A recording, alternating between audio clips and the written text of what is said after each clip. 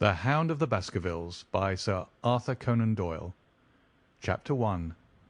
Mr. Sherlock Holmes.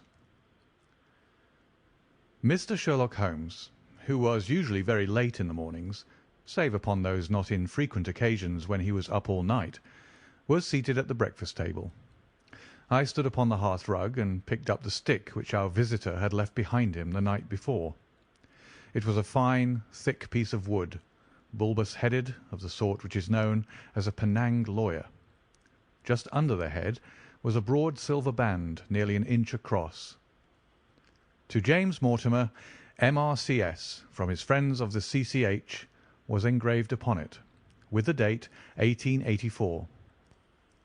It was just such a stick as the old-fashioned family practitioner used to carry, dignified, solid, and reassuring. Well, Watson, what do you make of it? Holmes was sitting with his back to me, and I had given him no sign of my occupation. How did you know what I was doing? I believe you have eyes in the back of your head. I have at least a well-polished, silver-plated coffee-pot in front of me, said he. But tell me, Watson, what do you make of our visitor's stick, since we have been so unfortunate as to miss him, and have no notion of his errand? This accidental souvenir becomes of importance. Let me hear you reconstruct the man by an examination of it. I think, said I, following as far as I could the methods of my companion, that Dr. Mortimer is a successful elderly medical man, well esteemed, since those who know him give him his mark of their appreciation. Good, said Holmes. Excellent.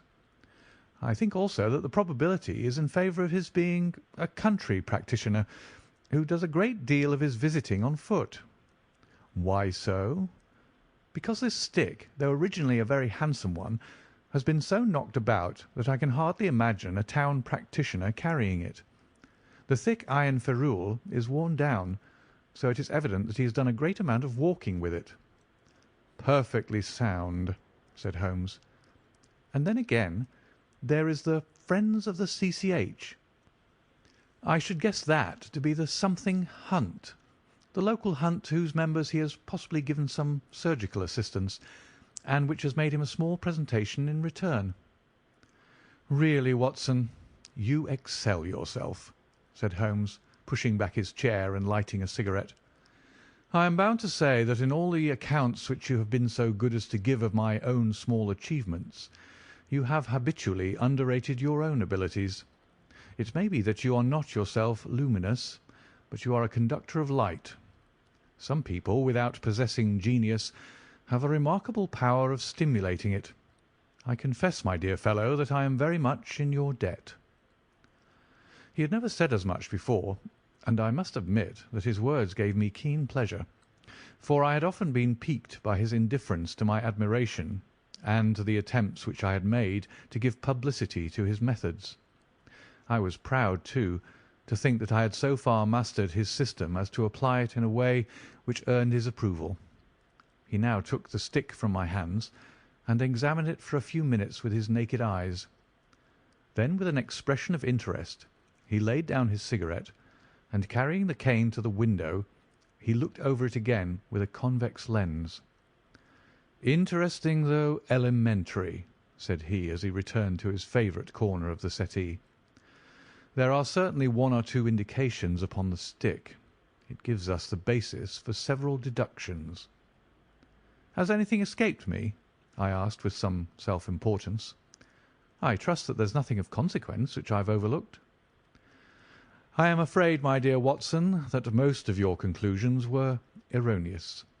When I said that you stimulated me, I meant, to be frank, that in noting your fallacies I was occasionally guided towards the truth. Not that you are entirely wrong in this instance. The man is certainly a country practitioner, and he walks a great deal. Then I was right. To that extent. But that was all? No, no, my dear Watson, not all, by no means all. I would suggest, for example, that a presentation to a doctor is more likely to come from a hospital than from a hunt, and that when initials C.C. are placed before that hospital, the words Charing Cross very naturally suggest themselves. You may be right. The probability lies in that direction, and if we take this as a working hypothesis, we have a fresh basis from which to start our construction of this unknown visitor. Well, then, supposing that CCH does stand for Charing Cross Hospital, what further inferences may we draw? Do none suggest themselves? You know my methods. Apply them. I can only think of the obvious conclusion that the man has practised in town before going to the country. I think that we might venture a little farther than this. Look at it in this light. On what occasion would it be most probable that such a presentation would be made? When would his friends unite to give him a pledge of their goodwill?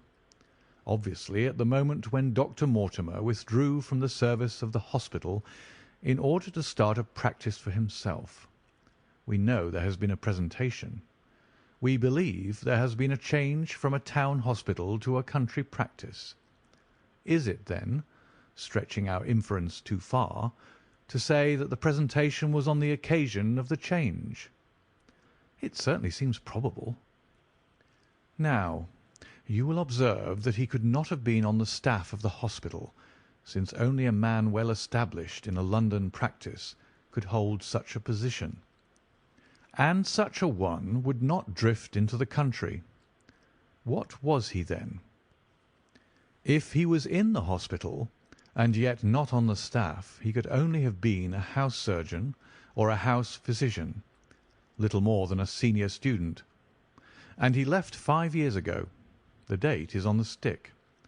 So your grave, middle-aged family practitioner vanishes into thin air, my dear Watson, and there emerges a young fellow, under 30, amiable, unambitious, absent-minded, and the possessor of a favourite dog, which I should describe roughly as being larger than a terrier and smaller than a mastiff.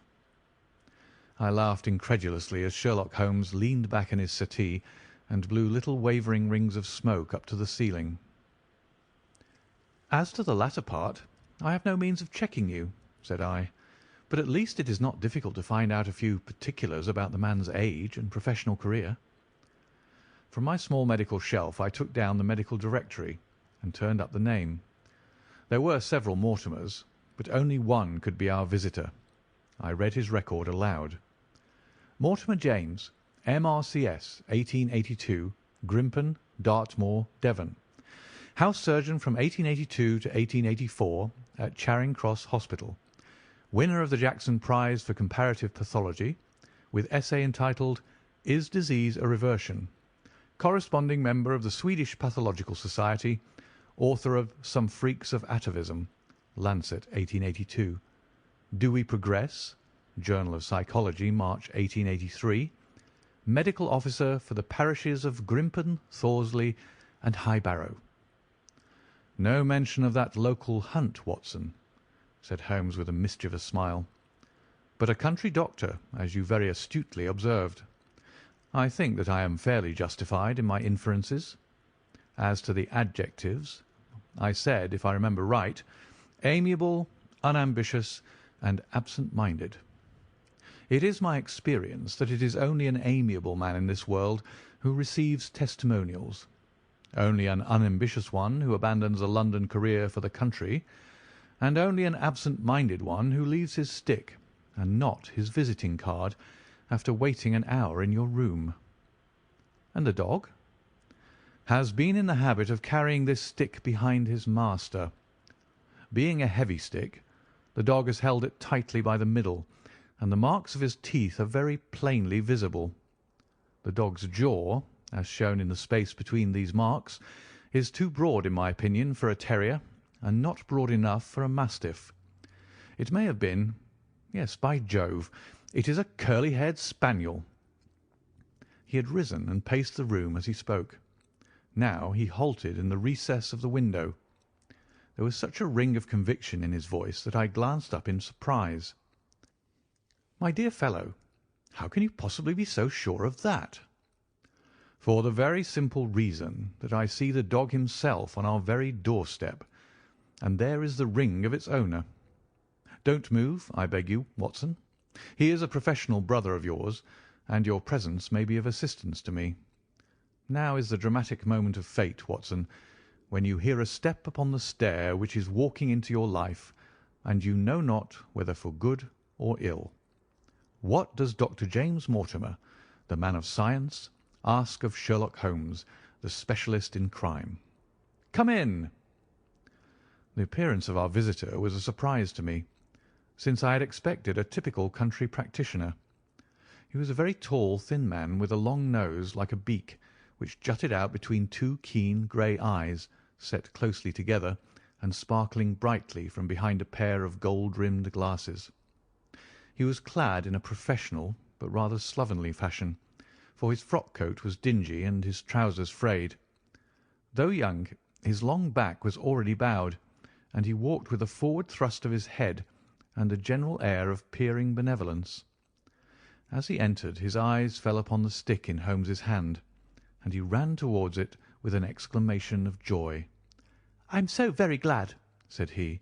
"I was not so sure whether I had left it here or in the shipping office. I would not lose that stick for the world." "A presentation, I see," said Holmes. "Yes, sir." "From Charing Cross Hospital?" "From one or two friends there on the occasion of my marriage." "Dear, dear, that's bad," said Holmes, shaking his head. Dr. Mortimer blinked through his glasses in mild astonishment. "Why was it bad?" "Only that you have disarranged our little deductions. Your marriage, you say?" "Yes, sir. I married, and so left the hospital, and with it all hopes of a consulting practice. It was necessary to make a home of my own." "Come, come, we are not so far wrong after all," said Holmes. "And now, Dr. James Mortimer." "Mr., sir, Mr. A humble M.R.C.S." "And a man of precise mind, evidently." "A dabbler in science, Mr. Holmes. A picker-up of shells on the shores of the great unknown ocean.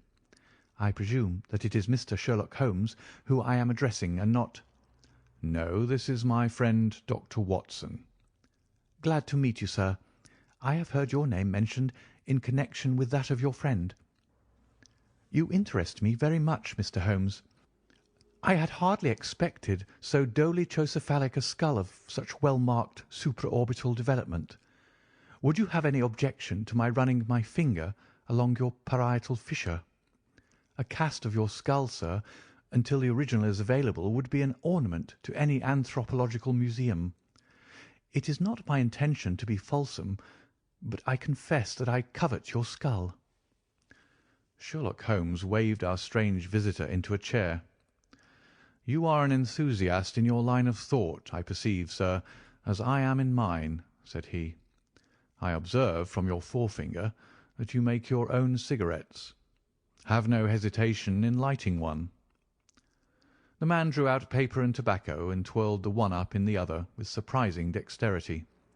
He had long, quivering fingers, as agile and restless as the antennae of an insect. Holmes was silent, but his little darting glances showed me the interest which he took in our curious companion. "I presume, sir," said he at last, "that it was not merely for the purpose of examining my skull that you have done me the honour to call here last night and again to-day?" "No, sir, no, though I am happy to have had the opportunity of doing that as well. I came to you, Mr. Holmes, because I recognise that I am myself an unpractical man, and because I am suddenly confronted with a most serious and extraordinary problem.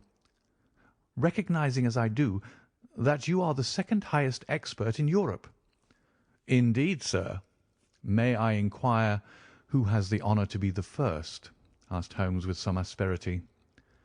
"To the man of precisely scientific mind, the work of Monsieur Bertillon must always appeal strongly." "Then had you not better consult him?" "I said, sir, to the precisely scientific mind.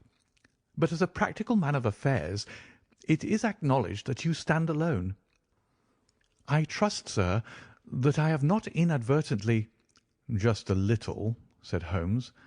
"I think, Dr. Mortimer, you would do wisely if, without more ado, you would kindly tell me plainly what the exact nature of the problem is in which you demand my assistance. End of Chapter 1. Chapter 2. The Curse of the Baskervilles. "I have in my pocket a manuscript," said Dr. James Mortimer. "I observed it as you entered the room," said Holmes. "It is an old manuscript?" "Early 18th century, unless it is a forgery." "How can you say that, sir?" "You have presented an inch or two of it to my examination all the time that you have been talking. It would be a poor expert who could not give the date of a document within a decade or so. You may possibly have read my little monograph upon the subject. I put that at 1730. "The exact date is 1742. Dr. Mortimer drew it from his breast pocket. "This family paper was committed to my care by Sir Charles Baskerville, whose sudden and tragic death, some 3 months ago, created so much excitement in Devonshire. I may say that I was his personal friend, as well as his medical attendant. He was a strong-minded man, sir, shrewd, practical, and as unimaginative as I am myself. Yet he took this document very seriously, and his mind was prepared for just such an end as did eventually overtake him." Holmes stretched out his hand for the manuscript and flattened it upon his knee. "You will observe, Watson, the alternative use of the long S and the short. It is one of several indications which enabled me to fix the date." I looked over his shoulder at the yellow paper and the faded script. At the head was written Baskerville Hall, and below, in large scrawling figures, 1742. "It appears to be a statement of some sort." "Yes, it is a statement of a certain legend which runs in the Baskerville family." "But I understand that it is something more modern and practical upon which you wish to consult me." "Most modern, a most practical, pressing matter, which must be decided within 24 hours. But the manuscript is short, and is intimately connected with the affair. With your permission, I will read it to you." Holmes leaned back in his chair, placed his fingertips together, and closed his eyes with an air of resignation. Dr. Mortimer turned the manuscript to the light, and read in a high, cracking voice the following curious old-world narrative. "Of the origin of the Hound of the Baskervilles there have been many statements, yet as I come in a direct line from Hugo Baskerville, and as I had the story from my father, who also had it from his, I have set it down with all belief that it occurred even as is here set forth. And I would have you believe, my sons, that the same justice which punishes sin may also most graciously forgive it, and that no ban is so heavy but that by prayer and repentance it may be removed. Learn then from this story not to fear the fruits of the past, but rather to be circumspect in the future, that those foul passions whereby our family has suffered so grievously may not again be loosed to our undoing. Know, then, that in the time of the Great Rebellion, the history of which by the learned Lord Clarendon I most earnestly commend to your attention, this manor of Baskerville was held by Hugo of that name, nor can it be gainsaid that he was a most wild, profane, and godless man. This, in truth, his neighbours might have pardoned, seeing that saints have never flourished in those parts, but there was in him a certain wanton and cruel humour, which made his name a byword through the West. It chanced that this Hugo came to love, if indeed so dark a passion may be known under so bright a name, the daughter of a yeoman who held lands near the Baskerville estate. But the young maiden, being discreet and of good repute, would ever avoid him, for she feared his evil name. So it came to pass that one Michaelmas this Hugo, with 5 or 6 of his idle and wicked companions, stole down upon the farm and carried off the maiden, her father and brothers being from home, as he well knew. When they had brought her to the hall, the maiden was placed in an upper chamber, while Hugo and his friends sat down to a long carouse, as was their nightly custom. Now the poor lass, upstairs, was like to have her wits turned at the singing and shouting and terrible oaths which came up to her from below, for they say that the words used by Hugo Baskerville when he was in wine were such as might blast the man who said them. At last, in the stress of her fear, she did that which might have daunted the bravest or most active man, for by the aid of the growth of ivy which covered, and still covers, the south wall, she came down from under the eaves, and so homeward across the moor, there being 3 leagues betwixt the hall and her father's farm. It chanced that some little time later Hugo left his guests to carry food and drink, with other worse things perchance, to his captive, and so found the cage empty and the bird escaped. Then, as it would seem, he became as one that hath a devil, for rushing down the stairs into the dining hall, he sprang upon the great table, flagons and trenchers flying before him, and he cried aloud before all the company that he would that very night render his body and soul to the powers of evil, if he might not overtake the wench. And while the revellers stood aghast at the fury of the man, one more wicked, or it may be more drunken than the rest, cried out that they should put the hounds upon her, whereat Hugo ran from the house, crying to his grooms that they should saddle his mare and unkennel the pack, and giving the hounds a kerchief of the maid's, he swung them to the line, and so off full cry in the moonlight over the moor. Now, for some space the revellers stood agape, unable to understand all that had been done in such haste. But anon their bemused wits awoke to the nature of the deed which was like to be done upon the moorlands. Everything was now in an uproar, some calling for their pistols, some for their horses, and some for another flask of wine. But at length some sense came back to their crazed minds, and the whole of them, 13 in number, took horse and started in pursuit. The moon shone clear above them, and they rode swiftly abreast, taking that course which the maid must needs have taken if she were to reach her own home. They had gone a mile or 2 when they passed one of the night shepherds upon the moorlands, and they cried to him to know if he had seen the hunt. And the man, as the story goes, was so crazed with fear that he could scarce speak, but at last he said that he had indeed seen the unhappy maiden with the hounds upon her track. "But I have seen more than that," said he, "for Hugo Baskerville passed me upon his black mare, and there ran mute behind him such a hound of hell as God forbid should ever be at my heels." So the drunken squires cursed the shepherd and rode onward. But soon their skins turned cold, for there came a galloping across the moor, and the black mare, dabbled with white froth, went past with trailing bridle and empty saddle.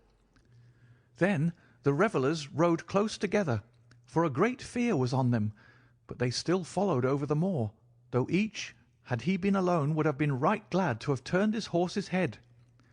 Riding slowly in this fashion, they came at last upon the hounds.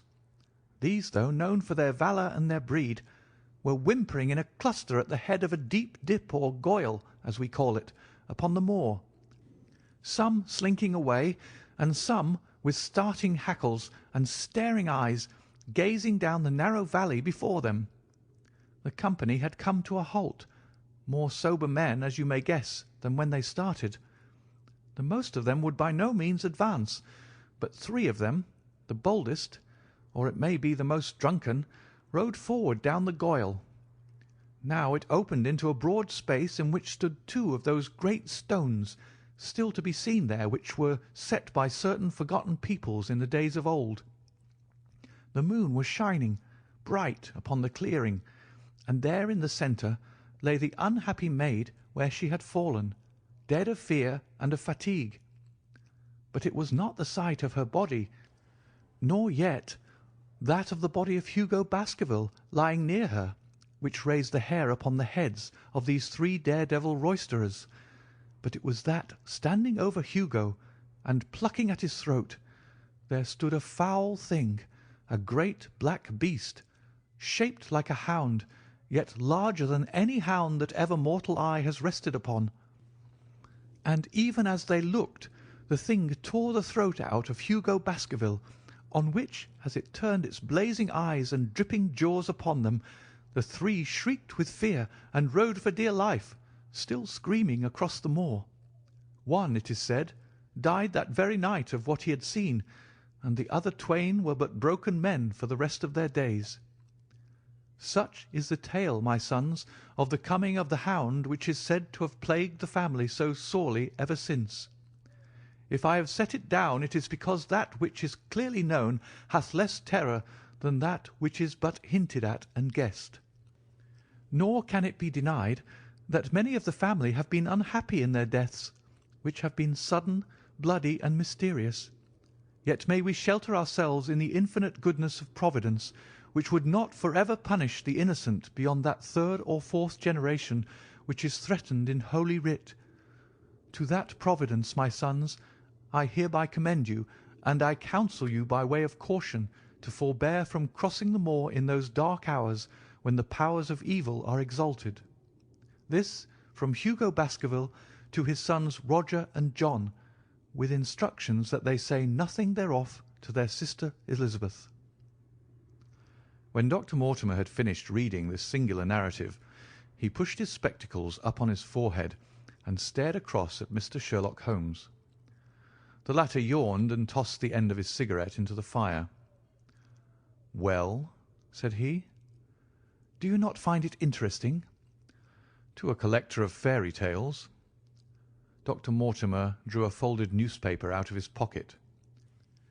"Now, Mr. Holmes, we will give you something a little more recent. This is the Devon County Chronicle of May 14th of this year. It is a short account of the facts elicited at the death of Sir Charles Baskerville, which occurred a few days before that date." My friend leaned a little forward, and his expression became intent. Our visitor readjusted his glasses and began. "The recent sudden death of Sir Charles Baskerville, whose name has been mentioned as the probable Liberal candidate for Mid Devon at the next election, has cast a gloom over the county. Though Sir Charles had resided at Baskerville Hall for a comparatively short period, his amiability of character and extreme generosity had won the affection and respect of all who had been brought into contact with him. In these days of nouveau riche, it is refreshing to find a case where the scion of an old county family which had fallen upon evil days is able to make his own fortune and to bring it back with him to restore the fallen grandeur of his line. Sir Charles, as is well known, made large sums of money in South African speculation. More wise than those who go on until the wheel turns against them, he realized his gains and returned to England with them. It is only 2 years since he took up his residence at Baskerville Hall, and it is common talk how large were those schemes of reconstruction and improvement which have been interrupted by his death. Being himself childless, it was his openly expressed desire that the whole countryside should within his own lifetime profit by his good fortune, and many will have personal reasons for bewailing his untimely end. His generous donations to local and county charities have been frequently chronicled in these columns. The circumstances connected with the death of Sir Charles cannot be said to have been entirely cleared up by the inquest, but at least enough has been done to dispose of those rumours to which local superstition has given rise. There is no reason whatever to suspect foul play, or to imagine that death could be from any but natural causes. Sir Charles was a widower, and a man who may be said to have been in some ways of an eccentric habit of mind. In spite of his considerable wealth, he was simple in his personal tastes, and his indoor servants at Baskerville Hall consisted of a married couple named Barrymore, the husband acting as butler and the wife as housekeeper. Their evidence, corroborated by that of several friends, tends to show that Sir Charles' health has for some time been impaired, and points especially to some affection of the heart, manifesting itself in changes of colour, breathlessness, and acute attacks of nervous depression. Dr. James Mortimer, the friend and medical attendant of the deceased, has given evidence to the same effect. The facts of the case are simple. Sir Charles Baskerville was in the habit every night before going to bed of walking down the famous yew alley of Baskerville Hall. The evidence of Barrymore's shows that this had been his custom. On the 4th of May, Sir Charles had declared his intention of starting next day for London, and had ordered Barrymore to prepare his luggage. That night he went out as usual for his nocturnal walk, in the course of which he was in the habit of smoking a cigar. He never returned.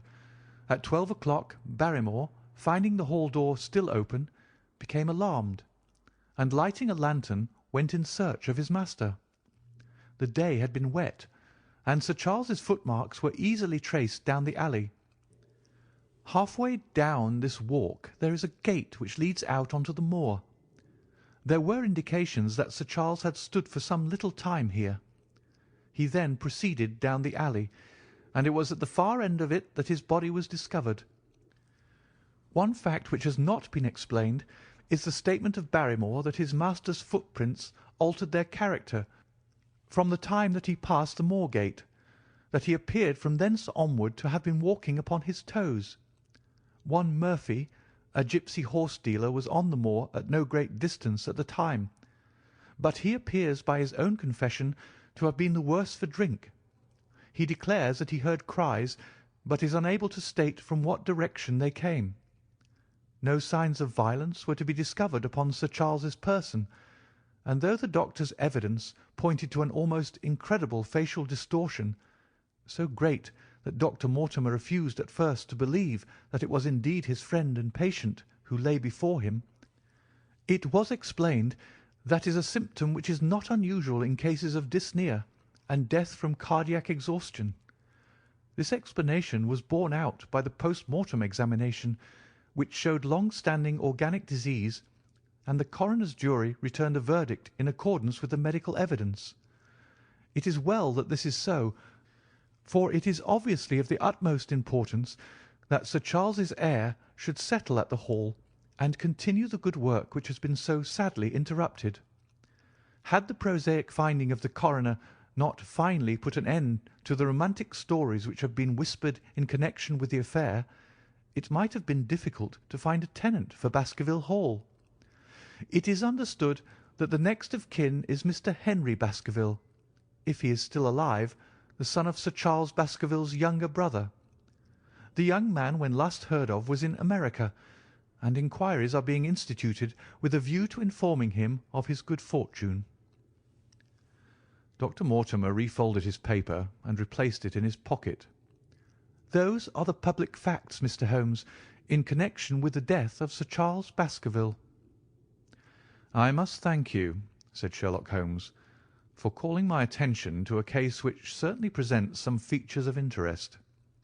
I had observed some newspaper comment at the time, but I was exceedingly preoccupied by that little affair of the Vatican cameos, and in my anxiety to oblige the Pope, I lost touch with several interesting English cases.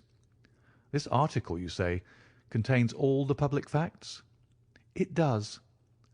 Then let me have the private ones. He leaned back, put his fingertips together, and assumed his most impassive and judicial expression. In doing so, said Dr. Mortimer, who had begun to show signs of some strong emotion, I am telling that which I have not confided to anyone. My motive for withholding it from the coroner's inquiry is that a man of science shrinks from placing himself in the public position of seeming to endorse a popular superstition. I had the further motive that Baskerville Hall, as the paper says, would certainly remain untenanted if anything were done to increase its already rather grim reputation. For both these reasons, I thought that I was justified in telling rather less than I knew, since no practical good could result from it. But with you there is no reason why I should not be perfectly frank. The moor is very sparsely inhabited, and those who live near each other are thrown very much together. For this reason I saw a good deal of Sir Charles Baskerville. With the exception of Mr. Frankland of Lafter Hall and Mr. Stapleton, the naturalist, there are no other men of education within many miles. Sir Charles was a retiring man, but the chance of his illness brought us together, and a community of interest in science kept us so. He had brought back much scientific information from South Africa, and many a charming evening we had spent together discussing the comparative anatomy of the bushman and the Hottentot. Within the last few months it became increasingly plain to me that Sir Charles's nervous system was strained to the breaking point. He had taken this legend which I have read you exceedingly to heart, so much so that although he would walk in his own grounds, nothing would induce him to go out upon the moor at night. Incredible as it may appear to you, Mr. Holmes, he was honestly convinced that a dreadful fate overhung his family, and certainly the records which he was able to give of his ancestors were not encouraging. The idea of some ghastly presence constantly haunted him, and on more than one occasion he has asked me whether I had on my medical journeys at night ever seen any strange creature or heard the baying of a hound. The latter question he put to me several times, and always with a voice which vibrated with excitement. I can well remember driving up to his house in the evening some 3 weeks before the fatal event. He chanced to be at his hall door. I had descended from my gig and was standing in front of him when I saw his eyes fix themselves over my shoulder and stare past me with an expression of the most dreadful horror. I whisked round and had just time to catch a glimpse of something which I took to be a large black calf passing at the head of the drive. So excited and alarmed was he that I was compelled to go down to the spot where the animal had been and look around for it. It was gone, however, and the incident appeared to make the worst impression upon his mind.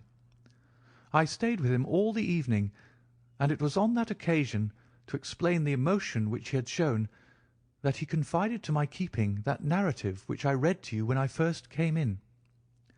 I mention this small episode because it assumes some importance in view of the tragedy which followed, but I was convinced at the time that the matter was entirely trivial, and that his excitement had no justification. I was at my advice that Sir Charles was about to go to London. His heart was, I knew, affected, and the constant anxiety in which he lived, however chimerical the cause of it might be, was evidently having a serious effect upon his health. I thought that a few months among the distractions of town would send him back a new man. Mr. Stapleton, a mutual friend who was much concerned at his state of health, was of the same opinion. At the last instant came this terrible catastrophe. On the night of Sir Charles's death, Barrymore the butler, who made the discovery, sent Perkins the groom on horseback to me, and as I was sitting up late, I was able to reach Baskerville Hall within an hour of the event.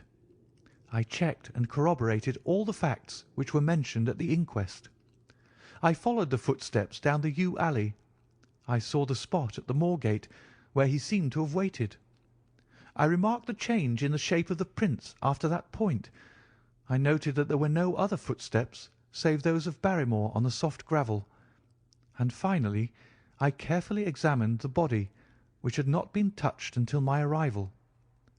Sir Charles lay on his face, his arms out, his fingers dug into the ground, and his features convulsed with some strong emotion to such an extent that I could hardly have sworn to his identity.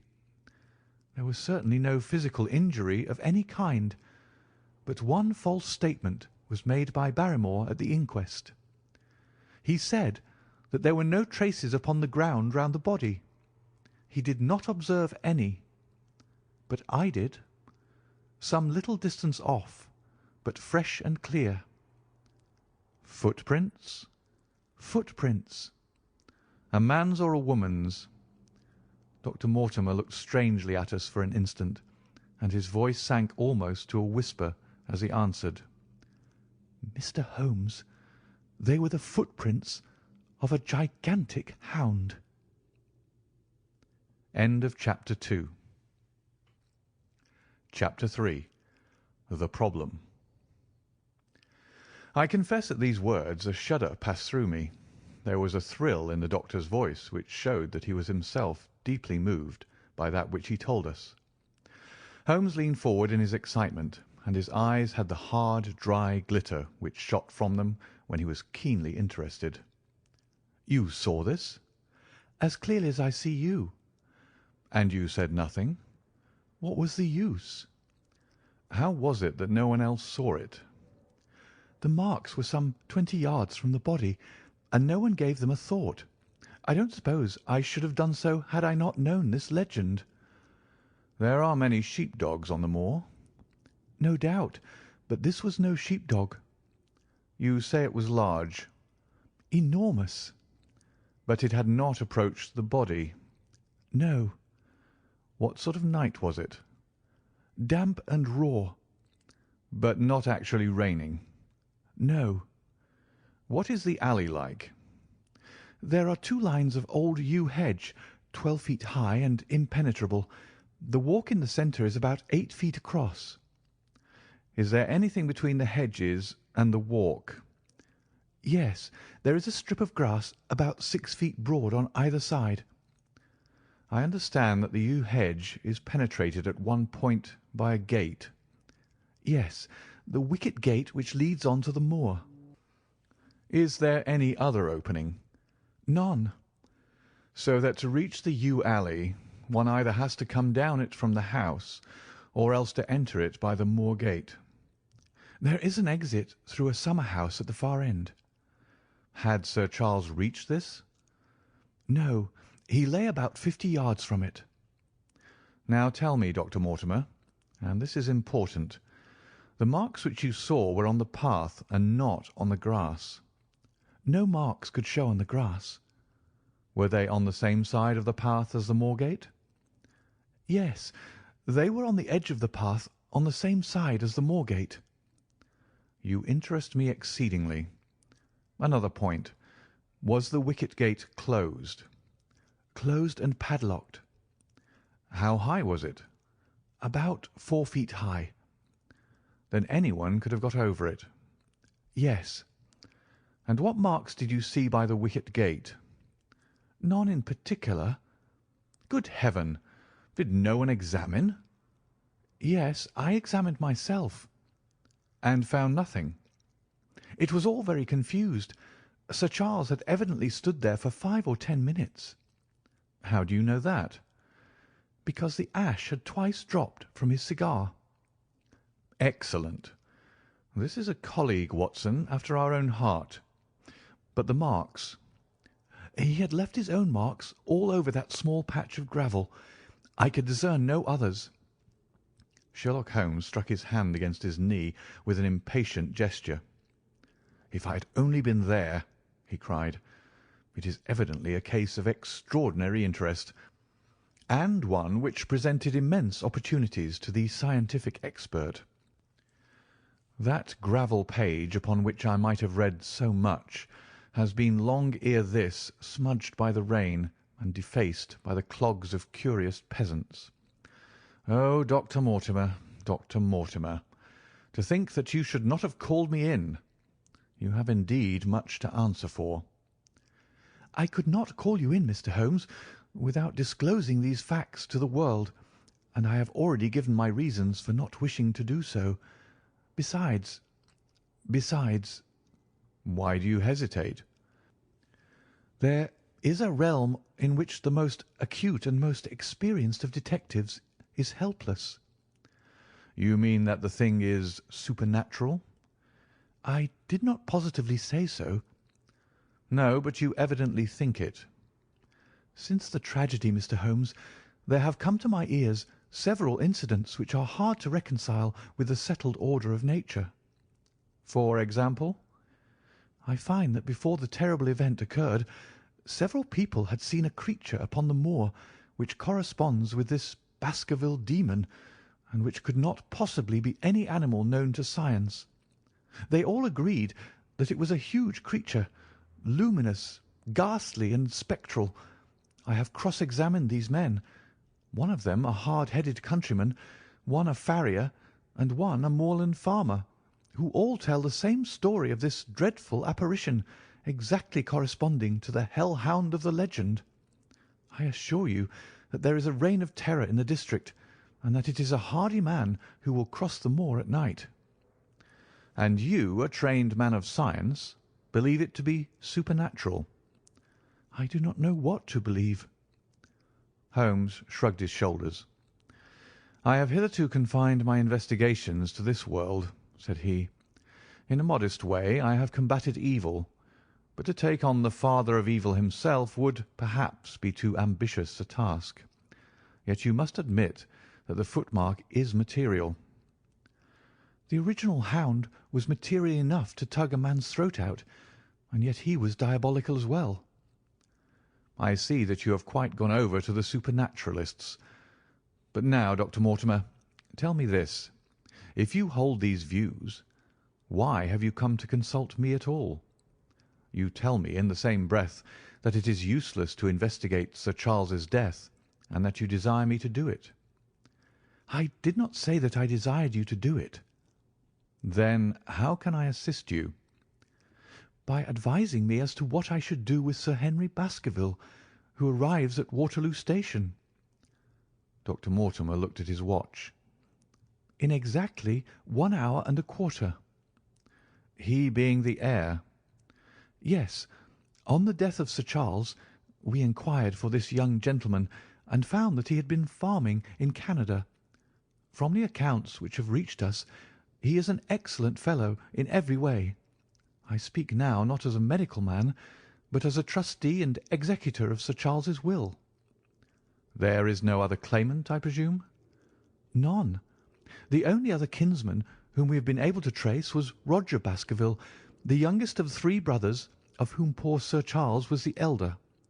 The second brother, who died young, is the father of this lad Henry. The third, Roger, was the black sheep of the family. He came of the old masterful Baskerville strain, and was the very image, they tell me, of the family picture of old Hugo. He made England too hot to hold him, fled to Central America, and died there in 1876 of yellow fever. Henry is the last of the Baskervilles. In 1 hour and 5 minutes I meet him at Waterloo Station. I have had a wire that he arrived at Southampton this morning. Now, Mr. Holmes, what would you advise me to do with him?" "Why should he not go to the home of his fathers?" "It seems natural, does it not? And yet consider that every Baskerville who goes there meets with an evil fate. I feel sure that if Sir Charles could have spoken with me before his death, he would have warned me against bringing this, the last of the old race, and the heir to great wealth, to that deadly place. And yet it cannot be denied that the prosperity of the whole poor, bleak countryside depends upon his presence. All the good work which has been done by Sir Charles will crash to the ground if there is no tenant of the hall. I fear lest I should be swayed too much by my own obvious interest in the matter, and that is why I bring the case before you, and ask for your advice." Holmes considered for a little time. "Put into plain words, the matter is this," said he. "In your opinion, there is a diabolical agency which makes Dartmoor an unsafe abode for a Baskerville. That is your opinion?" "At least I might go the length of saying that there is some evidence that this may be so." "Exactly. But surely, if your supernatural theory be correct, it could work the young man evil in London as easily as in Devonshire. A devil with merely local powers, like a parish vestry, would be too inconceivable a thing." "You put the matter more flippantly, Mr. Holmes, than you would probably do if you were brought into personal contact with these things. Your advice, then, as I understand it, is that the young man will be as safe in Devonshire as in London. He comes in 50 minutes. What would you recommend?" "I recommend, sir, that you take a cab, call off your spaniel who is scratching at my front door, and proceed to Waterloo to meet Sir Henry Baskerville." "And then?" "And then you will say nothing to him at all until I have made up my mind about the matter." "How long will it take you to make up your mind?" 24 hours. At 10 o'clock tomorrow, Dr. Mortimer, I will be much obliged to you if you will call upon me here, and it will be of help to me in my plans for the future if you will bring Sir Henry Baskerville with you." "I will do so, Mr. Holmes." He scribbled the appointment on his shirt cuff and hurried off in his strange, peering, absent-minded fashion. Holmes stopped him at the head of the stair. "Only one more question, Dr. Mortimer. You say that before Sir Charles Baskerville's death several people saw this apparition upon the moor." "3 people did." "Did any see it after?" "I have not heard of any." "Thank you. Good morning." Holmes returned to his seat with that quiet look of inward satisfaction which meant that he had a congenial task before him. "Going out, Watson?" "Unless I can help you." "No, my dear fellow. It is at the hour of action that I turn to you for aid. But this is splendid, really unique from some points of view. When you pass Bradley's, would you ask him to send up a pound of the strongest shag tobacco? Thank you. It would be as well if you could make it convenient not to return before evening. Then I shall be very glad to compare impressions as to this most interesting problem which has been submitted to us this morning." I knew that seclusion and solitude were very necessary for my friend in those hours of intense mental concentration during which he weighed every particle of evidence, constructed alternative theories, balanced one against the other, and made up his mind as to which points were essential and which immaterial. I therefore spent the day at my club, and did not return to Baker Street until evening. It was nearly 9 o'clock when I found myself in the sitting-room once more. My first impression as I opened the door was that a fire had broken out, for the room was so filled with smoke that the light of the lamp upon the table was blurred by it. As I entered, however, my fears were set at rest, for it was the acrid fumes of strong, coarse tobacco which took me by the throat and set me coughing. Through the haze I had a vague vision of Holmes in his dressing-gown, coiled up in an armchair with his black clay pipe between his lips. Several rolls of paper lay around him. "Caught cold, Watson?" said he. "No, it's this poisonous atmosphere." "I suppose it is pretty thick, now that you mention it." "Thick? It's intolerable." "Open the window, then. You've been at your club all day, I perceive." "My dear Holmes." "Am I right?" "Certainly, but how?" He laughed at my bewildered expression. "There is a delightful freshness about you, Watson, which makes it a pleasure to exercise any small powers which I possess at your expense. A gentleman goes forth on a showery and miry day. He returns immaculate in the evening, with a gloss still on his hat and his boots. He has been a fixture, therefore, all day. He is not a man with intimate friends. Where, then, could he have been? Is it not obvious?" "Well, it is rather obvious." "The world is full of obvious things which nobody by any chance ever observes. Where do you think that I have been?" "A fixture also." "On the contrary, I have been to Devonshire." "In spirit?" "Exactly.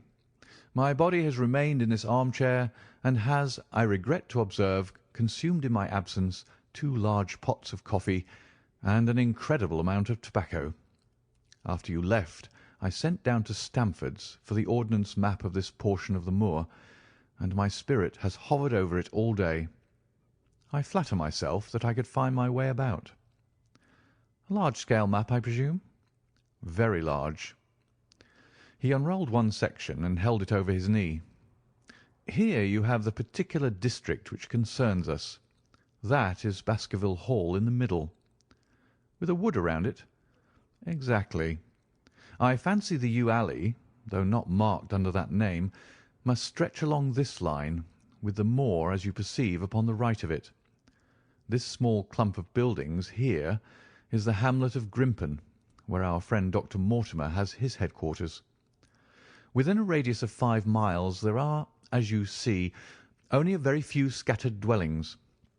Here is Laughter Hall, which was mentioned in the narrative. There is a house indicated here, which may be the residence of the naturalist. Stapleton, if I remember right, was his name. Here are 2 moorland farmhouses, High Tor and Foulmire. Then 14 miles away, the great convict prison of Princetown. Between and around these scattered points extends the desolate, lifeless moor. This, then, is the stage upon which tragedy has been played, and upon which we may help to play it again. It must be a wild place. Yes, the setting is a worthy one, if the devil did desire to have a hand in the affairs of men. Then you are yourself inclining to the supernatural explanation? The devil's agents may be of flesh and blood, may they not? There are two questions waiting for us at the outset. The one is whether any crime has been committed at all. The second is what is the crime and how was it committed? Of course, if Dr. Mortimer's surmise should be correct, and we are dealing with forces outside the ordinary laws of nature, there is an end of our investigation. But we are bound to exhaust all other hypotheses before falling back upon this one. I think we'll shut that window again, if you don't mind. It is a singular thing that I find that a concentrated atmosphere helps a concentration of thought. I have not pushed it to the length of getting into a box to think, but that is the logical outcome of my convictions. Have you turned the case over in your mind? Yes, I've thought a good deal of it in the course of the day. What do you make of it? It is very bewildering. It has certainly a character of its own. There are points of distinction about it. That change in the footprints, for example. What do you make of that? Mortimer said that the man had walked on tiptoe down that portion of the alley. He only repeated what some fool had said at the inquest. Why should a man walk on tiptoe down the alley? What then? He was running, Watson, running desperately, running for his life, running until he burst his heart and fell dead upon his face. Running from what? There lies our problem. There are indications that the man was crazed with fear before he ever began to run. How can you say that? I am presuming that the cause of his fears came to him across the moor. If that was so, and it seems most probable, only a man who had lost his wits would have run from the house instead of towards it. If the gipsy's evidence may be taken as true, he ran with cries for help in the direction where help was least likely to be. Then again, whom was he waiting for that night? And why was he waiting for him in the yew alley rather than in his own house? You think that he was waiting for someone? The man was elderly and infirm. We can understand his taking an evening stroll, but the ground was damp and the night inclement.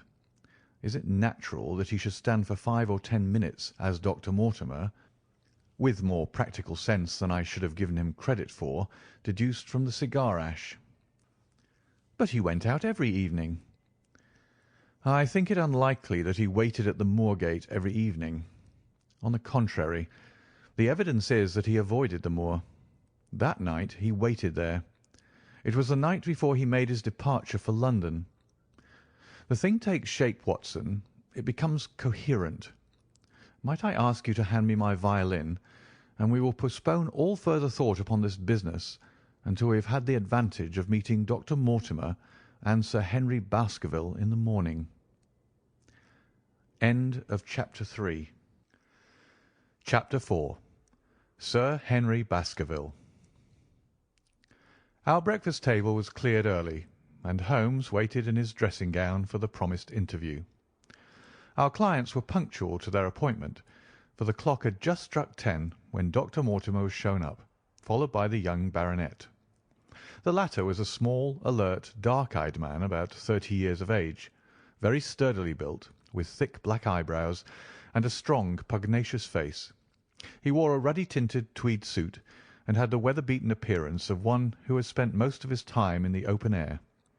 And yet there was something in his steady eye and the quiet assurance of his bearing which indicated the gentleman.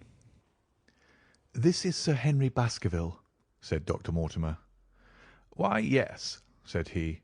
"And the strange thing is, Mr. Sherlock Holmes, that if my friend here had not proposed coming round to you this morning, I should have come on my own account. I understand that you think out little puzzles, and I've had one this morning which wants more thinking out than I am able to give it." "Pray take a seat, Sir Henry.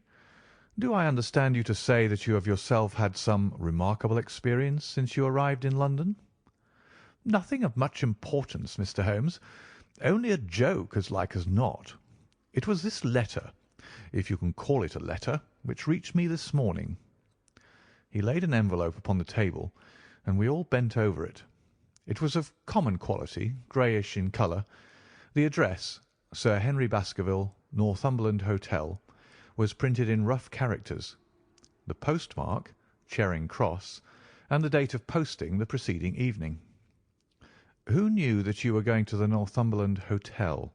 asked Holmes, glancing keenly across at our visitor. "No one could have known.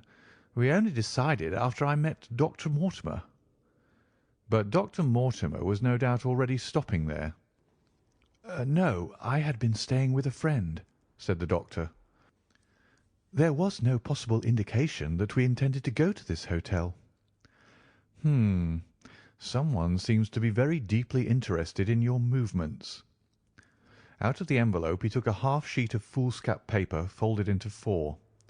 This he opened and spread flat upon the table. Across the middle of it a single sentence had been formed by the expedient of pasting printed words upon it. It ran, "As you value your life or your reason, keep away from the moor." The word moor only was printed in ink.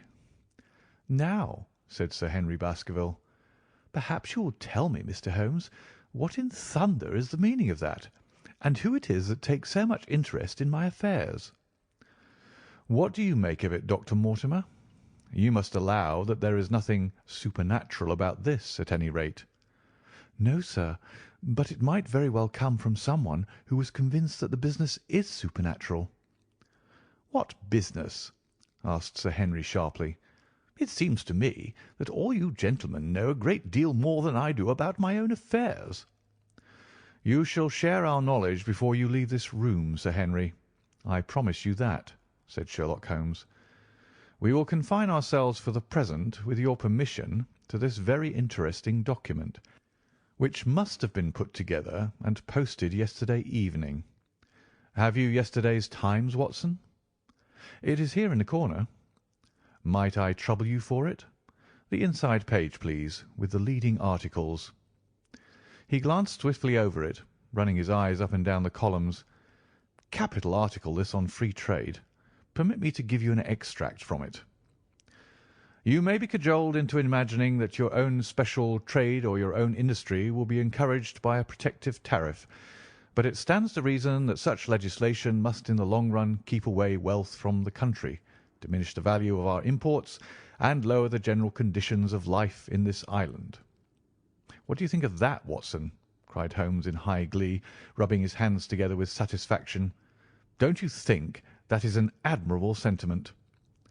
Dr. Mortimer looked at Holmes with an air of professional interest, and Sir Henry Baskerville turned a pair of puzzled dark eyes upon me.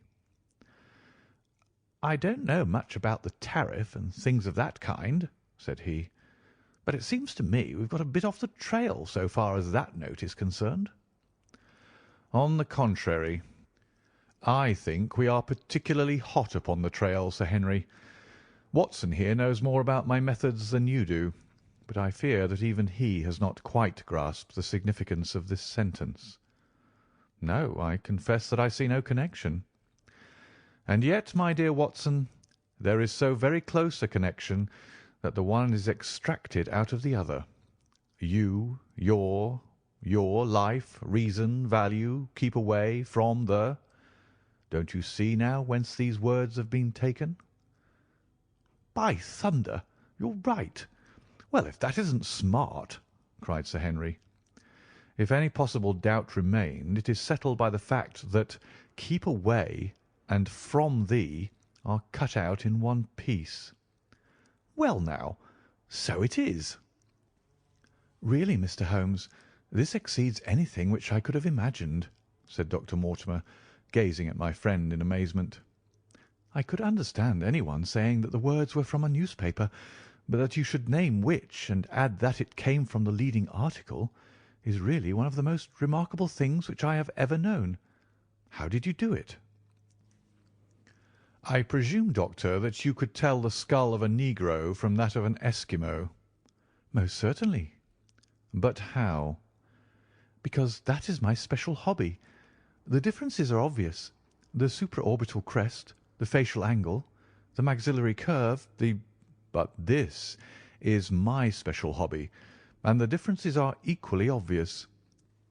There is as much difference to my eyes between the leaded bourgeois type of a Times article and the slovenly print of an evening halfpenny paper as there could be between your negro and your Eskimo. The detection of types is one of the most elementary branches of knowledge to the special expert in crime, though I confess that once when I was very young I confused the Leeds Mercury with the Western Morning News. But a Times leader is entirely distinctive, and these words could have been taken from nothing else. As it was done yesterday, the strong probability was that we should find the words in yesterday's issue." "So far as I can follow you, then, Mr. Holmes," said Sir Henry Baskerville, "someone cut out this message with a scissors." "Nail scissors," said Holmes.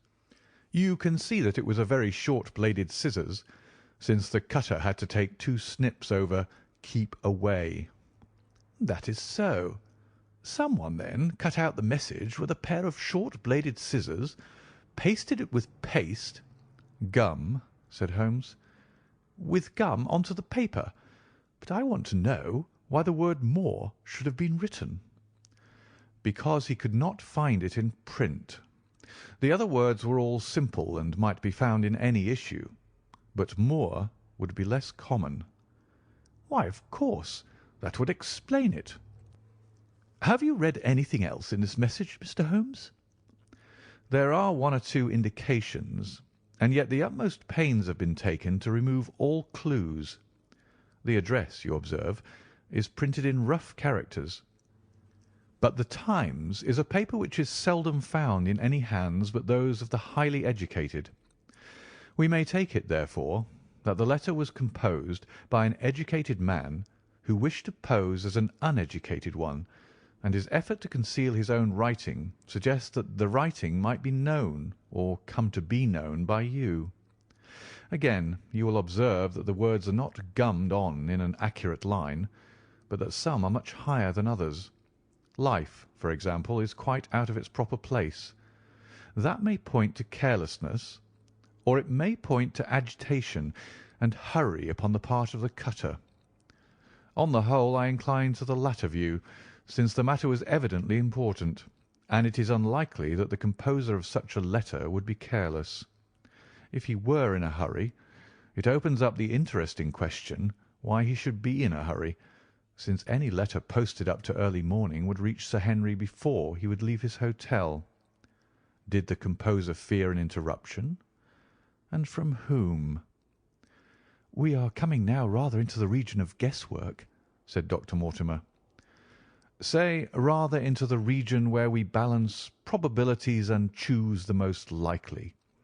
It is the scientific use of the imagination, but we have always some material basis on which to start our speculation. Now, you would call it a guess, no doubt, but I am almost certain that this address has been written in a hotel." "How in the world can you say that?" "If you examine it carefully, you will see that both the pen and the ink have given the writer trouble. The pen has spluttered twice in a single word, and has run dry 3 times in a short address, showing that there was very little ink in the bottle. Now, a private pen or ink bottle is seldom allowed to be in such a state, and the combination of the 2 must be quite rare. But you know the hotel ink and the hotel pen, where it is rare to get anything else. Yes, I have very little hesitation in saying that could we examine the waste-paper baskets of the hotels round Charing Cross until we found the remains of the mutilated Times leader, we could lay our hands straight upon the person who sent this singular message. Hullo! Hullo! What's this?" He was carefully examining the foolscap upon which the words were pasted, holding it only an inch or 2 from his eyes.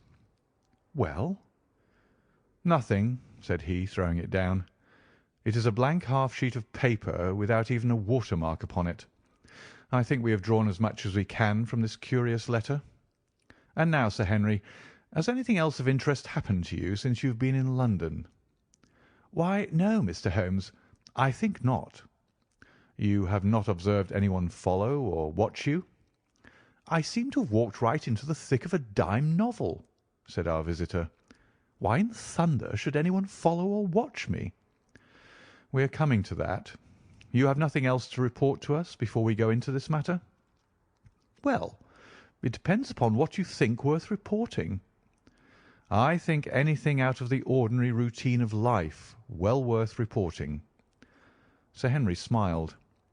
"I don't know much of British life yet, for I've spent nearly all my time in the States and in Canada, but I hope that to lose one of your boots is not part of the ordinary routine of life over here." "You have lost one of your boots?" "My dear sir," cried Dr. Mortimer, "it is only mislaid. You will find it when you return to the hotel. What is the use of troubling Mr. Holmes with trifles of this kind?" "Well, he asked me for anything outside the extraordinary." "Exactly," said Holmes. "However foolish the incident may seem, you have lost one of your boots, you say?" "Well, mislaid it, anyhow. I put them both outside my door last night, and there was only one in the morning. I could get no sense out of the chap who cleans them. The worst of it is that I only bought the pair last night in the Strand, and I have never had them on." "If you have never worn them, why did you put them out to be cleaned?" "They were tan boots and had never been varnished. That was why I put them out." "Then I understand that on your arrival in London yesterday you went out at once and bought a pair of boots." "I did a great deal of shopping. Dr. Mortimer here went round with me. You see, if I am to be squire down there I must dress the part, and it may be that I have got a little careless in my ways out west. Among other things I bought these brown boots, gave $6 for them, and had one stolen before ever I had them on my feet." "It seems a singularly useless thing to steal," said Sherlock Holmes. "I confess that I share Dr. Mortimer's belief that it will not be long before the missing boot is found." "And now, gentlemen," said the baronet with decision, "it seems to me that I have spoken quite enough about the little that I know. It is time that you kept your promise and gave me a full account of what we are all driving at." "Your request is a very reasonable one," Holmes answered. "Dr. Mortimer, I think you could not do better than to tell your story as you told it to us." Thus encouraged, our scientific friend drew his papers from his pocket and presented the whole case as he had done upon the morning before. Sir Henry Baskerville listened with the deepest attention and with an occasional exclamation of surprise. "Well, I seem to have come into an inheritance with a vengeance," said he, when the long narrative was finished. "Of course, I've heard of the Hound ever since I was in the nursery. It's the pet story of the family, though I never thought of taking it seriously before. But as to my uncle's death, well, it all seems boiling up in my head, and I can't get it clear yet. You don't seem quite to have made up your mind whether it's a case for a policeman or a clergyman." "Precisely." "And now there's this affair of the letter to me at the hotel. I suppose that fits into its place." "It seems to show that someone knows more than we do about what goes on upon the moor," said Dr. Mortimer. "And also," said Holmes, "that someone is not ill-disposed towards you, since they warn you of danger." "Or it may be that they wish, for their own purposes, to scare me away." "Well, of course, that is possible also. I am very much indebted to you, Dr. Mortimer, for introducing me to a problem which presents several interesting alternatives. But the practical point which we now have to decide, Sir Henry, is whether it is or is not advisable for you to go to Baskerville Hall." "Why should I not go?" "There seems to be danger." "Do you mean danger from this family fiend, or do you mean danger from human beings?" "Well, that is what we have to find out." "Whichever it is, my answer is fixed. There is no devil in hell, Mr. Holmes, and there is no man upon earth who can prevent me from going to the home of my own people, and you may take that to be my final answer." His dark brows knitted and his face flushed to a dusky red as he spoke. It was evident that the fiery temper of the Baskervilles was not extinct in this their last representative. "Meanwhile," said he, "I have hardly had time to think over all that you've told me. It's a big thing for a man to have to understand and to decide at one sitting. I should like to have a quiet hour by myself to make up my mind. Now, look here, Mr. Holmes, it's 11:30 now, and I'm going back right away to my hotel. Suppose you and your friend Dr. Watson come round and lunch with us at 2. I'll be able to tell you more clearly then how this thing strikes me." "Is that convenient to you, Watson?" "Perfectly." "Then you may expect us. Shall I have a cab called?" "I'd prefer to walk, for this affair has flurried me rather." "I'll join you in walk with pleasure," said his companion. "Then we meet again at 2 o'clock. Au revoir and good morning." We heard the steps of our visitors descend the stair and the bang of the front door. In an instant Holmes had changed from the languid dreamer to the man of action. "Your hat and boots, Watson. Quick, not a moment to lose." He rushed into his room in his dressing gown and was back again in a few seconds in a frock coat. We hurried together down the stairs and into the street. Dr. Mortimer and Baskerville were still visible about 200 yards ahead of us in the direction of Oxford Street. "Shall I run and stop them?" "Not for the world, my dear Watson. I am perfectly satisfied with your company if you will tolerate mine. Our friends are wise, for it is certainly a very fine morning for a walk." He quickened his pace until we had decreased the distance which divided us by about half. Then, still keeping 100 yards behind, we followed into Oxford Street and so down Regent Street. Once our friend stopped and stared into a shop window, upon which Holmes did the same. An instant afterwards he gave a little cry of satisfaction, and, following the direction of his eager eyes, I saw that a hansom cab with a man inside, which had halted on the other side of the street, was now proceeding slowly onward again. "There's our man, Watson. Come along. We'll have a good look at him, even if we can do no more." At that instant I was aware of a bushy black beard and a pair of piercing eyes turned upon us through the side window of the cab. Instantly the trap-door at the top flew up, something was screamed to the driver, and the cab flew madly off down Regent Street. Holmes looked eagerly around for another, but no empty one was in sight. Then he dashed in wild pursuit amid the stream of the traffic, but the start was too great, and already the cab was out of sight. "There now," said Holmes bitterly as he emerged panting and white with vexation from the tide of vehicles. "Was ever such bad luck, and such bad management too? Watson, Watson, if you're an honest man you will record this also and set it against my successes." "Who was the man?" "I have not an idea." "A spy?"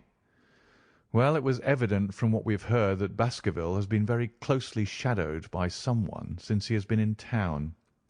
How else could it be known so quickly that it was the Northumberland Hotel which he had chosen?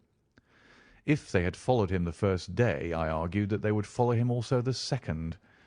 You may have observed that I twice strolled over to the window while Dr. Mortimer was reading his legend." "Yes, I remember."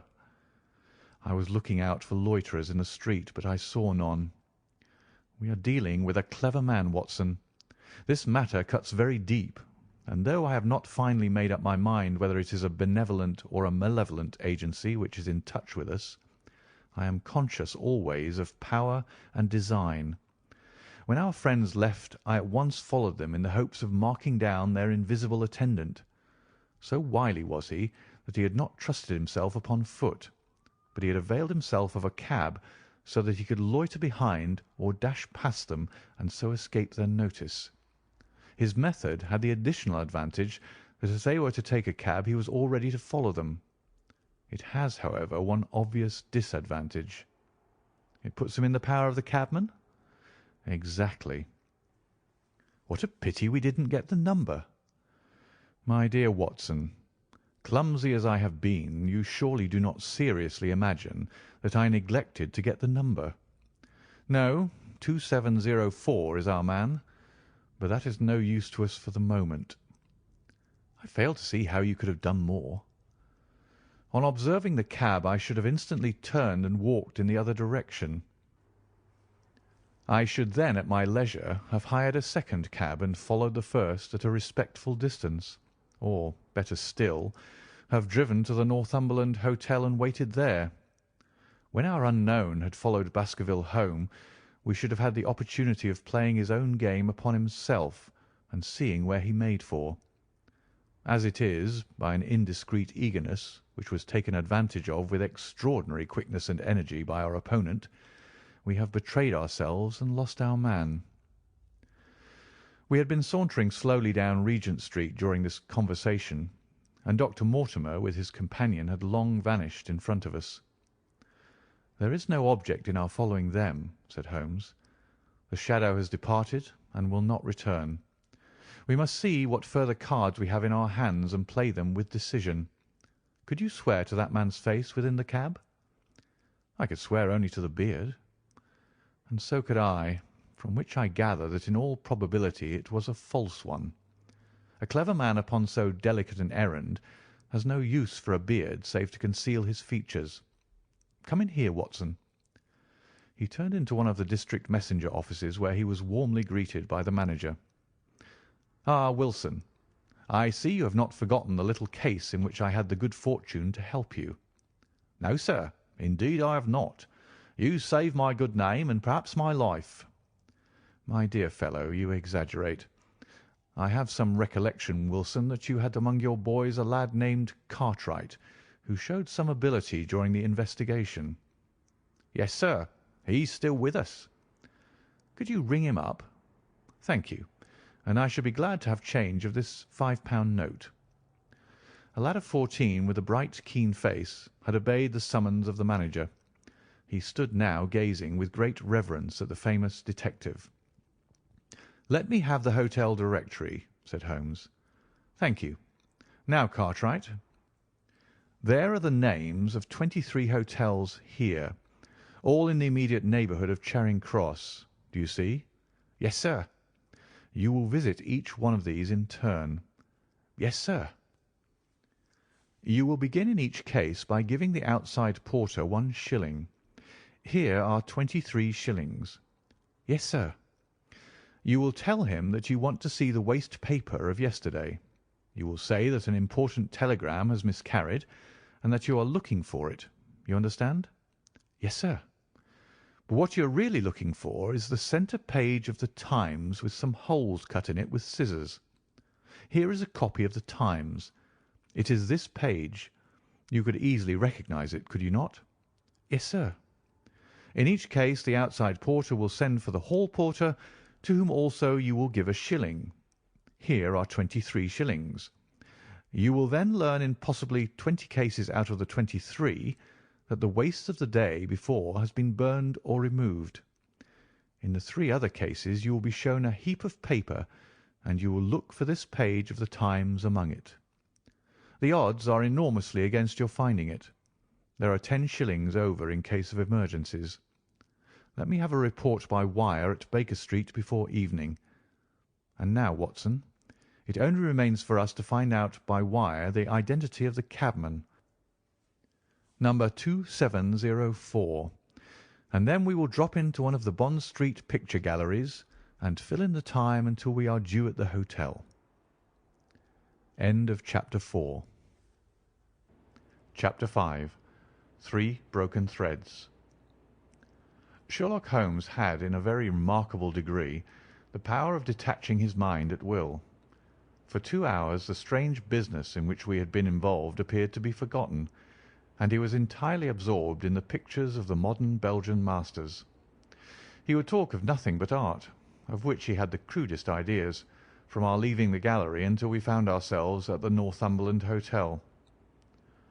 "Sir Henry Baskerville is upstairs expecting you," said the clerk.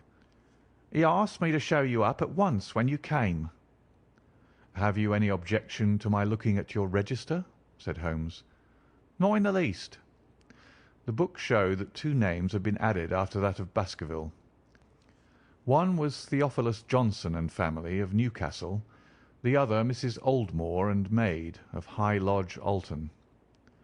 "Surely that must be the same Johnson whom I used to know," said Holmes to the porter. "A lawyer, is he not? Grey-haired, and walks with a limp." "No, sir. This is Mr. Johnson, the coal owner, a very active gentleman, not older than yourself." "Surely you're mistaken about his trade?" "No, sir. He has used this hotel for many years, and he is very well known to us." "Ah, that settles it. Mrs. Oldmore, too. I seem to remember the name. Excuse my curiosity, but often in calling upon one friend one finds another." "She is an invalid lady, sir. Her husband was once Mayor of Gloucester. She always comes to us when she's in town." "Thank you. I'm afraid I cannot claim her acquaintance." "We have established a most important fact by these questions, Watson," he continued in a low voice as we went upstairs together. "We know now that the people who are so interested in our friend have not settled down in his own hotel. That means that while they are, as we have seen, very anxious to watch him, they are equally anxious that he should not see them. Now, this is a most suggestive fact." "What does it suggest?" "It suggests— Hello, my dear fellow, what on earth is the matter?" As we came round the top of the stairs, we had run up against Sir Henry Baskerville himself. His face was flushed with anger, and he held an old and dusty boot in one of his hands. So furious was he that he was hardly articulate, and when he did speak it was in a much broader and more western dialect than any which we had heard from him in the morning. "Seems to me they are playing me for a sucker in this hotel," he cried. "They'll find they've started into monkey with the wrong man unless they are careful. By thunder, if that chap can't find my missing boot, there'll be trouble. I can take a joke with the best, Mr. Holmes, but they've got a bit over the mark this time." "Still looking for your boot?" "Yes, sir, and mean to find it." "But surely you said that it was a new brown boot?" "So it was, sir, and now it's an old black one." "What? You don't mean to say—" "That's just what I do mean to say. I only had 3 pairs in the world, the new brown, the old black, and the patent leathers, which I'm wearing. Last night they took one of my brown ones, and to-day they have sneaked one of the black. Well, have you got it? Speak out, man, and don't stand staring." An agitated German waiter had appeared upon the scene. "No, sir. I have made inquiry all over the hotel, but I can hear no word of it." "Well, either that boot comes back before sundown, or I'll see the manager and tell him that I go right straight out of this hotel." "It shall be found, sir. I promise you that if you'll have a little patience it will be found." "Mind it is, for it's the last thing of mine that I'll lose in this den of thieves. Well, well, Mr. Holmes, you'll excuse my troubling you about such a trifle." "I think it's well worth troubling about." "Why? You look very serious over it." "How do you explain it?" "I just don't attempt to explain it. It seems the very maddest, queerest thing that ever happened to me." "The queerest, perhaps," said Holmes thoughtfully. "What do you make of it yourself?" "Well, I don't profess to understand it yet. This case of yours is very complex, Sir Henry. When taken in conjunction with your uncle's death, I am not sure that of all the 500 cases of capital importance which I've handled, there is one which cuts so deep. But we hold several threads in our hands, and the odds are that one or other of them guides us to the truth. We may waste time in following the wrong one, but sooner or later we must come upon the right." We had a pleasant luncheon in which little was said of the business which had brought us together. It was in the private sitting-room, to which we afterwards repaired, that Holmes asked Baskerville what were his intentions. "To go to Baskerville Hall." "And when?" "At the end of the week." "On the whole," said Holmes, "I think that your decision is a wise one. I have ample evidence that you are being dogged in London, and amid the millions of this great city it is difficult to discover who these people are or what their object can be. If their intentions are evil, they might do you mischief, and we should be powerless to prevent it. You did not know, Dr. Mortimer, that you were followed this morning from my house." Dr. Mortimer started violently. "Followed? By whom?" "That, unfortunately, is what I cannot tell you. Have you among your neighbours or acquaintances on Dartmoor any man with a black, full beard?" "No, or let me see. Why, yes, Barrymore, Sir Charles's butler, is a man with a full black beard." "Ha! Where is Barrymore?" "He is in charge of the hall." "We had best ascertain if he is really there, or if by any possibility he might be in London." "How can you do that?" "Give me a telegraph form. Is all ready for Sir Henry? That will do. Address to Mr. Barrymore, Baskerville Hall. What is the nearest telegraph office? Grimpen? Very good. We will send a second wire to the postmaster, Grimpen. Telegram to Mr. Barrymore to be delivered into his own hand. If absent, please return wire to Sir Henry Baskerville, Northumberland Hotel. That should let us know before evening whether Barrymore is at his post in Devonshire or not." "That's so," said Baskerville. "By the way, Dr. Mortimer, who is this Barrymore, anyhow?" "He is the son of the old caretaker, who is dead. They have looked after the hall for 4 generations now. So far as I know, he and his wife are as respectable a couple as any in the county." "At the same time," said Baskerville, "it's clear enough that so long as there are none of the family at the Hall, these people have a mighty fine home and nothing to do." "That is true." "Did Barrymore profit at all by Sir Charles's will?" asked Holmes. "He and his wife had £500 each." "Ha! Did they know that they would receive this?" "Yes. Sir Charles was very fond of talking about the provisions of his will." "That is very interesting." "I hope," said Dr. Mortimer, "that you do not look with suspicious eyes upon everyone who received a legacy from Sir Charles, for I also had £1,000 left to me." "Indeed! And anyone else?" "There were many insignificant sums to individuals, and a large number of public charities. The residue all went to Sir Henry." "And how much was the residue?" £740,000. Holmes raised his eyebrows in surprise. "I had no idea that so gigantic a sum was involved," said he. "Sir Charles had the reputation of being rich, but we did not know how very rich he was until we came to examine his securities. The total value of the estate was close on to £1 million. Dear me, it is a stake for which a man might well play a desperate game. And one more question, Dr. Mortimer. Supposing that anything happened to our young friend here, you will forgive the unpleasant hypothesis, who would inherit the estate?" "Since Roger Baskerville, Sir Charles's youngest brother, died unmarried, the estate would descend to the Desmonds, who are distant cousins. James Desmond is an elderly clergyman in Westmoreland." "Thank you. These details are all of great interest. Have you met Mr. James Desmond?" "Yes. He once came down to visit Sir Charles. He is a man of venerable appearance and of saintly life.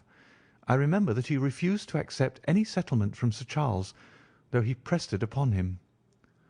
"And this man of simple tastes would be the heir to Sir Charles's thousands?" "He would be the heir to the estate, because that is entailed. He would also be the heir to the money unless it were willed otherwise by the present owner, who can, of course, do what he likes with it." "And have you made your will, Sir Henry?" "No, Mr. Holmes, I have not. I have had no time, for it was only yesterday that I learned how matters stood. But in any case I feel that the money should go with the title and estate. That was my poor uncle's idea. How is the owner going to restore the glories of the Baskervilles if he has not money enough to keep up the property? House, land, and dollars must go together." "Quite so. Well, Sir Henry, I am of one mind with you as to the advisability of you going down to Devonshire without delay. There is only one provision which I must make. You certainly must not go alone." "Dr. Mortimer returns with me." "But Dr. Mortimer has his practice to attend to, and his house is miles away from yours. With all the good will in the world he may be unable to help you. No, Sir Henry, you must take with you someone, a trusty man, who will be always by your side." "Is it possible that you could come yourself, Mr. Holmes?" "If matters came to a crisis, I should endeavour to be present in person, but you can understand that with my extensive consulting practice, and with the constant appeals which reach me from many quarters, it is impossible for me to be absent from London for an indefinite time. At the present instant, one of the most revered names in England is being besmirched by a blackmailer, and only I can stop a disastrous scandal. You will see how impossible it is for me to go to Dartmoor." "Whom would you recommend, then?" Holmes laid his hand upon my arm.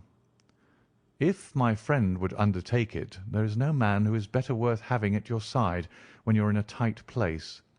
No one can say more confidently than I." The proposition took me completely by surprise, but before I had time to answer, Baskerville seized me by the hand and wrung it heartily. "Well, now, that is real kind of you, Dr. Watson," said he. "You see how it is with me, and you know just as much about the matter as I do. If you will come down to Baskerville Hall and see me through, I'll never forget it." The promise of adventure had always a fascination for me, and I was complimented by the words of Holmes and by the eagerness with which the baronet hailed me as a companion. "I'll come with pleasure," said I. "I do not know how I could employ my time better." "And you will report very carefully to me," said Holmes. "When a crisis comes, as it will do, I will direct how you shall act. I suppose that by Saturday all might be ready." "Would that suit Dr. Watson?" "Perfectly." "Then on Saturday, unless you hear to the contrary, we shall meet at the 10:30 train from Paddington." We had risen to depart when Baskerville gave a cry of triumph, and diving into one of the corners of the room, he drew a brown boot from under a cabinet. "My missing boot!" he cried. "May all our difficulties vanish as easily," said Sherlock Holmes. "But it is a very singular thing," Dr. Mortimer remarked. "I searched this room carefully before lunch." "And so did I," said Baskerville. "Every inch of it." "There was certainly no boot in it then." "In that case, the waiter must have placed it there while we were lunching." The German was sent for, but professed to know nothing of the matter, nor could any inquiry clear it up. Another item had been added to that constant and apparently purposeless series of small mysteries which had succeeded each other so rapidly. Setting aside the whole grim story of Sir Charles's death, we had a line of inexplicable incidents all within the limits of 2 days, which included the receipt of the printed letter, the black-bearded spy in the hansom, the loss of the new brown boot, the loss of the old black boot, and now the return of the new brown boot. Holmes sat in silence in the cab as we drove back to Baker Street, and I knew from his drawn brows and keen face that his mind, like my own, was busy in endeavouring to frame some scheme into which all these strange and apparently disconnected episodes could be fitted. All afternoon and late into the evening he sat lost in tobacco and thought. Just before dinner 2 telegrams were handed in. The first ran, "Have just heard that Barrymore is at the Hall. Baskerville."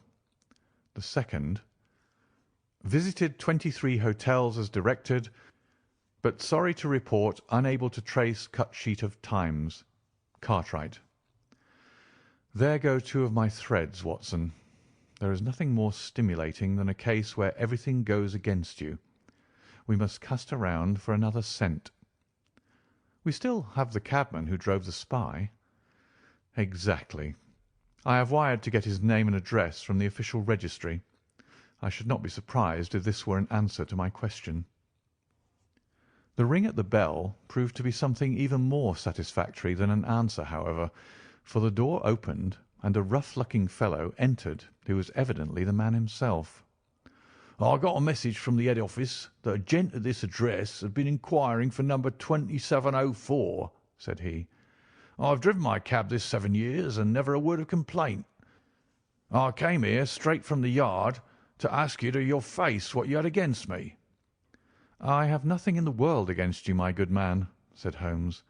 "On the contrary, I have half a sovereign for you if you will give me a clear answer to my questions." "Well, I've had a good day, and no mistake," said the cabman with a grin. "What was it you wanted to ask, sir?" "First of all, your name and address, in case I want you again." "John Clayton, 3 Turpey Street, the Borough. My cab is out of Shipley's Yard near Waterloo Station." Sherlock Holmes made a note of it. "Now, Clayton, tell me all about the fare who came and watched this house at 10 o'clock this morning, and afterwards followed the 2 gentlemen down Regent Street." The man looked surprised and a little embarrassed. "Why, there's no good my telling you things, for you seem to know as much as I do already," said he. "The truth is that the gentleman told me that he was a detective, and I was to say nothing about him to anyone." "My good fellow, this is a very serious business, and you may find yourself in a pretty bad position if you try to hide anything from me.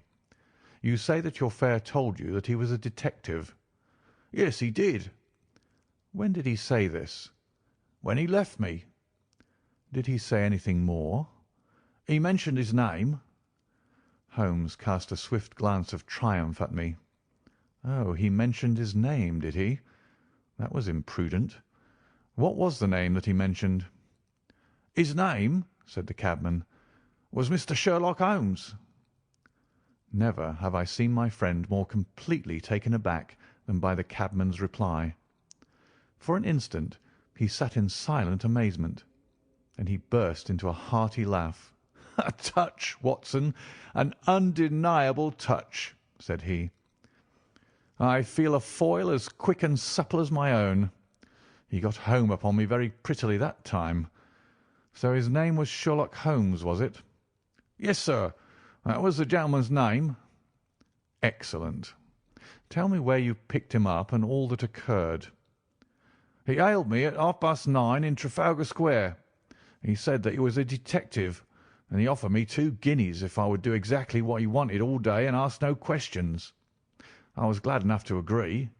First we drove down to the Northumberland Hotel and waited there until 2 gentlemen came out and took a cab from the rank. We followed their cab until it pulled up somewhere near here." "This very door?" said Holmes. "Well, I couldn't be sure of that, but I dare say my fare knew all about it. We pulled up halfway down the street and waited an hour and a half. Then the 2 gentlemen passed us walking, and we followed down Baker Street and along—" "I know," said Holmes. "Until we got 3/4 down Regent Street. Then my gentleman threw up the trap, and he cried that I should drive right away to Waterloo Station as hard as I could go. I whipped up the mare, and we were there under the 10 minutes. Then he paid up his 2 guineas, like a good one, and away he went into the station. Only just as he was leaving, he turned round and he said, 'It might interest you to know that you've been driving Mr. Sherlock Holmes.' That's how I came to know the name." "I see. And you saw no more of him?" "Not after he went into the station." "And how would you describe Mr. Sherlock Holmes?" The cabman scratched his head. "Well, he wasn't altogether such an easy gentleman to describe. I put him at 40 years of age, and he was of a middle height, 2 or 3 inches shorter than you, sir. He was dressed like a toff, and he had a black beard cut square at the end and a pale face. I don't know as I could say any more than that." "Colour of his eyes?" "No, I can't say that." "Nothing more that you can remember?" "No, sir, nothing." "Well, then, here is your half sovereign. There's another one waiting for you if you can bring any more information. Good night." "Good night, sir, and thank you." John Clayton departed chuckling, and Holmes turned to me with a shrug of his shoulders and a rueful smile. "Snap goes our third thread, "And we end where we began," said he. "The cunning rascal! He knew our number, knew that Sir Henry Baskerville had consulted me, spotted who I was in Regent Street, conjectured that I had got the number of the cab and would lay my hands on the driver, and so sent back this audacious message. I tell you, Watson, this time we have got a foeman who is worthy of our steel. I've been checkmated in London. I can only wish you better luck in Devonshire, but I'm not easy in my mind about it." "About what?" "About sending you. It's an ugly business, Watson, an ugly, dangerous business, and the more I see of it, the less I like it. Yes, my dear fellow, you may laugh, but I give you my word that I shall be very glad to have you back safe and sound in Baker Street once more." End of Chapter 5. Chapter 6. Baskerville Hall. Sir Henry Baskerville and Dr. Mortimer were ready upon the appointed day, and we started as arranged for Devonshire. Mr. Sherlock Holmes drove with me to the station and gave me his last parting injunctions and advice. "I will not bias your mind by suggesting theories or suspicions, Watson," said he. "I wish you simply to report facts in the fullest possible manner to me, and you can leave me to do the theorising." "What sort of facts?" I asked. "Anything which may seem to have a bearing, however indirect, upon the case, and especially the relations between young Baskerville and his neighbours, or any fresh particulars concerning the death of Sir Charles. I have made some inquiries myself in the last few days, but the results have, I fear, been negative. One thing only appears to be certain, and that is that Mr. James Desmond, who is the next heir, is an elderly gentleman of a very amiable disposition, so that this persecution does not arise from him. I really think that we may eliminate him entirely from our calculations. There remain the people who will actually surround Sir Henry Baskerville upon the moor. Would it not be well in the first place to get rid of this Barrymore couple?" "By no means. You could not make a greater mistake. If they are innocent, it would be a cruel injustice, and if they are guilty, we should be giving up all chance of bringing it home to them. No, no, we will preserve them upon our list of suspects. Then there is a groom at the Hall, if I remember right. There are 2 moorland farmers. There is our friend Dr. Mortimer, whom I believe to be entirely honest, and there is his wife, of whom we know nothing. There is this naturalist, Stapleton, and there is his sister, who is said to be a young lady of attractions. There is Mr. Frankland of Lafter Hall, who is also an unknown factor, and there are 1 or 2 other neighbours. These are the folk who must be your very special study." "I'll do my best." "You have arms, I suppose?" "Yes, I thought it as well to take them." "Most certainly. Keep your revolver near you night and day, and never relax your precautions." Our friends had already secured a first-class carriage, and were waiting for us upon the platform. "No, we have no news of any kind," said Dr. Mortimer in answer to my friend's questions. "I can swear to one thing, and that is that we have not been shadowed during the last 2 days. We have never gone out without keeping a sharp watch, and no one could have escaped our notice." "You have always kept together, I presume?" "Except yesterday afternoon. I usually give up one day to pure amusement when I come to town, so I spent it at the Museum of the College of Surgeons." "And I went to look at the folk in the park," said Baskerville. "But we had no trouble of any kind." "It was imprudent all the same," said Holmes, shaking his head and looking very grave. "I beg, Sir Henry, that you will not go about alone. Some great misfortune will befall you if you do. Did you get your other boot?" "No, sir. It is gone for ever." "Indeed. That is very interesting. Well, good-bye," he added as the train began to glide down the platform. "Bear in mind, Sir Henry, one of the phrases in that queer old legend which Dr. Mortimer has read to us, and avoid the moor in those hours of darkness when the powers of evil are exalted." I looked back at the platform when we had left it far behind, and saw the tall, austere figure of Holmes standing motionless and gazing after us. The journey was a swift and pleasant one, and I spent it in making the more intimate acquaintance of my two companions, and in playing with Dr. Mortimer's spaniel.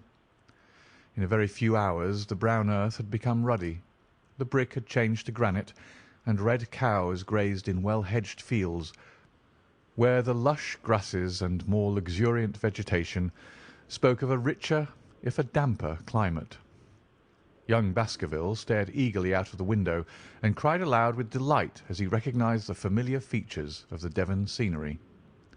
"I've been over a good part of the world since I left it, Dr. Watson," said he, "but I've never seen a place to compare with it." "I never saw a Devonshire man who did not swear by his county," I remarked. "It depends upon the breed of men quite as much as on the county," said Dr. Mortimer. "A glance at our friend here reveals the rounded head of the Celt, which carries inside it the Celtic enthusiasm and power of attachment. Poor Sir Charles's head was of a very rare type, half Gaelic, half Ivernian in its characteristics. But you were very young when you last saw Baskerville Hall, were you not?" "I was a boy in my teens at the time of my father's death, and had never seen the Hall, for he lived in a little cottage on the south coast. Thence I went straight to a friend in America. I tell you it is all as new to me as it is to Dr. Watson, and I'm as keen as possible to see the moor." "Are you? Then your wish is easily granted, for there is your first sight of the moor," said Dr. Mortimer, pointing out of the carriage window. Over the green squares of the fields and the low curve of a wood there rose in the distance a grey, melancholy hill with a strange, jagged summit, dim and vague in the distance, like some fantastic landscape in a dream. Baskerville sat for a long time, his eyes fixed upon it, and I read upon his eager face how much it meant to him, this first sight of that strange spot where the men of his blood had held sway so long and left their mark so deep. There he sat with his tweed suit, in the corner of a prosaic railway carriage, and yet as I looked at his dark and expressive face, I felt more than ever how true a descendant he was of that long line of high-blooded, fiery, and masterful men. There were pride, valour, and strength in his thick brows, his sensitive nostrils, and his large hazel eyes. If on that forbidding moor a difficult and dangerous quest should lie before us, this was at least a comrade for whom one might venture to take a risk with the certainty that he would bravely share it. The train pulled up at a small wayside station, and we all descended. Outside, beyond the low white fence, a wagonette with a pair of cobs was waiting. Our coming was evidently a great event, for station-master and porters clustered round us to carry out our luggage. It was a sweet, simple country spot, but I was surprised to observe that by the gate there stood two soldierly men in dark uniforms, who leaned upon their short rifles and glanced keenly at us as we passed. The coachman, a hard-faced, gnarled little fellow, saluted Sir Henry Baskerville, and in a few minutes we were flying swiftly down the broad white road. Rolling pasture lands curved upward on either side of us, and old gabled houses peeped out from amid the thick green foliage. But behind the peaceful and sunlit countryside there rose ever, dark against the evening sky, the long, gloomy curve of the moor, broken by the jagged and sinister hills. The wagonette swung round into a side road, and we curved upward through deep lanes worn by centuries of wheels. High banks on either side, heavy with dripping moss and fleshy hart's-tongue ferns. Bronzing bracken and mottled bramble gleamed in the light of the sinking sun. Still steadily rising, we passed over a narrow granite bridge and skirted a noisy stream which gushed swiftly down, foaming and roaring amid the grey boulders. Both road and stream wound up through a valley dense with scrub oak and fir. At every turn Baskerville gave an exclamation of delight, looking eagerly about him and asking countless questions. To his eyes all seemed beautiful, but to me a tinge of melancholy lay upon the countryside, which bore so clearly the mark of the waning year. Yellow leaves carpeted the lanes and fluttered down upon us as we passed. The rattle of our wheels died away as we drove through drifts of rotting vegetation, sad gifts, as it seemed to me, for nature to throw before the carriage of the returning heir of the Baskervilles. "Hullo!" cried Dr. Mortimer. "What is this?" A steep curve of heath-clad land, an outlying spur of the moor, lay in front of us. On the summit, hard and clear like an equestrian statue upon its pedestal, was a mounted soldier, dark and stern, his rifle poised ready over his forearm. He was watching the road along which we travelled. "What is this, Perkins?" asked Dr. Mortimer. Our driver half turned in his seat. "Here's a convict escaped from Princetown, sir. He's been out here 3 days now, and the warders watch every road and every station, but they've had no sight of him yet. The farmers about here don't like it, sir, and that's a fact." "Well, I understand that they get £5 if they can give information." "Yes, sir, but the chance of £5 is but a poor thing compared to the chance of having your throat cut. You see, it isn't like any ordinary convict. This is a man who would stick at nothing." "Who is he, then?" "It is Selden, the Notting Hill murderer." I remembered the case well, for it was one in which Holmes had taken an interest on account of the peculiar ferocity of the crime and the wanton brutality which had marked all the actions of the assassin. The commutation of his death sentence had been due to some doubts as to his complete sanity, so atrocious was his conduct.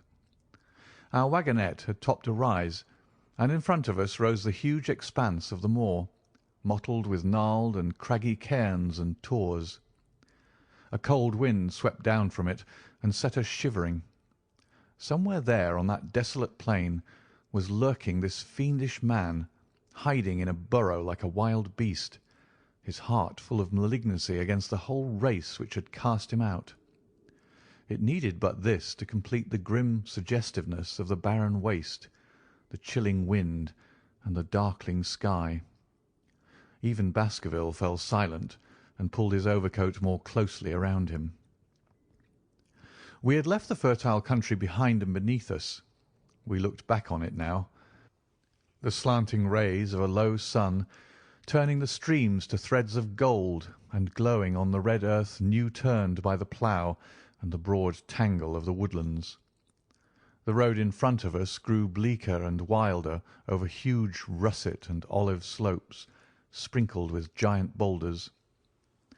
Now and then we passed a moorland cottage, walled and roofed with stone, with no creeper to break its harsh outline.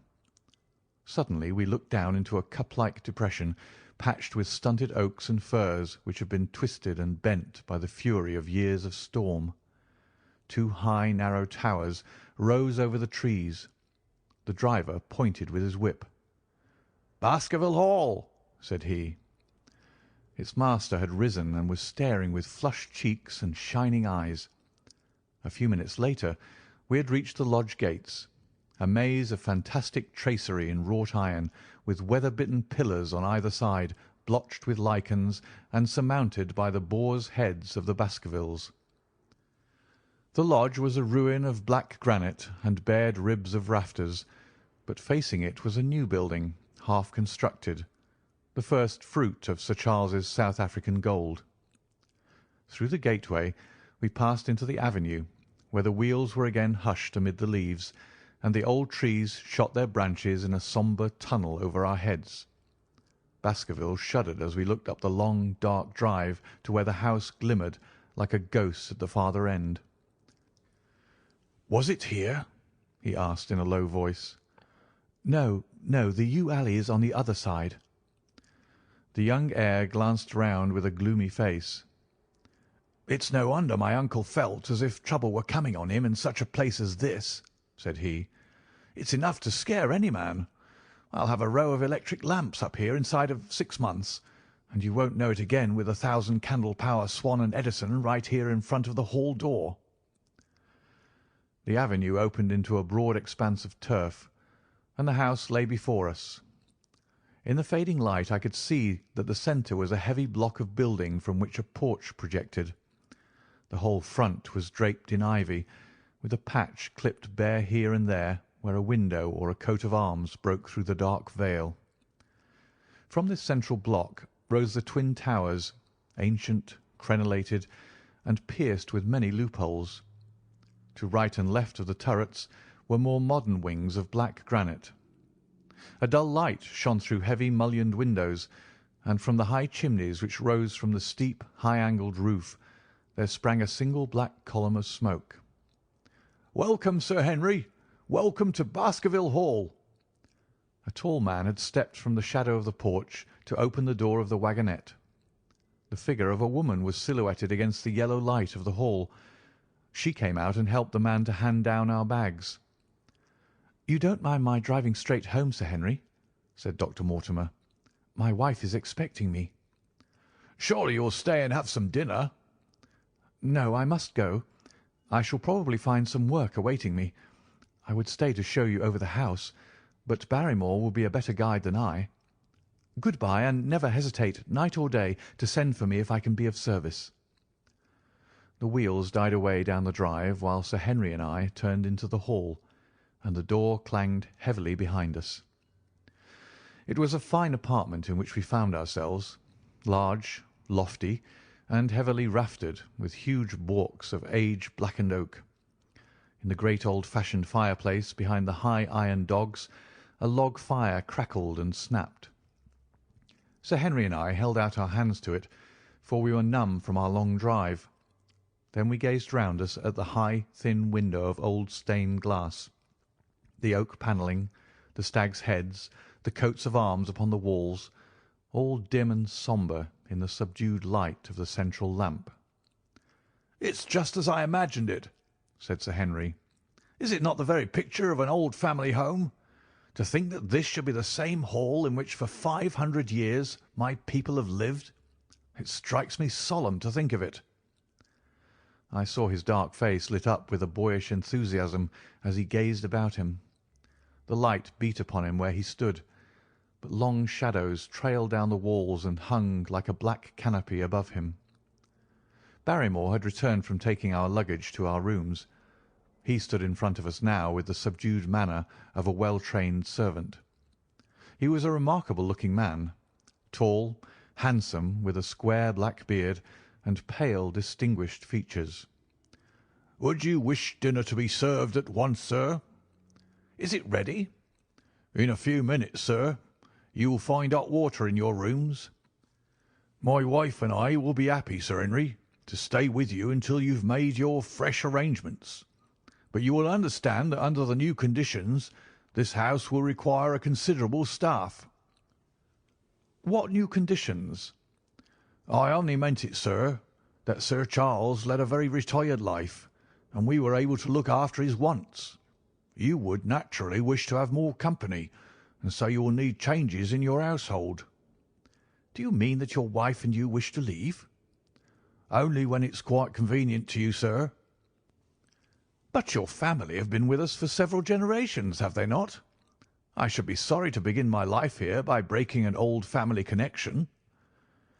I seemed to discern some signs of emotion upon the butler's white face.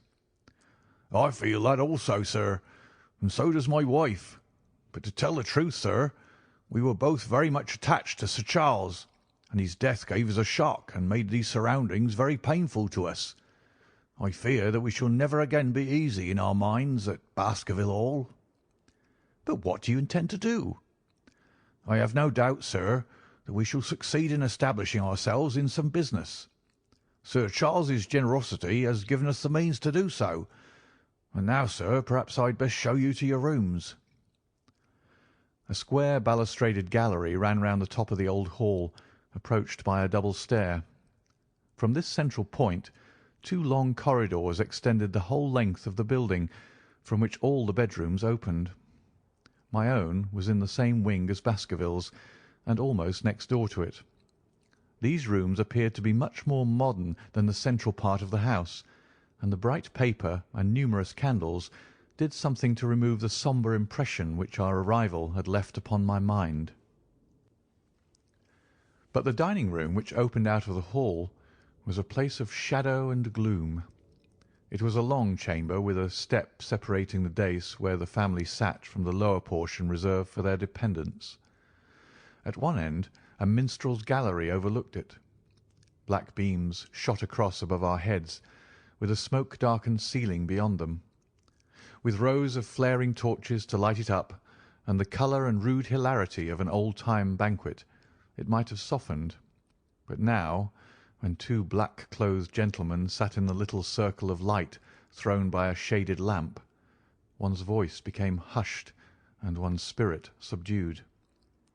A dim line of ancestors in every variety of dress, from the Elizabethan knight to the buck of the Regency, stared down upon us and daunted us by their silent company. We talked little, and I for one was glad when the meal was over and we were able to retire into the modern billiard-room and smoke a cigarette. "My word, it isn't a very cheerful place," said Sir Henry. "I suppose one can tone down to it, but I feel a bit out of the picture at present. I don't mind that my uncle got a little jumpy if he lived all alone in such a house as this.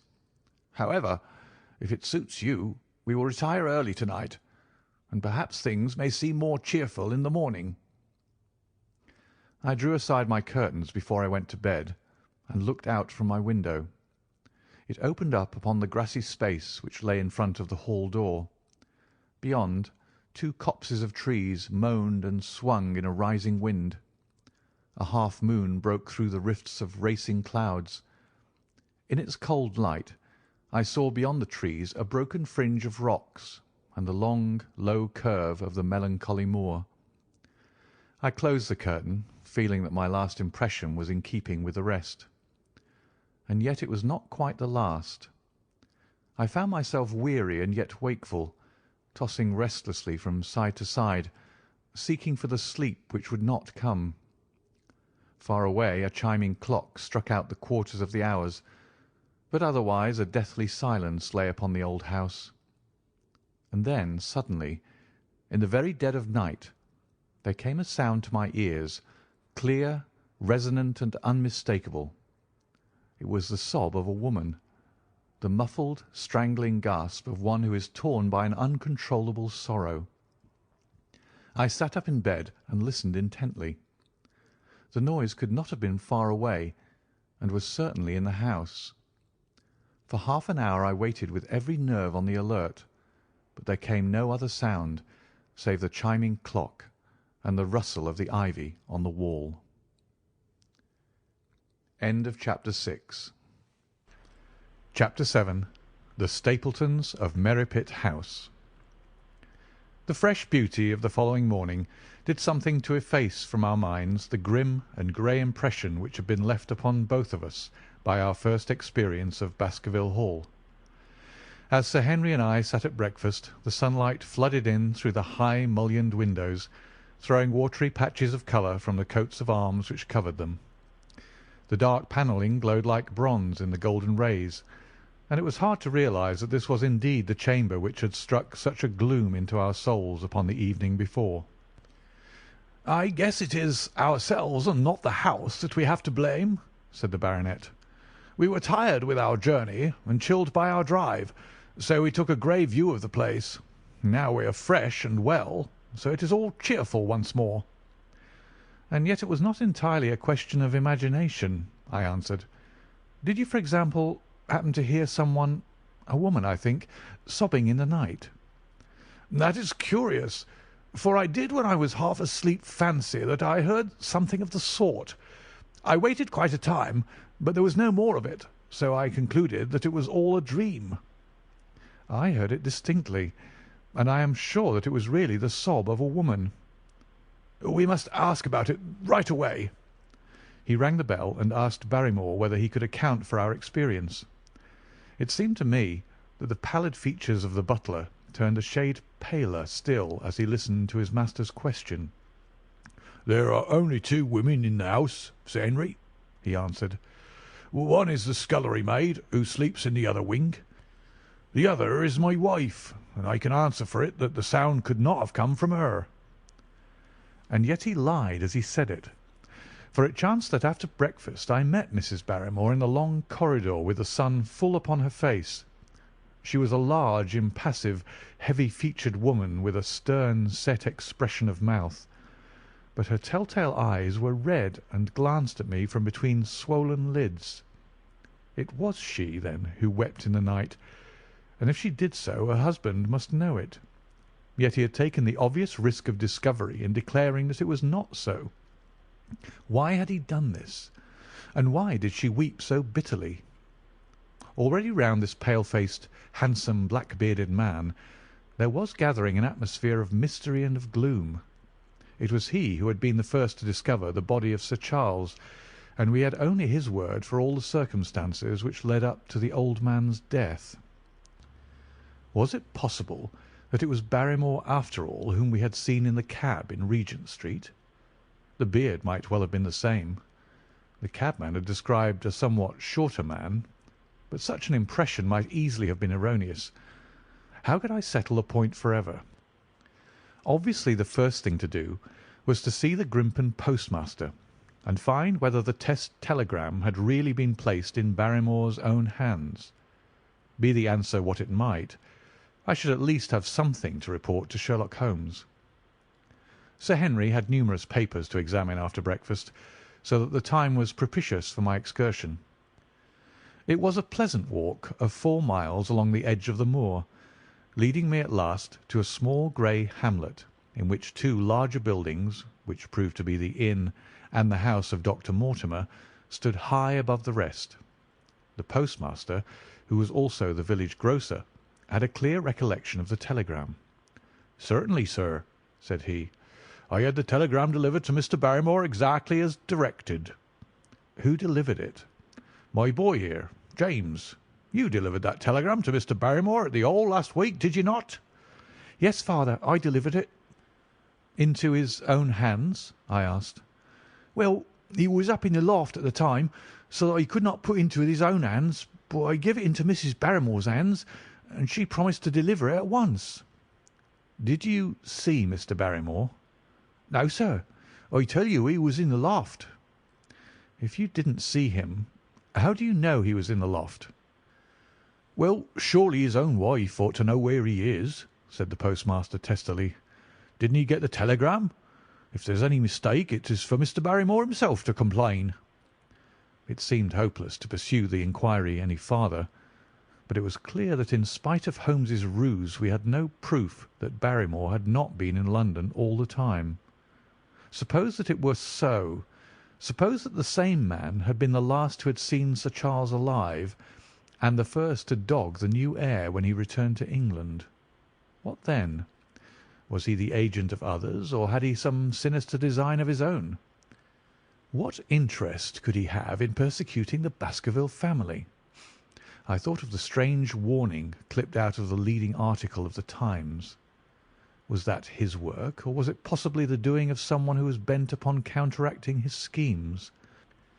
The only conceivable motive was that which had been suggested by Sir Henry, that if the family could be scared away, a comfortable and permanent home would be secured for the Barrymores. But surely such an explanation as that would be quite inadequate to account for the deep and subtle scheming which seemed to be weaving an invisible net around the young baronet. Holmes himself had said that no more complex case had come to him in all the long series of his sensational investigations. I prayed as I walked back along the grey, lonely road that my friend might soon be freed from his preoccupations and able to come down to take his heavy burden of responsibility from my shoulders. Suddenly my thoughts were interrupted by the sound of running feet behind me and by a voice which called me by name. I turned, expecting to see Dr. Mortimer, but to my surprise it was a stranger who was pursuing me. He was a small, slim, clean-shaven, prim-faced man, flaxen-haired and lean-jawed, between 30 and 40 years of age, dressed in a grey suit and wearing a straw hat. A tin box for botanical specimens hung over his shoulder, and he carried a green butterfly net in one of his hands. "You will, I am sure, excuse my presumption, Dr. Watson," said he as he came panting up to where I stood. "Here on the moor we are a homely folk, and do not wait for formal introductions. You may possibly have heard my name from our mutual friend Mortimer. I am Stapleton of Merripit House." "Your net and box would have told me as much," said I, for I knew that Mr. Stapleton was a naturalist. "But how did you know me?" "I have been calling on Mortimer, and he pointed you out to me from the window of his surgery as you passed. As our road lay the same way, I thought that I could overtake you and introduce myself. I trust that Sir Henry is none the worse for his journey." "He's very well, thank you." "We were all rather afraid that after the sad death of Sir Charles, the new baronet might refuse to live here. It is asking much of a wealthy man to come down and bury himself in a place of this kind, but I need not tell you that it means a very great deal to the countryside. Sir Henry has, I suppose, no superstitious fears in the matter?" "I do not think that it is likely." "Of course you know the legend of the fiend dog which haunts the family?" "I have heard of it." "It is extraordinary how credulous the pheasants are about here. Any number of them are ready to swear that they have seen such a creature upon the moor." He spoke with a smile, but I seemed to read in his eyes that he took the matter more seriously. "The story took a great hold upon the imagination of Sir Charles, and I have no doubt that it led to his tragic end." "But how?" "His nerves were so worked up that the appearance of any dog might have had a fatal effect upon his diseased heart.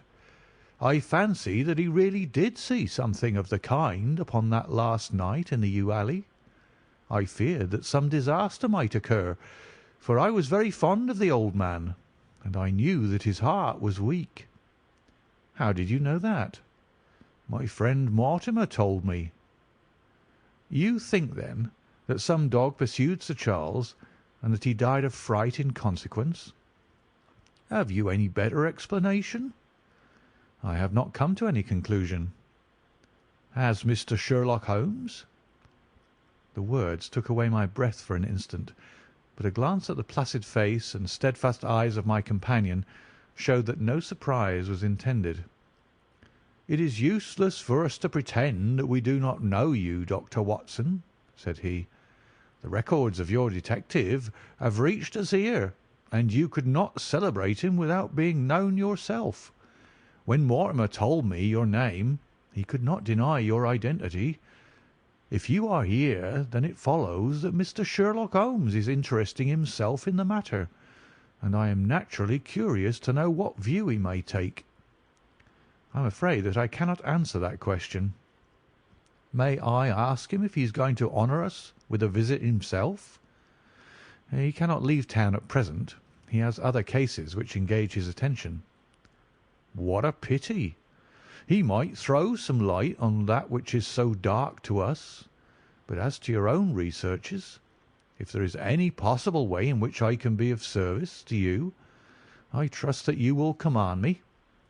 If I had any indication of the nature of your suspicions, or how you propose to investigate the case, I might perhaps even now give you some aid or advice." "I assure you that I am simply here upon a visit to my friend Sir Henry, and that I need no help of any kind." "Excellent," said Stapleton. "You are perfectly right to be wary and discreet. I am justly reproved for what I feel was an unjustifiable intrusion, and I promise you that I will not mention the matter again." We had come to a point where a narrow grassy path struck off from the road and wound away across the moor. A steep, boulder-sprinkled hill lay upon the right, which had in bygone days been cut into a granite quarry. The face which was turned towards us formed a dark cliff, with ferns and brambles growing in its niches. From over a distant rise there floated a grey plume of smoke. "A moderate walk along this moor path brings us to Merripit House," said he. "Perhaps you will spare an hour that I may have the pleasure of introducing you to my sister." My first thought was that I should be by Sir Henry's side, but then I remembered the pile of papers and bills with which his study table was littered. It was certain that I could not help with those, and Holmes had expressly said that I should study the neighbours upon the moor. I accepted Stapleton's invitation, and we turned together down the path. "It is a wonderful place, the moor," said he, looking round over the undulating downs, long green rollers with crests of jagged granite foaming up into fantastic surges. "You never tire of the moor. You cannot think the wonderful secrets which it contains. It is so vast and so barren, and so mysterious." "You know it well, then?" "I have only been here 2 years. The residents would call me a newcomer. We came shortly after Sir Charles settled, but my tastes led me to explore every part of the country round, and I should think that there are few men who know it better than I do." "Is it hard to know?" "Very hard. You see, for example, this great plain to the north here, with the queer hills breaking out of it. Do you observe anything remarkable about that?" "It would be a rare place for a gallop." "You would naturally think so, and the thought has cost several their lives before now. You notice those bright green spots scattered thickly over it?" "Yes, they seem more fertile than the rest." Stapleton laughed. "That is the great Grimpen Mire," said he. "A false step yonder means death to man or beast. Only yesterday I saw one of the moor ponies wander into it. He never came out. I saw his head for quite a long time craning out of the bog hole, but it sucked him down at last. Even in dry seasons it is a danger to cross it, but after these autumn rains it is an awful place. And yet I can find my way to the very heart of it and return alive. By George, there's another of those miserable ponies." Something brown was rolling and tossing among the green sedges. Then a long, agonized, writhing neck shot upward, and a dreadful cry echoed over the moor. It turned me cold with horror, but my companion's nerves seemed to be stronger than mine. "It's gone," said he. "The mire has him. 2 in 2 days, and many more, perhaps, for they get in the way of going there in the dry weather, and never know the difference until the mire has them in its clutches. It's a bad place, the great Grimpen Mire." "And you say you can penetrate it?" "Yes. There are 1 or 2 paths which a very active man can take. I have found them out." "But why should you wish to go into so horrible a place?" "Well, you see the hills beyond. They are really islands cut off on all sides by the impassable mire, which has crawled round them in the course of years. That is where the rare plants and the butterflies are, if you have the wit to reach 'em." "I shall try my luck some day." He looked at me with a surprised face. "For God's sake, put such an idea out of your mind," said he. "Your blood would be upon my head.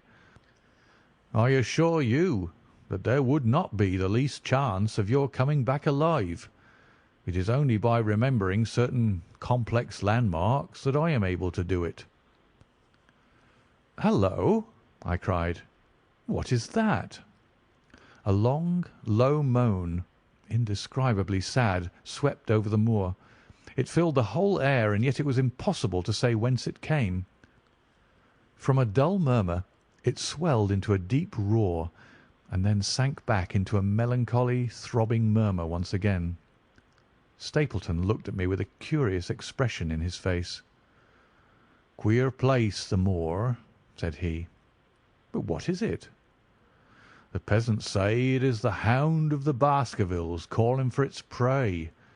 I've heard it once or twice before, but never quite so loud." I looked round with a chill of fear in my heart at the huge swelling plain mottled with the green patches of rushes. Nothing stirred over the vast expanse save a pair of ravens which croaked loudly from a tor behind us. "You are an educated man. You don't believe such nonsense as that," said I. "What do you think is the cause of so strange a sound?" "Bogs make queer noises sometimes. It's the mud settling or the water rising or something." "No, no, that was a living voice." "Well, perhaps it was. Did you ever hear a bittern booming?" "No, I never did." It is a very rare bird, practically extinct in England now, but all things are possible upon the moor. Yes, I should not be surprised to learn that what we have heard is the cry of the last of the Bitterns. It's the weirdest, strangest thing that ever I heard in my life. Yes, it's rather an uncanny place altogether. Look at the hillside yonder. What do you make of those? The whole steep slope was covered with grey circular rings of stone, a score of them at least. What are they? Sheep pens? No, they are the homes of our worthy ancestors. Prehistoric man lived thickly on the moor, and as no one in particular has lived there since, we find all his little arrangements exactly as he left them. These are his wigwams with the roofs off. You can even see his hearth and his couch if you have the curiosity to go inside. But it is quite a town. When was it inhabited? Neolithic man. No date. What did he do? He grazed his cattle on those slopes, and he learned to dig for tin when the bronze sword began to supersede the stone axe. Look at the great trench in the opposite hill. That is his mark. Yes, you will find some very singular points about the moor, Dr. Watson. Oh, excuse me an instant. It is surely Cyclopides. A small fly or moth had fluttered across our path, and in an instant Stapleton was rushing with extraordinary energy and speed in pursuit of it. To my dismay, the creature flew straight for the great mire, and my acquaintance never paused for an instant, bounding from tuft to tuft behind it, his green net waving in the air. His grey clothes and jerky, zigzag, irregular progress made him not unlike some huge moth himself. I was standing watching his pursuit with a mixture of admiration for his extraordinary activity and fear lest he should lose his footing in the treacherous mire, when I heard the sound of steps, and turning round found a woman near me upon the path. She had come from the direction in which the plume of smoke indicated the position of Merripit House, but the dip of the moor had hid her until she was quite close. I could not doubt that this was the Miss Stapleton of whom I had been told, since ladies of any sort must be few upon the moor, and I remembered that I had heard someone describe her as being a beauty. The woman who approached me was certainly that, and of a most uncommon type. There could not have been a greater contrast between brother and sister, for Stapleton was neutral tinted with light hair and grey eyes, while she was darker than any brunette whom I had seen in England, slim, elegant, and tall. She had a proud, finely cut face, so regular that it might have seemed impassive were it not for the sensitive mouth and the beautiful, dark, eager eyes. With her perfect figure and elegant dress she was indeed a strange apparition upon a lonely moorland path. Her eyes were on her brother as I turned, and then she quickened her pace towards me. I had raised my hat, and was about to make some explanatory remark, when her own words turned all my thoughts into a new channel. "Go back," she said. "Go straight back to London instantly." I could only stare at her in stupid surprise. Her eyes blazed at me, and she tapped the ground impatiently with her foot. "Why should I go back?" I asked. "I cannot explain." She spoke in a low, eager voice, with a curious lisp in her utterance. "But for God's sake, do what I ask you. Go back and never set foot upon the moor again." "But I've only just come." Man," she cried, "can you not tell when a warning is for your own good? Go back to London. Start to-night. Get away from this place at all costs. Hush, my brother's coming. Not a word of what I've said. Would you mind getting that orchid for me among the mare's tails yonder? We're very rich in orchids on the moor, though of course you are rather late to see the beauties of the place." Stapleton had abandoned the chase and come back to us breathing hard and flushed with his exertions. "Hello, Beryl," said he, and it seemed to me that the tone of his greeting was not altogether a cordial one. "Well, Jack, you're very hot." "Yes, I was chasing a Cyclopides. He is very rare and seldom found in the late autumn. What a pity that I should have missed him." He spoke unconcernedly, but his small light eyes glanced incessantly from the girl to me.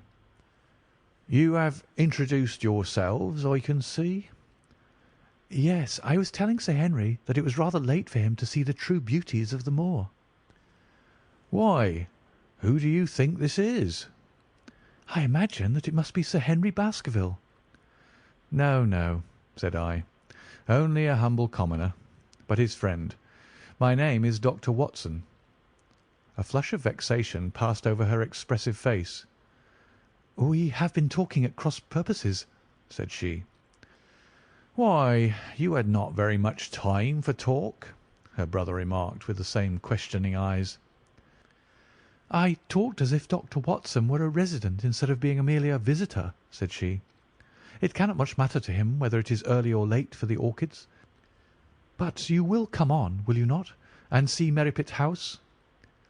A short walk brought us to it, a bleak moorland house, once the farm of some grazier in the old prosperous days, but now put into repair and turned into a modern dwelling.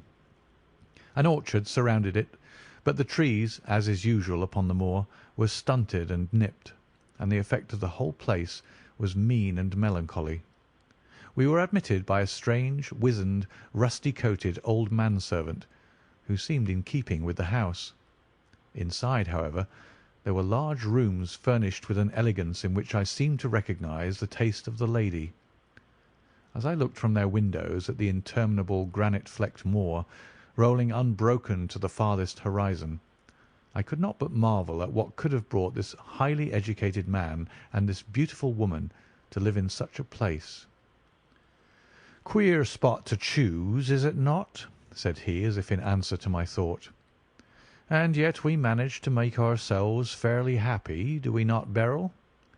"Quite happy," said she, but there was no ring of conviction in her words. "I had a school," said Stapleton. "It was in the north country. The work to a man of my temperament was mechanical and uninteresting, but the privilege of living with youth, of helping to mould those young minds, and of impressing them with one's own character and ideals was very dear to me. However, the fates were against us. A serious epidemic broke out in the school, and 3 of the boys died. It never recovered from the blow, and much of my capital was irretrievably swallowed up. And yet, if it were not for the loss of the charming companionship of the boys, I could rejoice over my own misfortune, for with my strong taste for botany and zoology, I find an unlimited field of work here, and my sister is as devoted to nature as I am. All this, Dr. Watson, has been brought upon your head by your expression as you surveyed the moor out of our window." It certainly did cross my mind that it might be a little dull, less for you, perhaps, than for your sister. "No, no, I'm never dull," said she quickly. "We have books, we have our studies, and we have interesting neighbours. Dr. Mortimer is a most learned man in his own line. Poor Sir Charles was also an admirable companion. We knew him well, and miss him more than I can tell. Do you think that I should intrude if I were to call this afternoon and make the acquaintance of Sir Henry?" "I am sure that he would be delighted."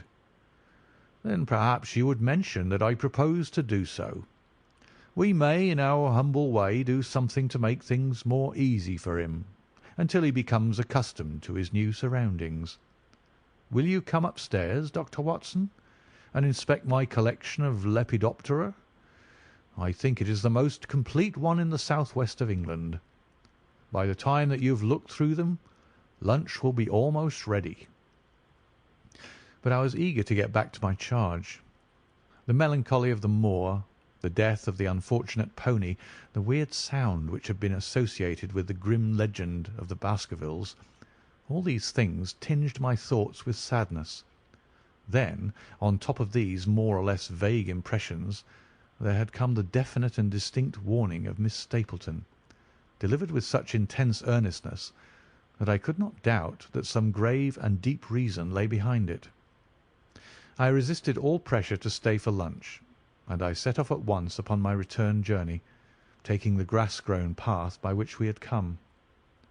It seems, however, that there must have been some short cut for those who knew it, for before I had reached the road I was astounded to see Miss Stapleton sitting upon a rock by the side of the track.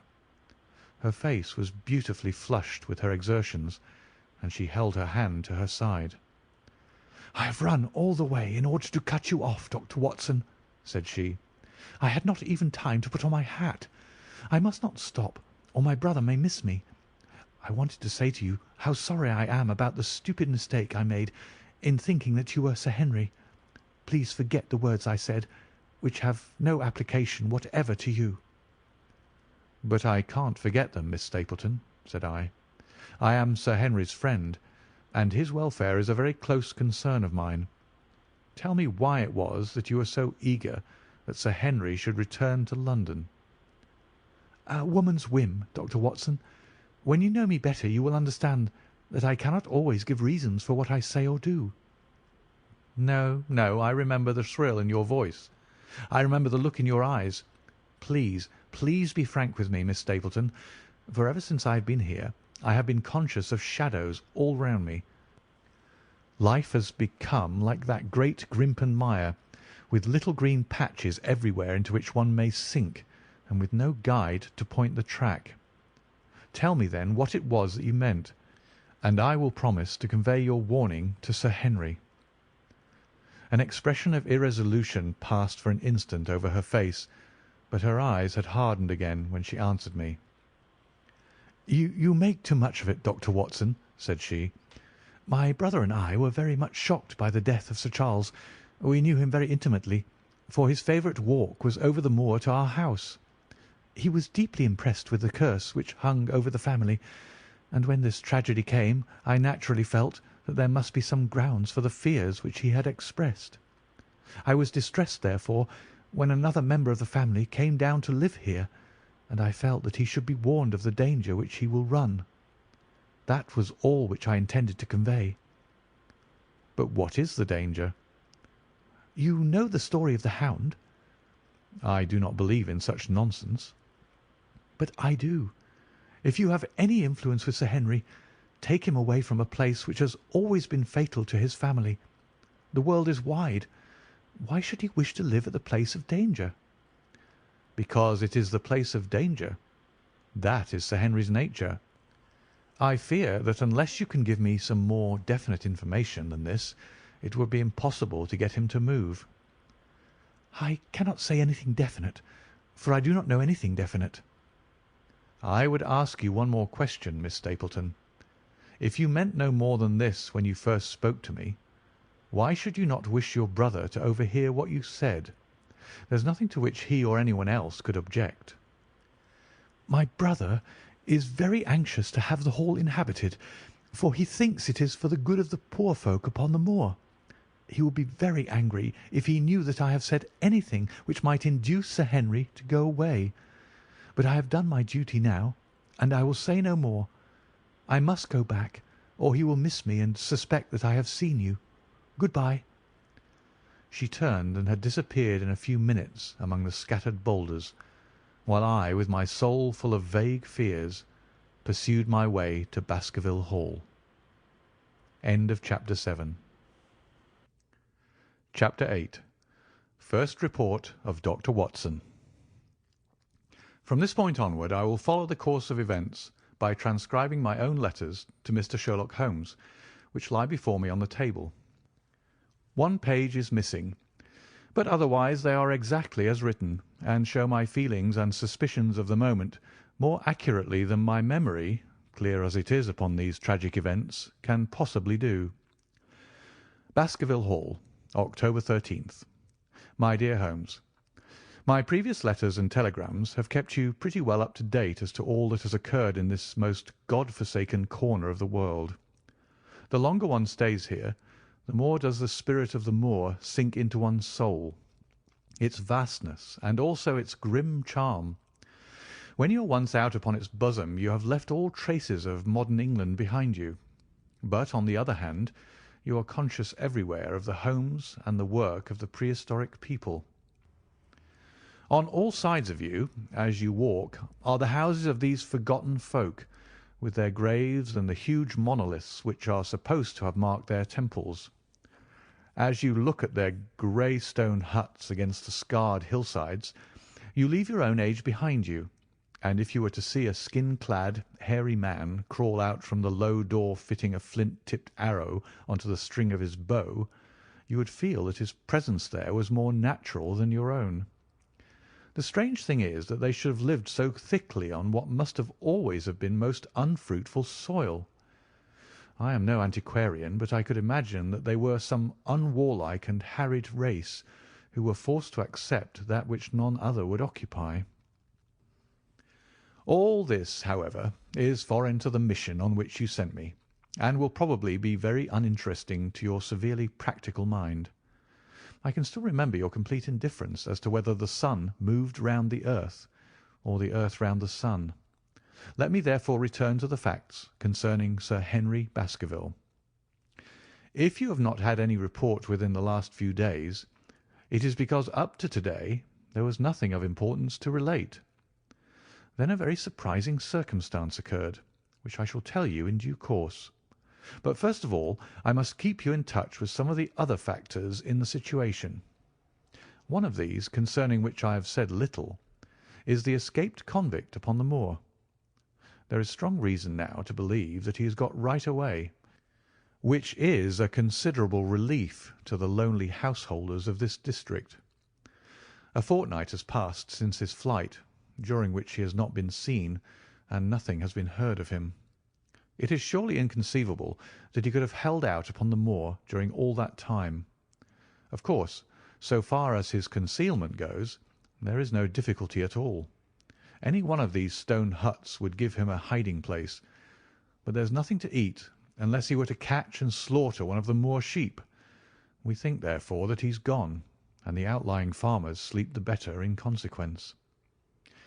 We are 4 able-bodied men in this household, so that we could take good care of ourselves, but I confess that I have had uneasy moments when I have thought of the Stapletons. They live miles from any help. There are one maid, an old manservant, the sister and the brother, the latter not a very strong man. They would be helpless in the hands of a desperate fellow like this Notting Hill criminal if he could once effect an entrance. Both Sir Henry and I were concerned at their situation, and it was suggested that Perkins, the groom, should go over to sleep there, but Stapleton would not hear of it. The fact is that our friend the baronet begins to display a considerable interest in our fair neighbour. It is not to be wondered at, for time hangs heavily in this lonely spot to an active man like him, and she is a very fascinating and beautiful woman. There is something tropical and exotic about her which forms a singular contrast to her cool and unemotional brother, yet he also gives the idea of hidden fires. He has certainly a very marked influence over her, for I have seen her continually glance at him as she talked as if seeking approbation for what she said.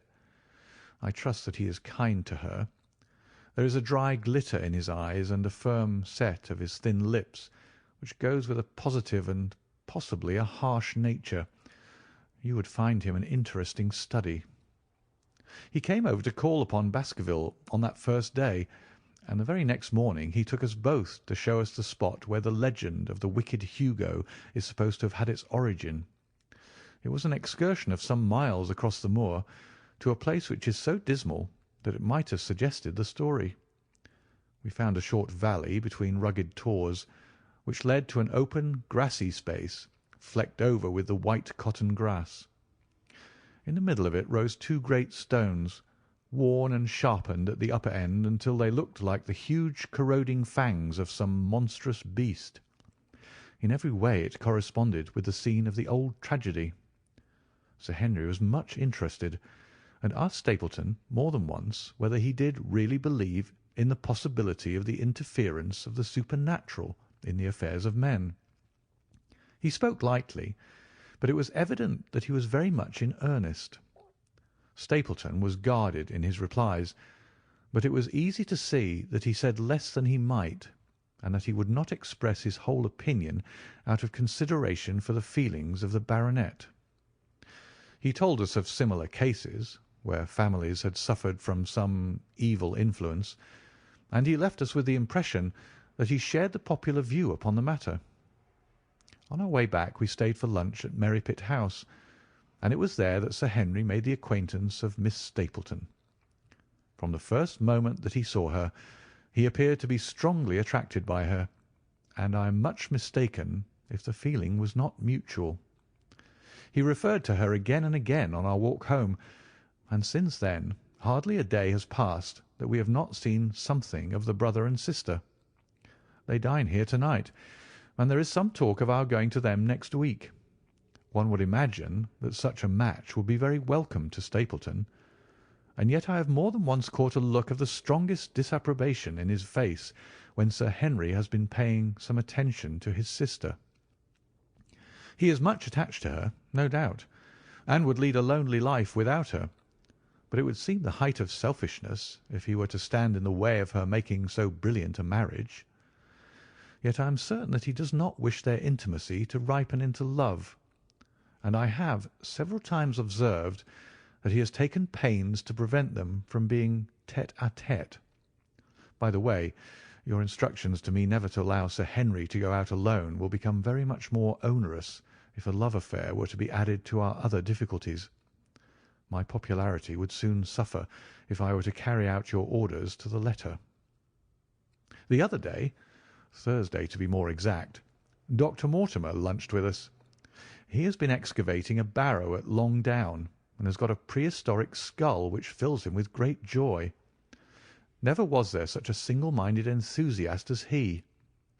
The Stapletons came in afterwards, and the good doctor took us all to the yew alley at Sir Henry's request to show us exactly how everything occurred upon that fatal night.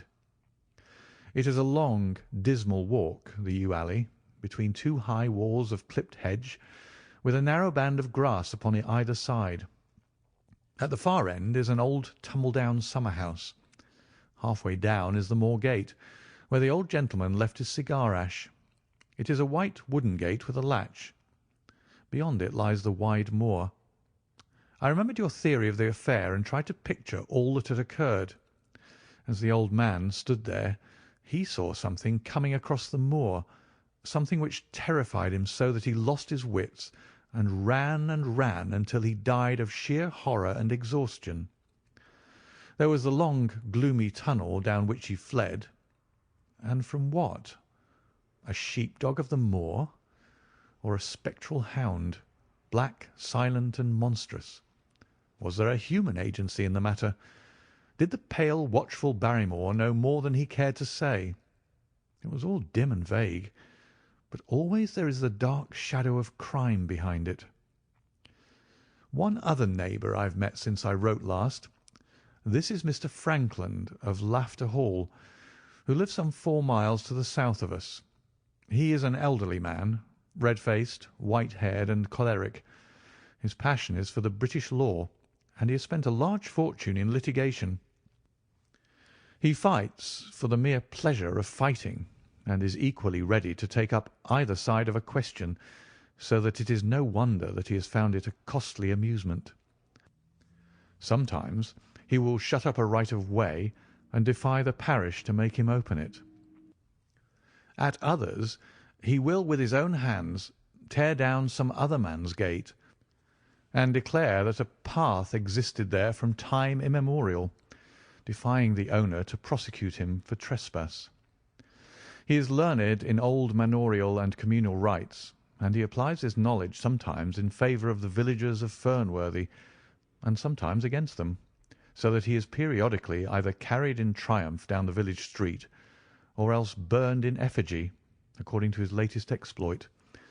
He is said to have about 7 lawsuits upon his hands at present, which will probably swallow up the remainder of his fortune, and so draw his sting and leave him harmless for the future. Apart from the law, he seems a kindly, good-natured person, and I only mention him because you were particular that I should send some description of the people who surround us. He is curiously employed at present, for, being an amateur astronomer, he has an excellent telescope, with which he lies upon the roof of his own house and sweeps the moor all day in the hope of catching a glimpse of the escaped convict. If he would confine his energies to this, all would be well. But there are rumours that he intends to prosecute Dr. Mortimer for opening a grave without the consent of the next of kin, because he dug up the Neolithic skull in the barrow on Longdown. He helps to keep our lives from being monotonous, and gives a little comic relief where it is badly needed. And now, having brought you up to date in the escaped convict, the Stapletons, Dr. Mortimer, and Frankland of Lafter Hall, let me end on that which is most important, and tell you more about the Barrymores, and especially about the surprising development of last night.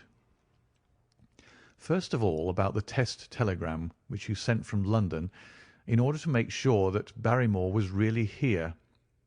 I have already explained that the testimony of the postmaster shows that the test was worthless, and that we have no proof one way or the other. I told Sir Henry how the matter stood, and he at once, in his downright fashion, had Barrymore up and asked him whether he had received the telegram himself. Barrymore said that he had. "Did the boy deliver it into your own hands?" asked Sir Henry. Barrymore looked surprised, and considered for a little time. "No," said he. "I was in the box-room at the time, and my wife brought it up to me." "Did you answer it yourself?" "No, I told my wife what to answer, and she went down to write it." In the evening he recurred to the subject of his own accord. "I could not quite understand the object of your questions this morning, Sir Henry," said he. "I trust that they do not mean that I've done anything to forfeit your confidence." Sir Henry had to assure him that it was not so, and pacify him by giving him a considerable part of his old wardrobe, the London outfit having now all arrived. Mrs. Barrymore is of interest to me. She is a heavy, solid person, very limited, intensely respectable, and inclined to be puritanical. You could hardly conceive a less emotional subject. Yet I have told you how, on the first night here, I heard her sobbing bitterly, and since then I have more than once observed traces of tears upon her face. Some deep sorrow gnaws ever at her heart. Sometimes I wonder if she has a guilty memory which haunts her, and sometimes I suspect Barrymore of being a domestic tyrant. I have always felt that there was something singular and questionable in this man's character, but the adventure of last night brings all my suspicions to a head. And yet it may seem a small matter in itself. You are aware that I am not a very sound sleeper, and since I have been on guard in this house, my slumbers have been lighter than ever.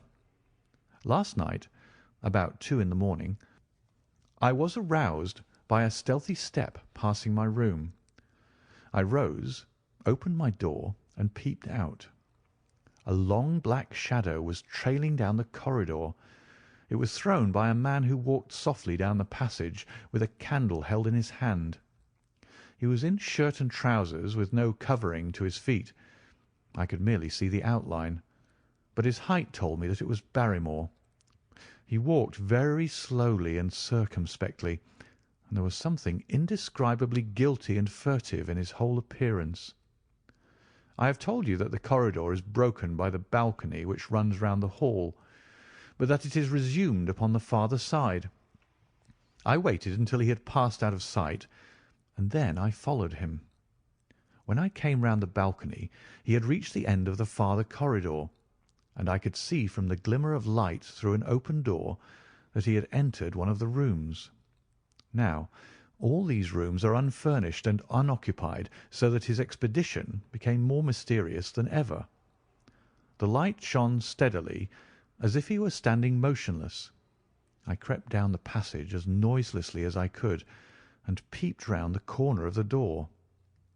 Barrymore was crouching at the window with the candle held against the glass. His profile was half turned towards me, and his face seemed to be rigid with expectation as he stared out into the blackness of the moor.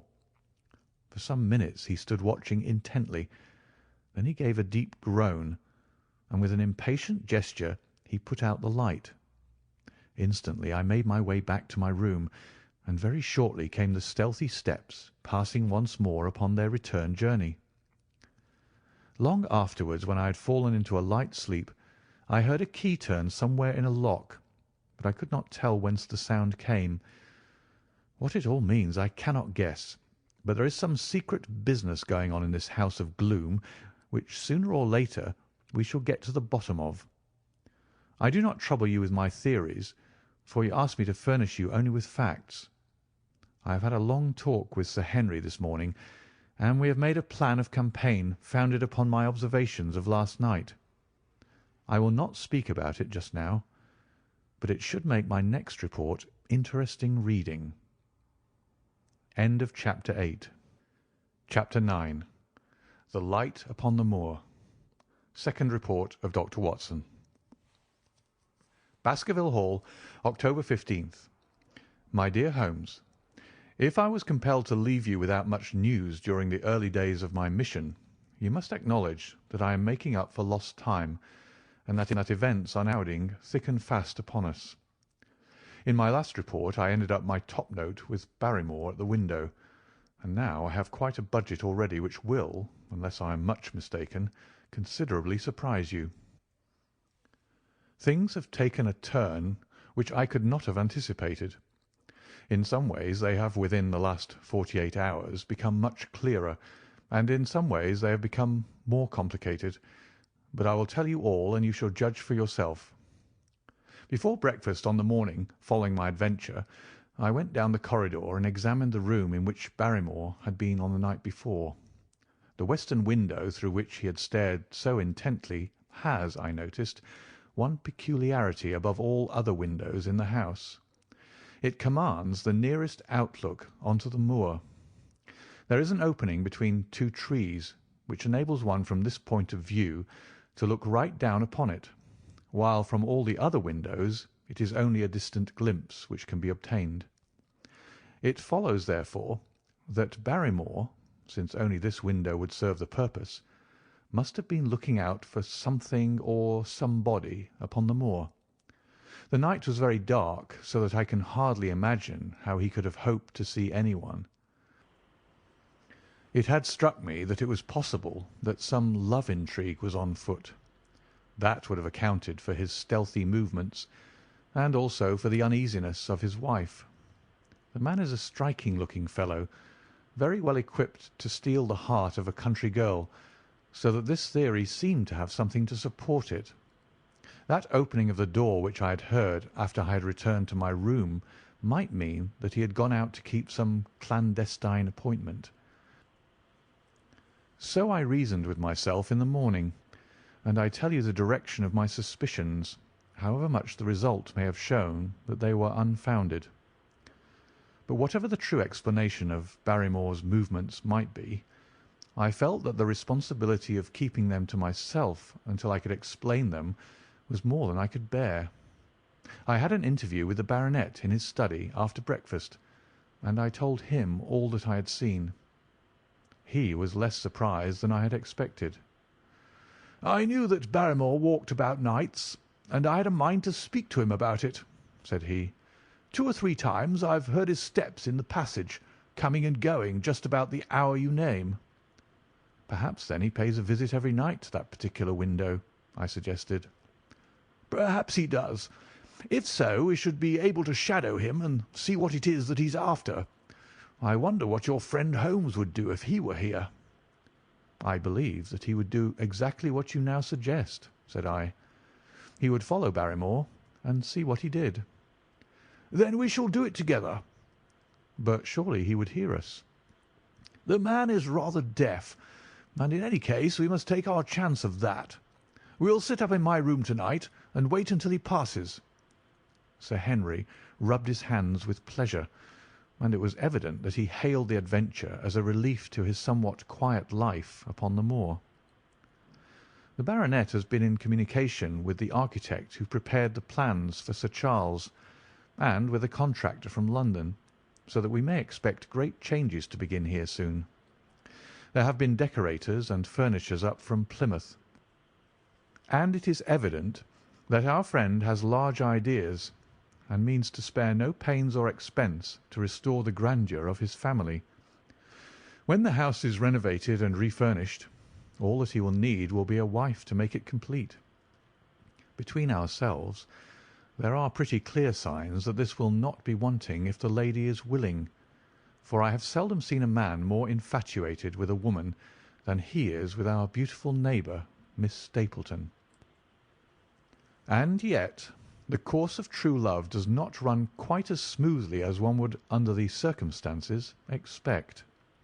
To-day, for example, its surface was broken by a very unexpected ripple, which has caused our friend considerable perplexity and annoyance. After the conversation which I have quoted about Barrymore, Sir Henry put on his hat and prepared to go out. As a matter of course, I did the same. "What, are you coming, Watson?" he asked, looking at me in a curious way.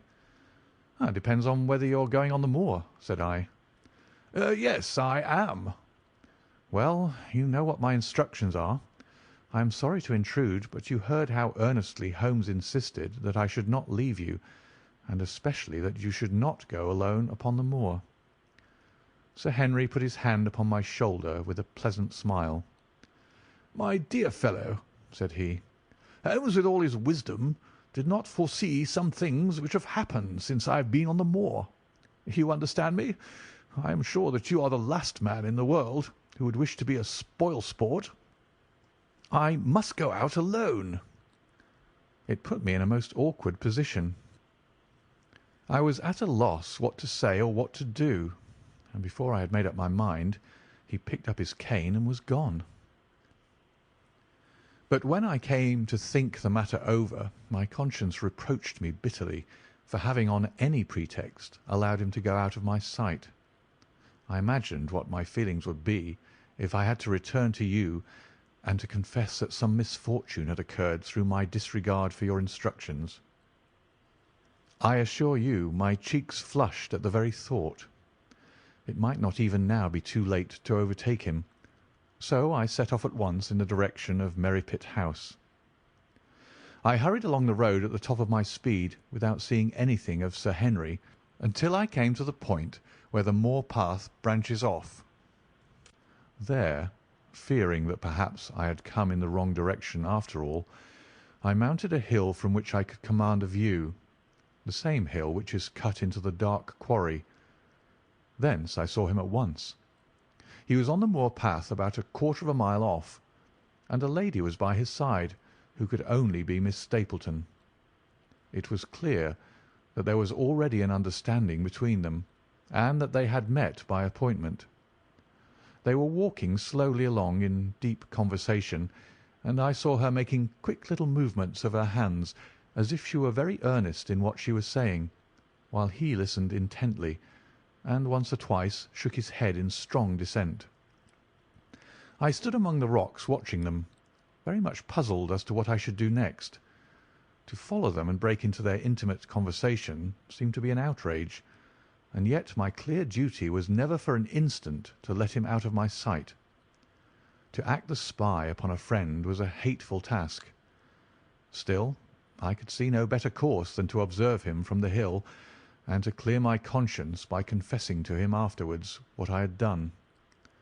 It is true that if any sudden danger had threatened him, I was too far away to be of use, and yet I am sure that you will agree with me that the position was very difficult, and that there was nothing more which I could do.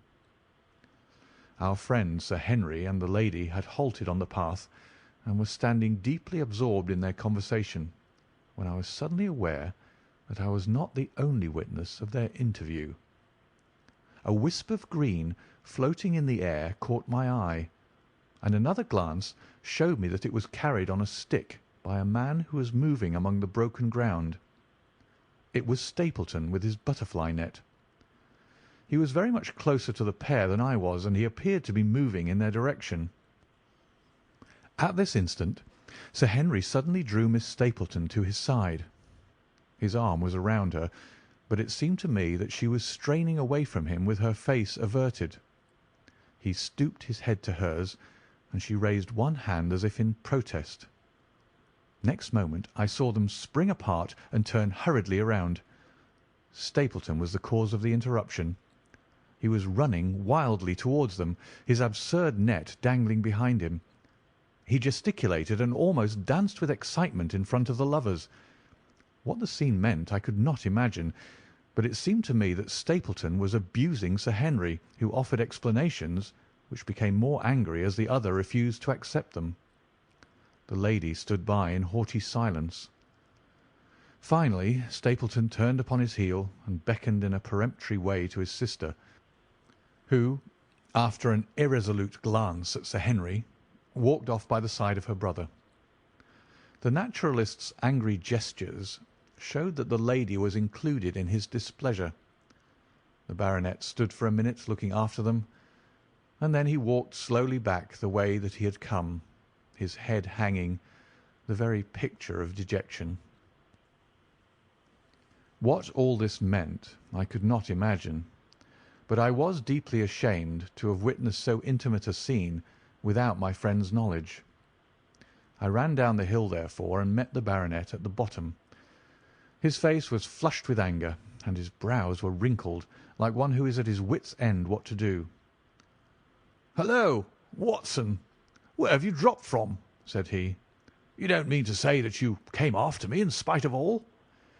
I explained everything to him, how I had found it impossible to remain behind, how I had followed him, and how I had witnessed all that had occurred. For an instant his eyes blazed at me, but my frankness disarmed his anger, and he broke at last into a rather rueful laugh. "You would have thought the middle of that prairie a fairly safe place for a man to be private," said he. "But by thunder, the whole countryside seems to have been out to see me do my wooing, and a mighty poor wooing at that. Where had you engaged a seat?" "I was on that hill." "Quite in the back row, eh? But her brother was well up to the front. Did you see him come out on us?" "Yes, I did." "Did he ever strike you as being crazy, this brother of hers?" "I can't say that he ever did." "I dare say not. I always thought of him sane enough until to-day, but you can take it from me that either he or I ought to be in a strait-jacket. What's the matter with me, anyhow? You've lived near me for some weeks, Watson. Tell me straight, is there anything that would prevent me from making a good husband to a woman that I loved?" "I should say not." "He can't object to my worldly position, so it must be myself that he has this down on. What has he against me? I never hurt man or woman in my life, that I know of, and yet he would not so much as let me touch the tips of her fingers." "Did he say so?" "That and a deal more. I tell you, Watson, I've only known her these few weeks, but from the first I just felt that she was made for me, and she, too, she was happy when she was with me, and that I'll swear. There's a light in a woman's eyes that speaks louder than words. But he's never let us get together, and it was only to-day, for the first time, that I saw a chance of having a few words with her alone. She was glad to meet me, but when she did, it was not love that she would talk about, and she wouldn't have let me talk about it either if she could have stopped it. She kept coming back to it, that this was a place of danger, and that she would never be happy until I had left it. I told her that since I had seen her I was in no hurry to leave it, and that if she really wanted me to go, the only way to work it was for her to arrange to go with me.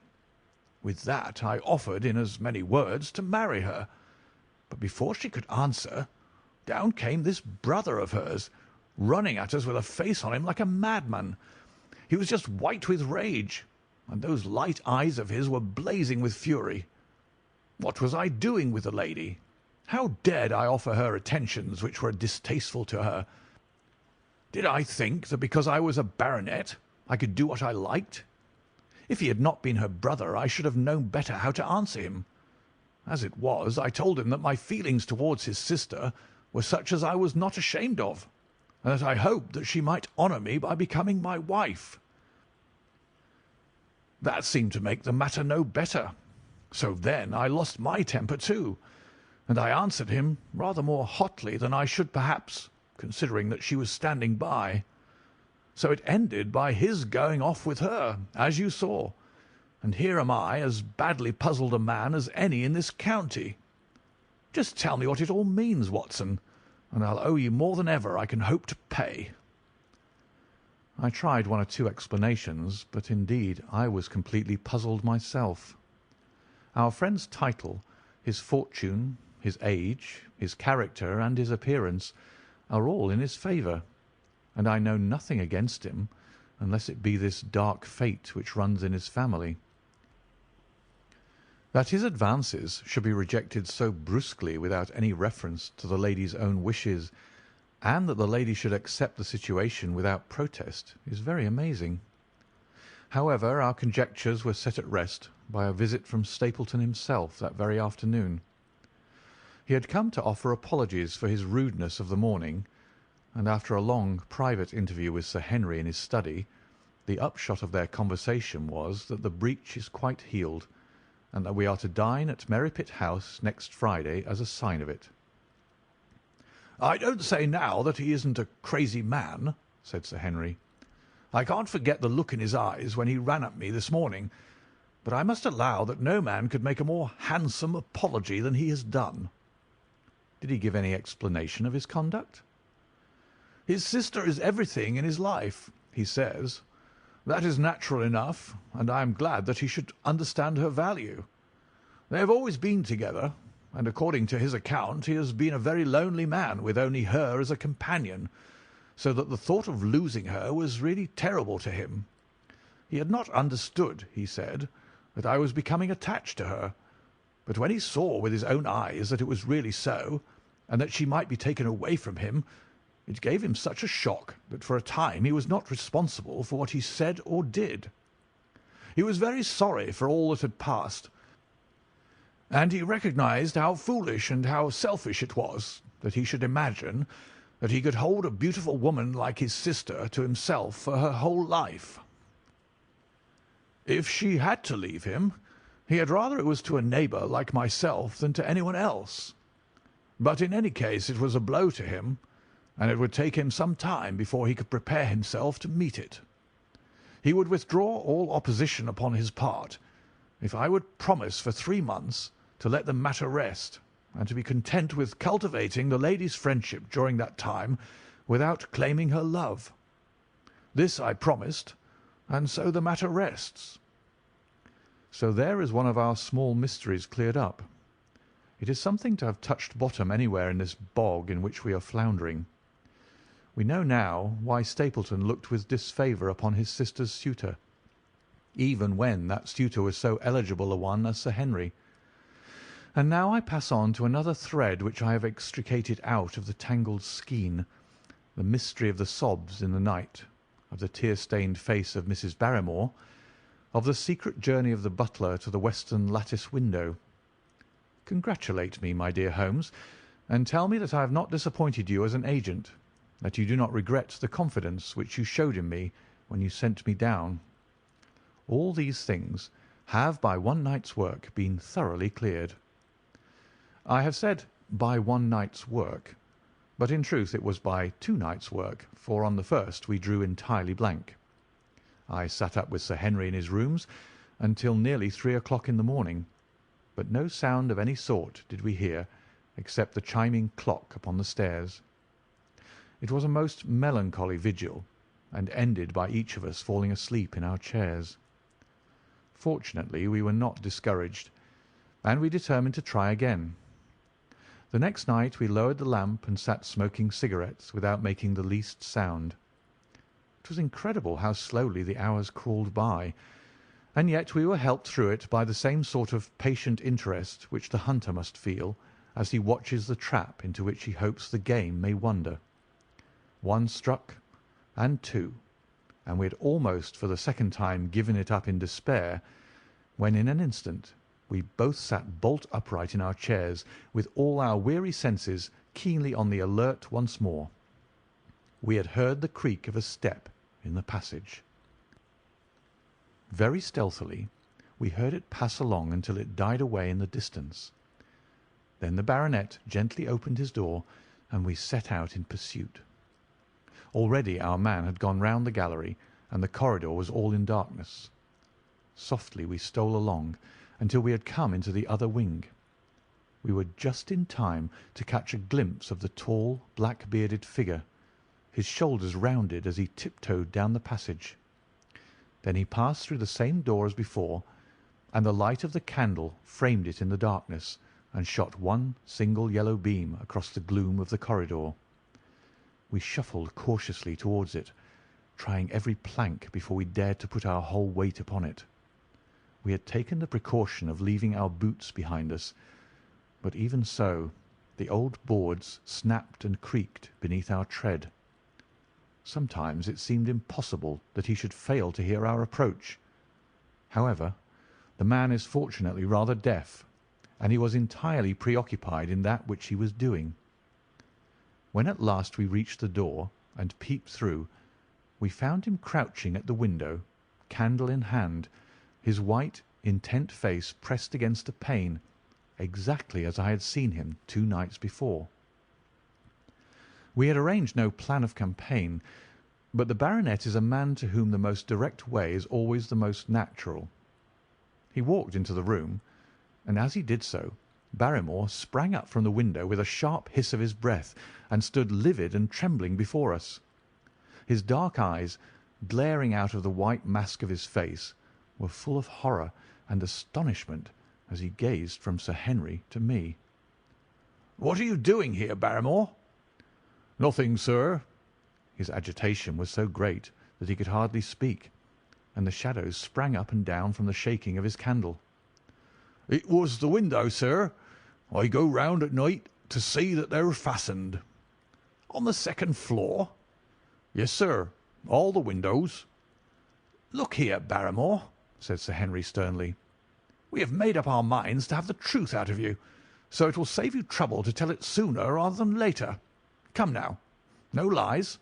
What were you doing at that window?"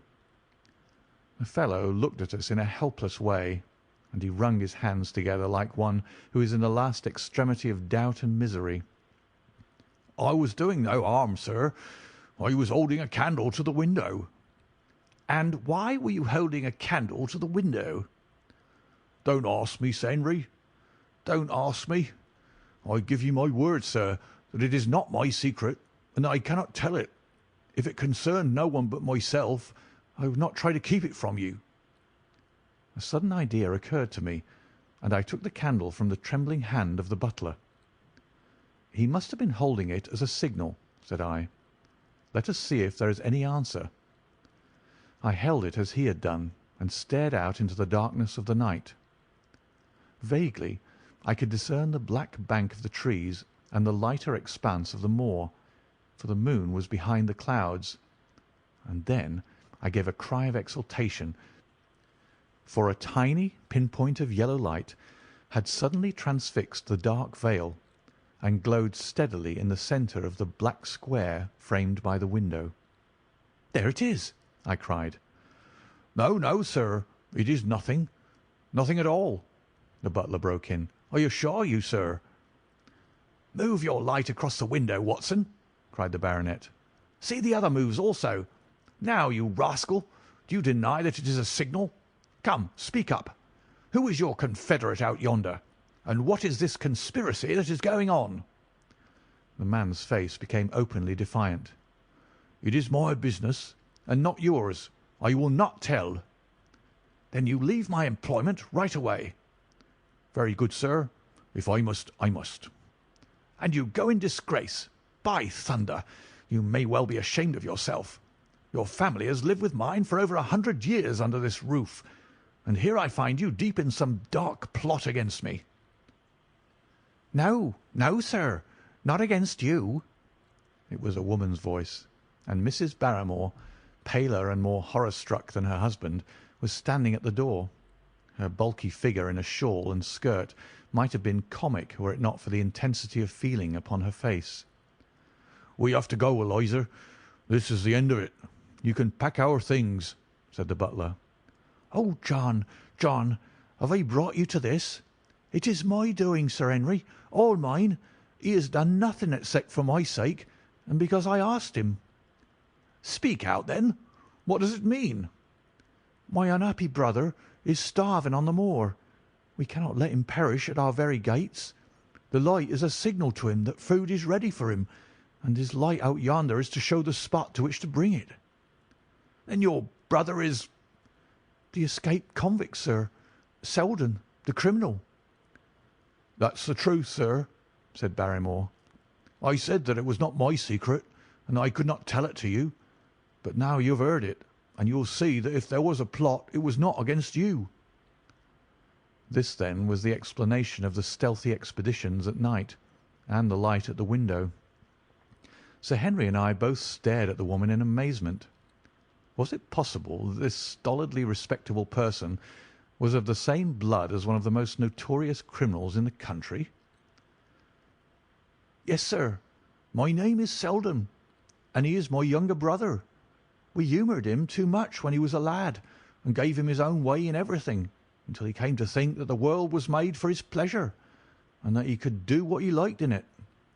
Then, as he grew older, he met wicked companions, and the devil entered into him until he broke my mother's heart and dragged her name in the dirt. From crime to crime he sank lower and lower, until it is only the mercy of God which has snatched him from the scaffold. But to me, sir, he was always a little curly-headed boy that I had nursed and played with as an elder sister would. That was why he broke prison, sir. He knew that I was here, and that we could not refuse to help him. When he dragged himself here one night, weary and starving, with the warders hard at his heels, what could we do? We took him in and fed him and cared for him. Then you returned, sir, and my brother thought he would be safer on the moor than anywhere else until the hue and cry was over, so he lay in hiding there. But every second night we made sure if he was still there by putting a light in the window, and if there was an answer, my husband took out some bread and meat to him. Every day we hoped that he was gone, but as long as he was there, we couldn't desert him. That is the old truth, as I am an honest Christian woman, and you'll see that if there is a blame in the matter, it doesn't lie with my husband, but with me, for whose sake he's done all that he has." The woman's words came with an intense earnestness, which carried conviction with them. "Is this true, Barrymore?" "Yes, Sir Henry, every word of it." "Well, I cannot blame you for standing by your own wife. Forget what I've said. Go to your room, you two, and we shall talk further about this matter in the morning." When they were gone, we looked out of the window again. Sir Henry had flung it open, and the cold night wind beat in upon our faces. Far away in the black distance there still glowed that one tiny point of yellow light. "I wonder he dares," said Sir Henry. "It may be so placed as to be only visible from here." "Very likely. How far do you think it is?" "Out by the Cleft Tor, I think." "Not more than a mile or two off." "Hardly that." "Well, it cannot be far if Barrymore had to carry out the food to it, and he's waiting, this villain, beside that candle. By thunder, Watson, I'm going out to take that man." The same thought had crossed my own mind. It was not as if the Barrymores had taken us into their confidence. Their secret had been forced from them. The man was a danger to the community, an unmitigated scoundrel for whom there was neither pity nor excuse. We were only doing our duty in taking this chance of putting him back where he could do no harm. With this brutal and violent nature, others would have to pay the price if we held our hands. Any night, for example, our neighbours the Stapletons might be attacked by him, and it may have been the thought of this which made Sir Henry so keen upon the adventure. "I'll come," said I. "Then get your revolver and put on your boots. The sooner we start the better, as the fellow may put out this light and be off." In 5 minutes we were outside the door, starting upon our expedition. We hurried through the dark shrubbery, amid the dull moaning of the autumn wind and the rustle of the falling leaves. The night air was heavy with the smell of damp and decay. Now and again the moon peeped out for an instant, but clouds were driving over the face of the sky, and just as we came out on the moor, a thin rain began to fall. The light still burned steadily in front. "Are you armed?" I asked. "I have a hunting crop." We must close in on him rapidly, for he is said to be a desperate fellow. We shall take him by surprise and have him at our mercy before he can resist." "I say, Watson," said the baronet, "what would Holmes say to this? How about that hour of darkness in which the power of evil is exalted?" As if in answer to his words, there rose suddenly out of the vast gloom of the moor that strange cry which I had already heard upon the borders of the great Grimpen Mire. It came with the wind through the silence of the night, a long, deep mutter, then a rising howl, and then the sad moan in which it died away. Again and again it sounded, the whole air throbbing with it, strident, wild, and menacing. The baronet caught my sleeve, and his face glimmered white through the darkness. "My God, what's that, Watson?" "I don't know. It's a sound they have on the moor. I heard it once before." It died away, and an absolute silence closed in upon us. We stood straining our ears, but nothing came.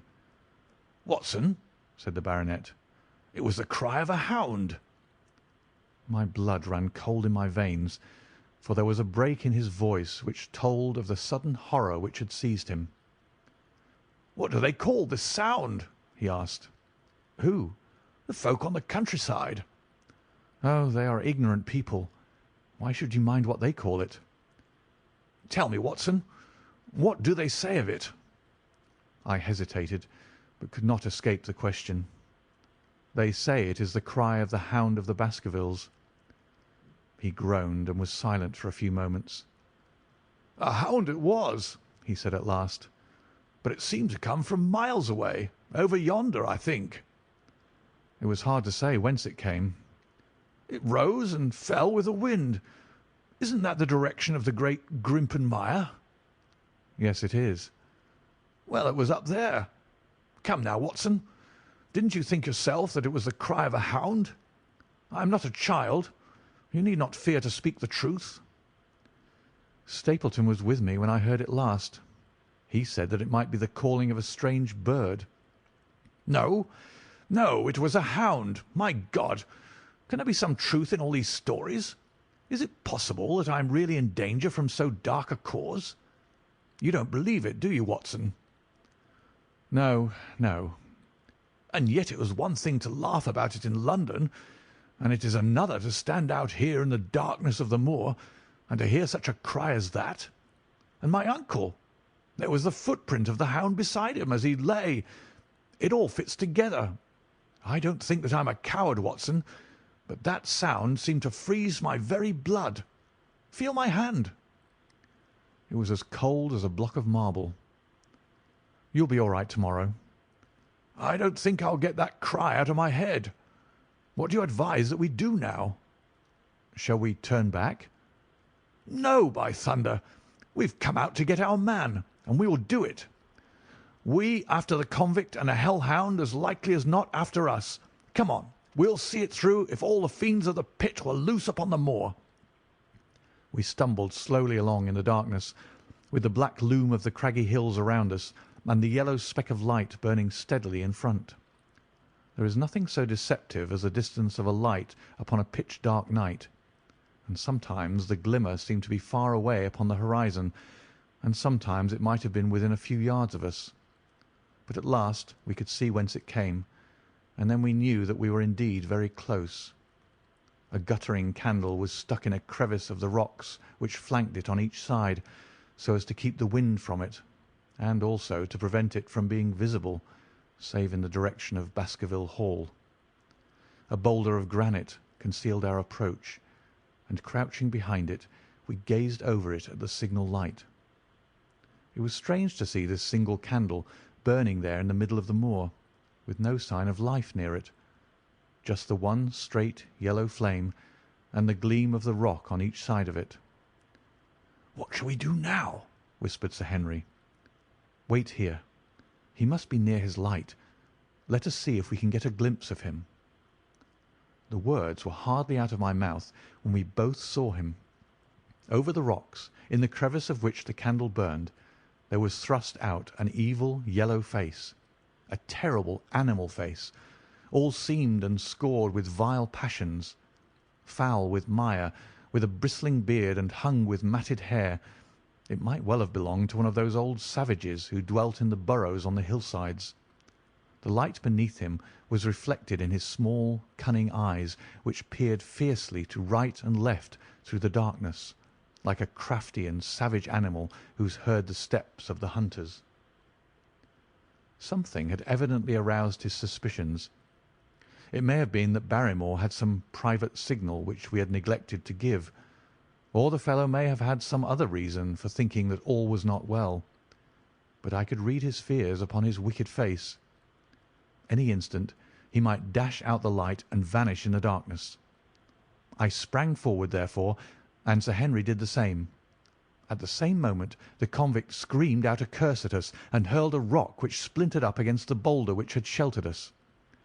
I caught one glimpse of his short, squat, strongly built figure as he sprang to his feet and turned to run. At the same moment, by a lucky chance, the moon broke through the clouds.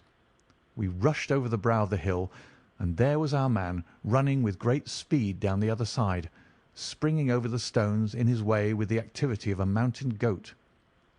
A lucky long shot of my revolver might have crippled him, but I brought it only to defend myself if attacked, and not to shoot an unarmed man who was running away. We were both swift runners, and in fairly good training, but we soon found that we had no chance of overtaking him. We saw him for a long time in the moonlight, until he was only a small speck moving swiftly among the boulders upon the side of a distant hill. We ran and ran until we were completely blown, but the space between us grew ever wider. Finally we stopped and sat panting on two rocks while we watched him disappearing in the distance.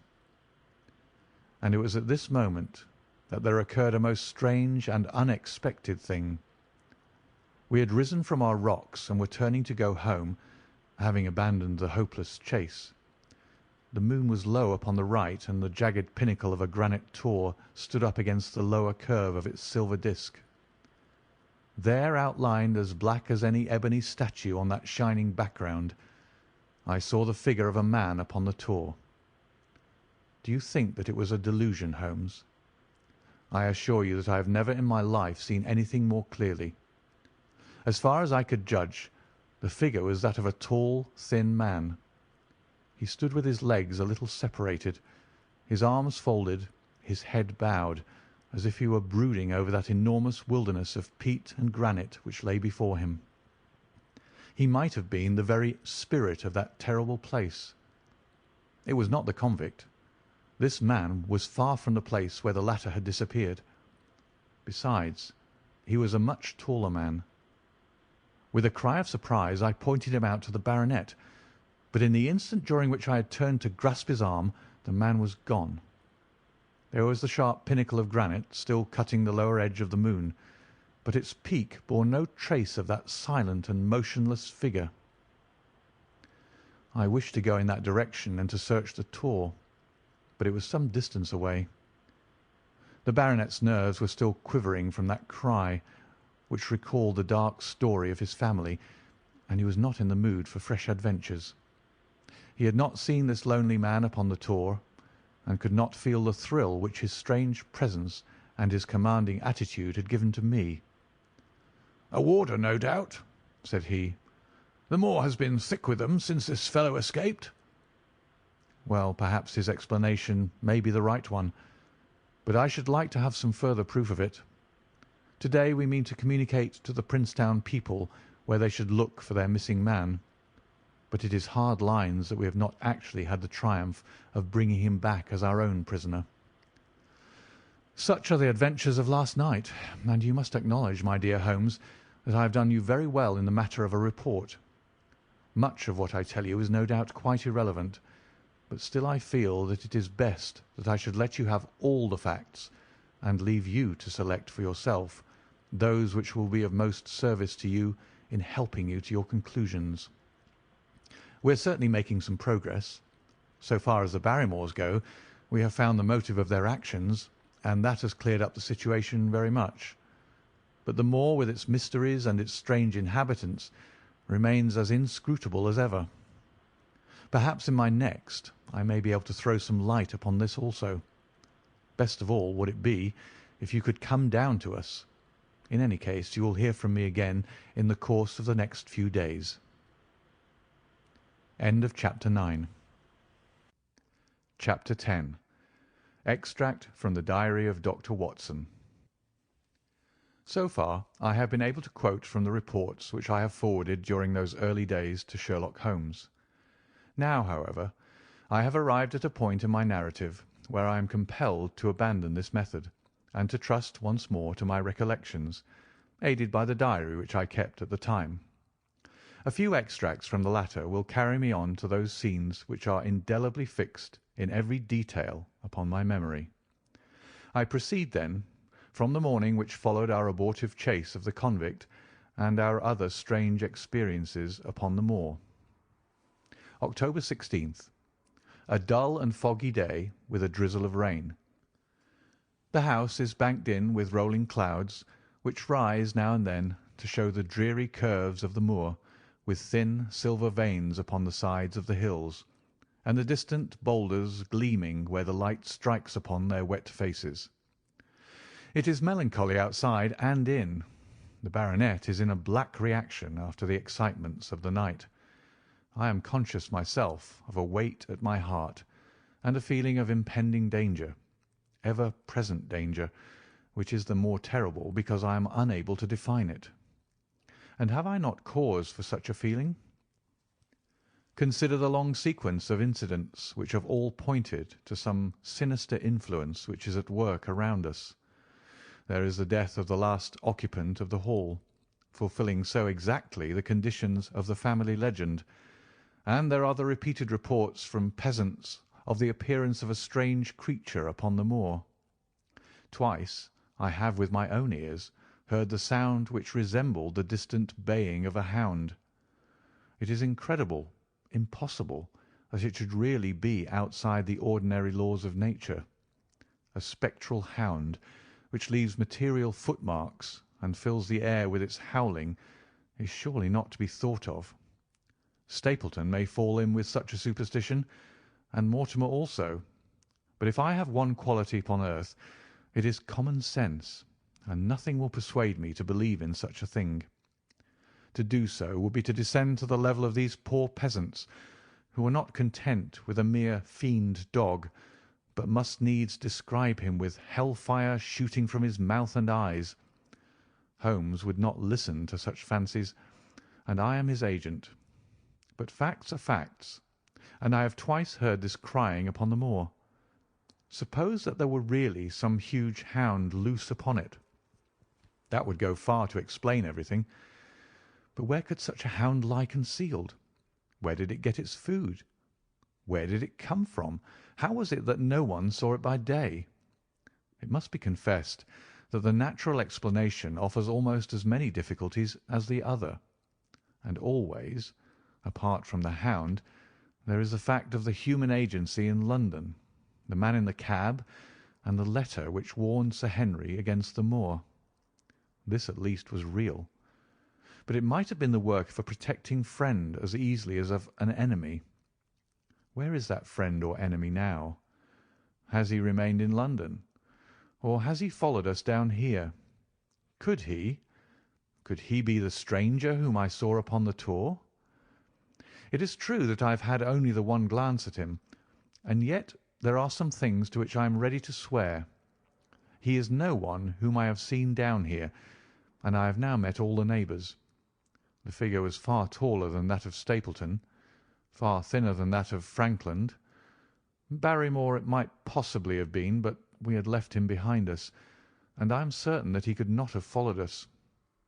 A stranger, then, is still dogging us, just as a stranger dogged us in London. We've never shaken him off. If I could lay my hands upon that man, then at last we might find ourselves at the end of all our difficulties. To this one purpose I must now devote all my energies.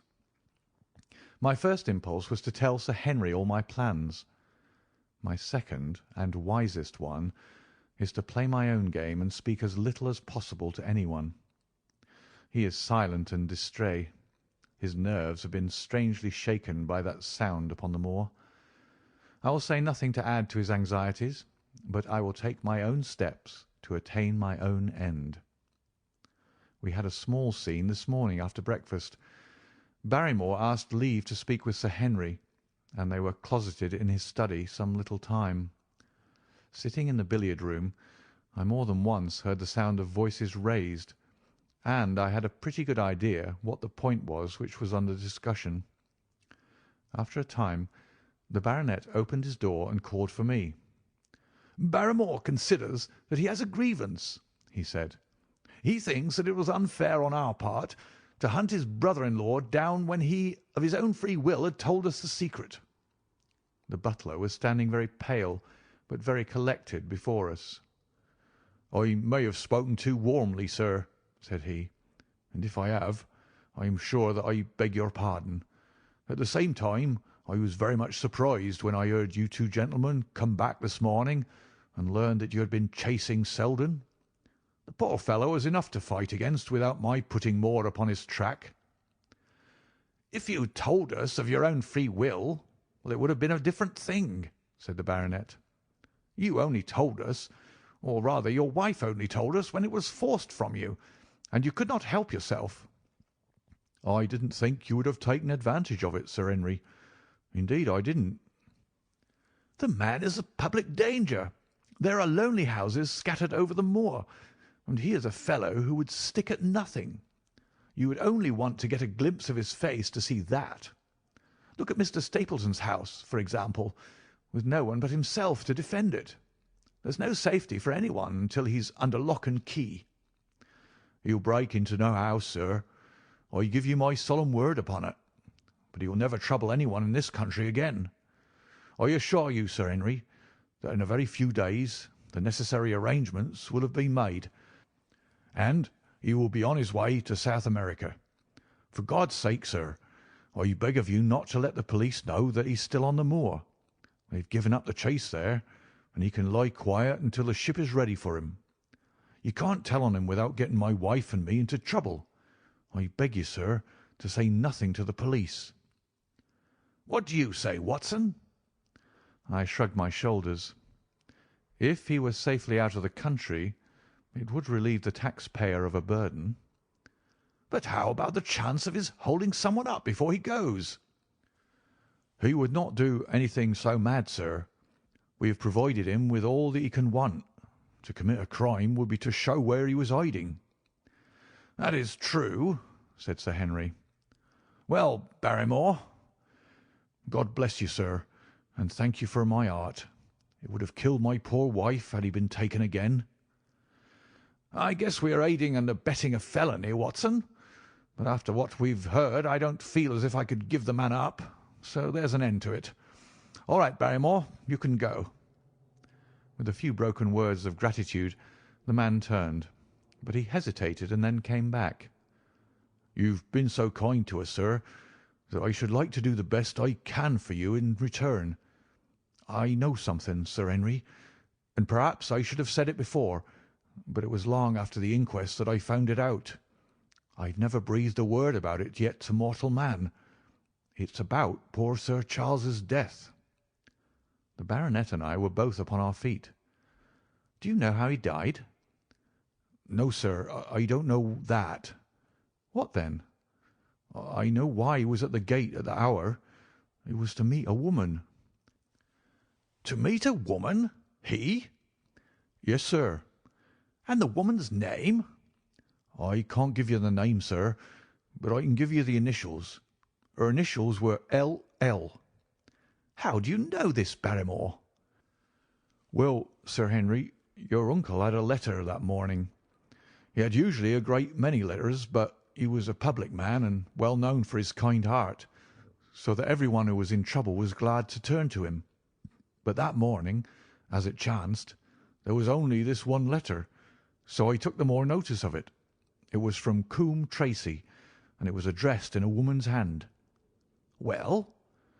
"Well, sir, I thought no more of the matter, and never would have done that had it not been for my wife. Only a few weeks ago she was cleaning out Sir Charles's study. It had never been touched since his death, and she found the ashes of a burned letter in the back of the grate.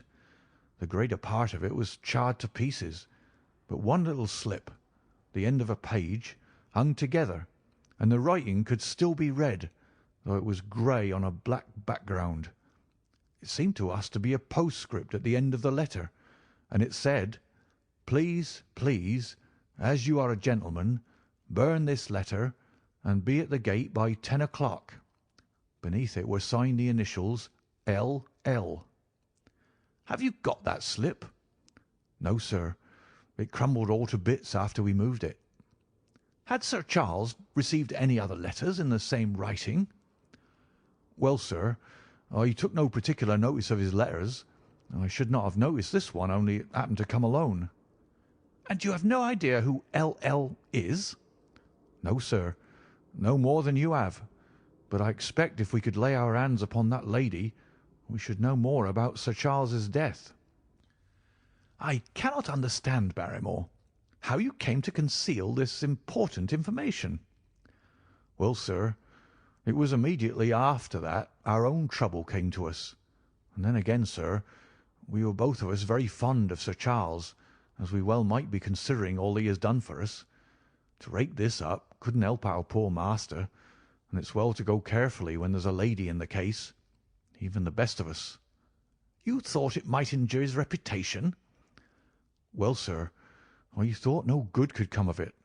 But now you've been kind to us, and I feel as if it would be treating you unfairly not to tell you all that I know about the matter. Very good, Barrymore. You can go. When the butler had left us, Sir Henry turned to me. Well, Watson, what do you think of this new light? It seems to leave the darkness rather blacker than before. So I think. But if we can only trace L.L., it should clear up the whole business. We've gained that much. We know that there's someone who has the facts if we can only find her.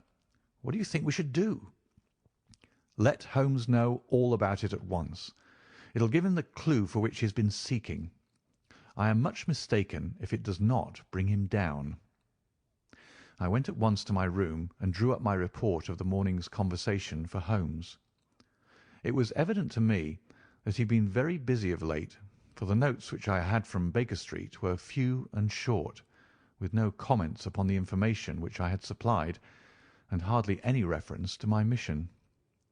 No doubt his blackmailing case is absorbing all his faculties. And yet this new factor must surely arrest his attention and renew his interest. I wish that he were here. October 17th. All day today the rain poured down, rustling on the ivy and dripping from the eaves. I thought of the convict out upon the bleak, cold, shelterless moor. Poor devil! Whatever his crimes, he's suffered something to atone for them. And then I thought of that other one, the face in the cab, the figure against the moon. Was he also out in that deluge, the unseen watcher, the man of darkness? In the evening I put on my waterproof, and I walked far upon the sodden moor, full of dark imaginings, the rain beating upon my face and the wind whistling about my ears. God help those who wander into the great mire now, for even the firm uplands are becoming a morass. I found the black tor upon which I had seen the solitary watcher, and from its craggy summit I looked out myself across the melancholy downs. Rain squalls drifted across their russet face, and the heavy, slate-coloured clouds hung low over the landscape, trailing in grey wreaths down the sides of the fantastic hills. In the distant hollow on the left, half hidden by the mist, the two thin towers of Baskerville Hall rose above the trees. They were the only signs of human life which I could see, save only those prehistoric huts which lay thickly upon the slopes of the hills. Nowhere was there any trace of that lonely man whom I had seen on the same spot 2 nights before. As I walked back I was overtaken by Dr. Mortimer, driving in his dog-cart over a rough moorland track which led from the outlying farmhouse of Foulmire. He has been very attentive to us, and hardly a day has passed that he has not called at the Hall to see how we are getting on. he insisted upon my climbing into his dog-cart, and he gave me a lift homeward. I found him much troubled over the disappearance of his little spaniel. It had wandered onto the moor and had never come back. I gave him such consolation as I might, but I thought of the pony on the Grimpen Mire, and I do not fancy that he will see his little dog again. "By the way, Mortimer," said I, as we jolted along the rough road, "I suppose there are few people living within driving distance of this whom you do not know?" "Hardly any, I think." "Can you, then, tell me the name of any woman whose initials are L.L.?" He thought for a few minutes. "No," said he. "There are a few gipsies and labouring folk for whom I can't answer, but among the farmers or gentry there is no one whose initials are those. Wait a bit, though," he added after a pause. "There is Laura Lyons. Her initials are L.L., but she lives in Coombe Tracey." "Who is she?" I asked. "She is Franklin's daughter." "What, old Franklin the Crank?" "Exactly. She married an artist named Lyons, who came sketching on the moor. He proved to be a blackguard and deserted her. The fault, from what I hear, may not have been entirely on one side. Her father refused to have anything to do with her because she had married without his consent, and perhaps for one or two other reasons as well. So between the old sinner and the young one, the girl has had a pretty bad time." "How does she live?" "I fancy old Franklin allows her a pittance, but it cannot be more, for his own affairs are considerably involved. Whatever she may have deserved, one could not allow her to go hopelessly to the bad. Her story got about, and several of the people here did something to enable her to earn an honest living. Stapleton did for one, and Sir Charles for another. I gave a trifle myself. It was to set her up in a typewriting business." He wanted to know the object of my inquiries, but I managed to satisfy his curiosity without telling him too much, for there is no reason why we should take anyone into our confidence. Tomorrow morning I shall find my way to Coombe Tracey, and if I can see this Mrs. Laura Lyons, of equivocal reputation, a long step will have been made towards clearing one incident in this chain of mysteries.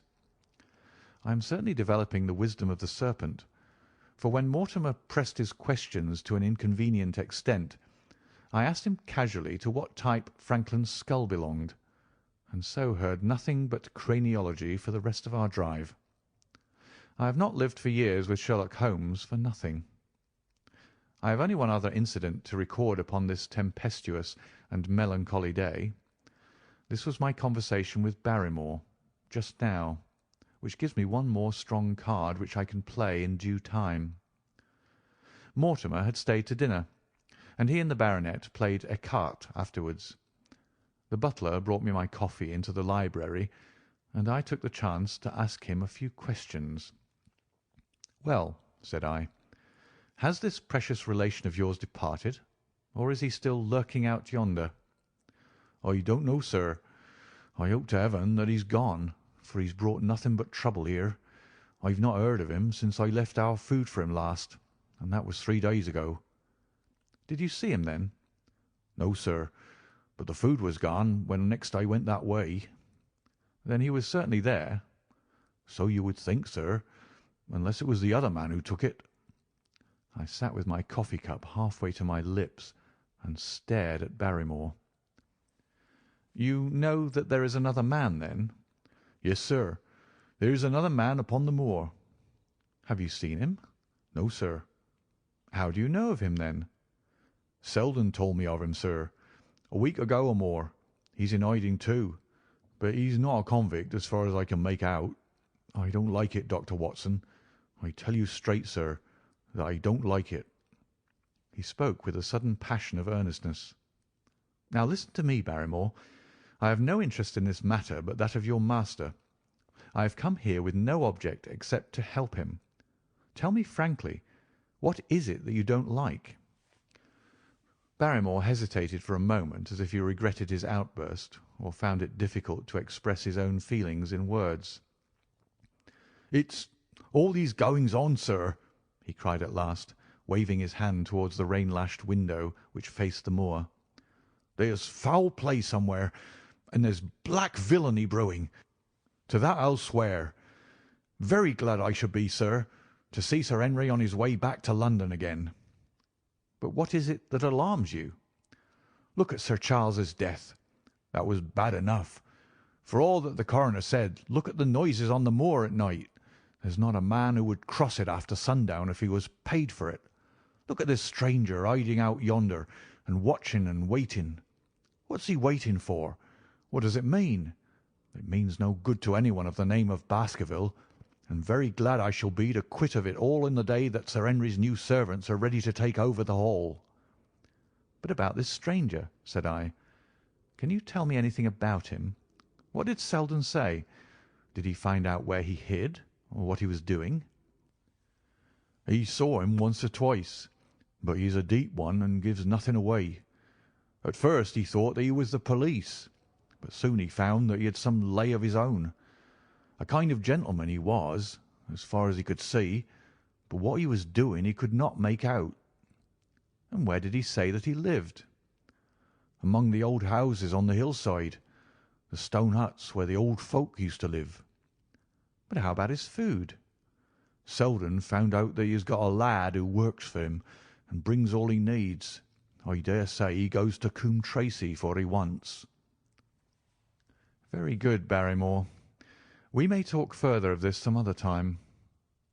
When the butler had gone, I walked over to the black window, and I looked through a blurred pane at the driving clouds and at the tossing outline of the wind-swept trees. It is a wild night indoors, and what must it be in Stone Hut upon the moor?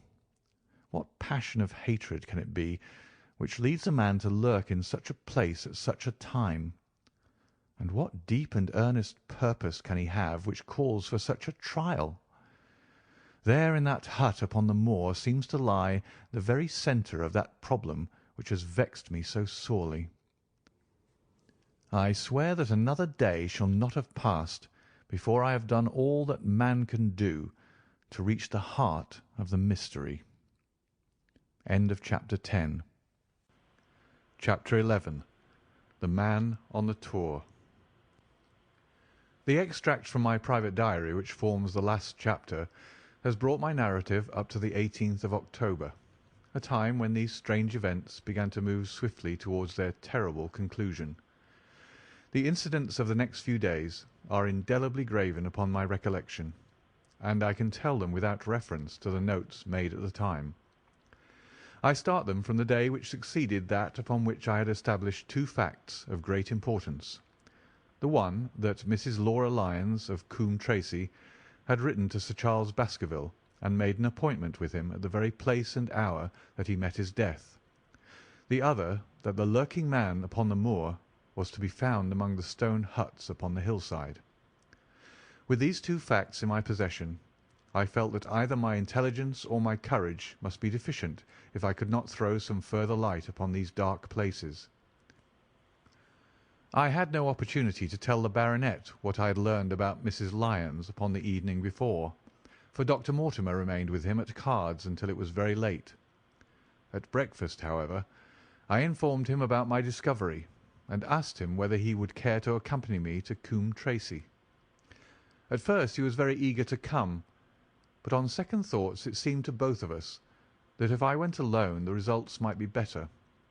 The more formal we made the visit, the less information we might obtain. I left Sir Henry behind, therefore, not without some prickings of conscience, and drove off upon my new quest. When I reached Coombe Tracey, I told Perkins to put up the horses, and I made inquiries for the lady whom I had come to interrogate. I had no difficulty in finding her rooms, which were central and well appointed. A maid showed me in without ceremony, and as I entered the sitting-room, a lady who was sitting before a Remington typewriter sprang up with a pleasant smile of welcome. Her face fell, however, when she saw that I was a stranger, and she sat down again and asked me the object of my visit. The first impression left by Mrs. Lyons was one of extreme beauty. Her eyes and hair were of the same rich hazel colour, and her cheeks, though considerably freckled, were flushed with the exquisite bloom of the brunette, the dainty pink which lurks at the heart of the sulphur rose. Admiration was, I repeat, the first impression, but the second was criticism. There was something subtly wrong with the face, some coarseness of expression, some hardness, perhaps, of eye, some looseness of lip, which marred its perfect beauty. But these, of course, are afterthoughts. At the moment I was simply conscious that I was in the presence of a very handsome woman, and that she was asking me the reasons for my visit. I had not quite understood until that instant how delicate my mission was. "I have the pleasure," said I, "of knowing your father." It was a clumsy introduction, and the lady made me feel it. "There is nothing in common between my father and me," she said. "I owe him nothing, and his friends are not mine. If it were not for the late Sir Charles Baskerville and some other kind hearts, I might have starved for all that my father cared." "It was about the late Sir Charles Baskerville that I have come here to see you." The freckles started out on the lady's face. "What can I tell you about him?" she asked, and her fingers played nervously over the stops of her typewriter. "You knew him, did you not?" "I have already said that I owe a great deal to his kindness.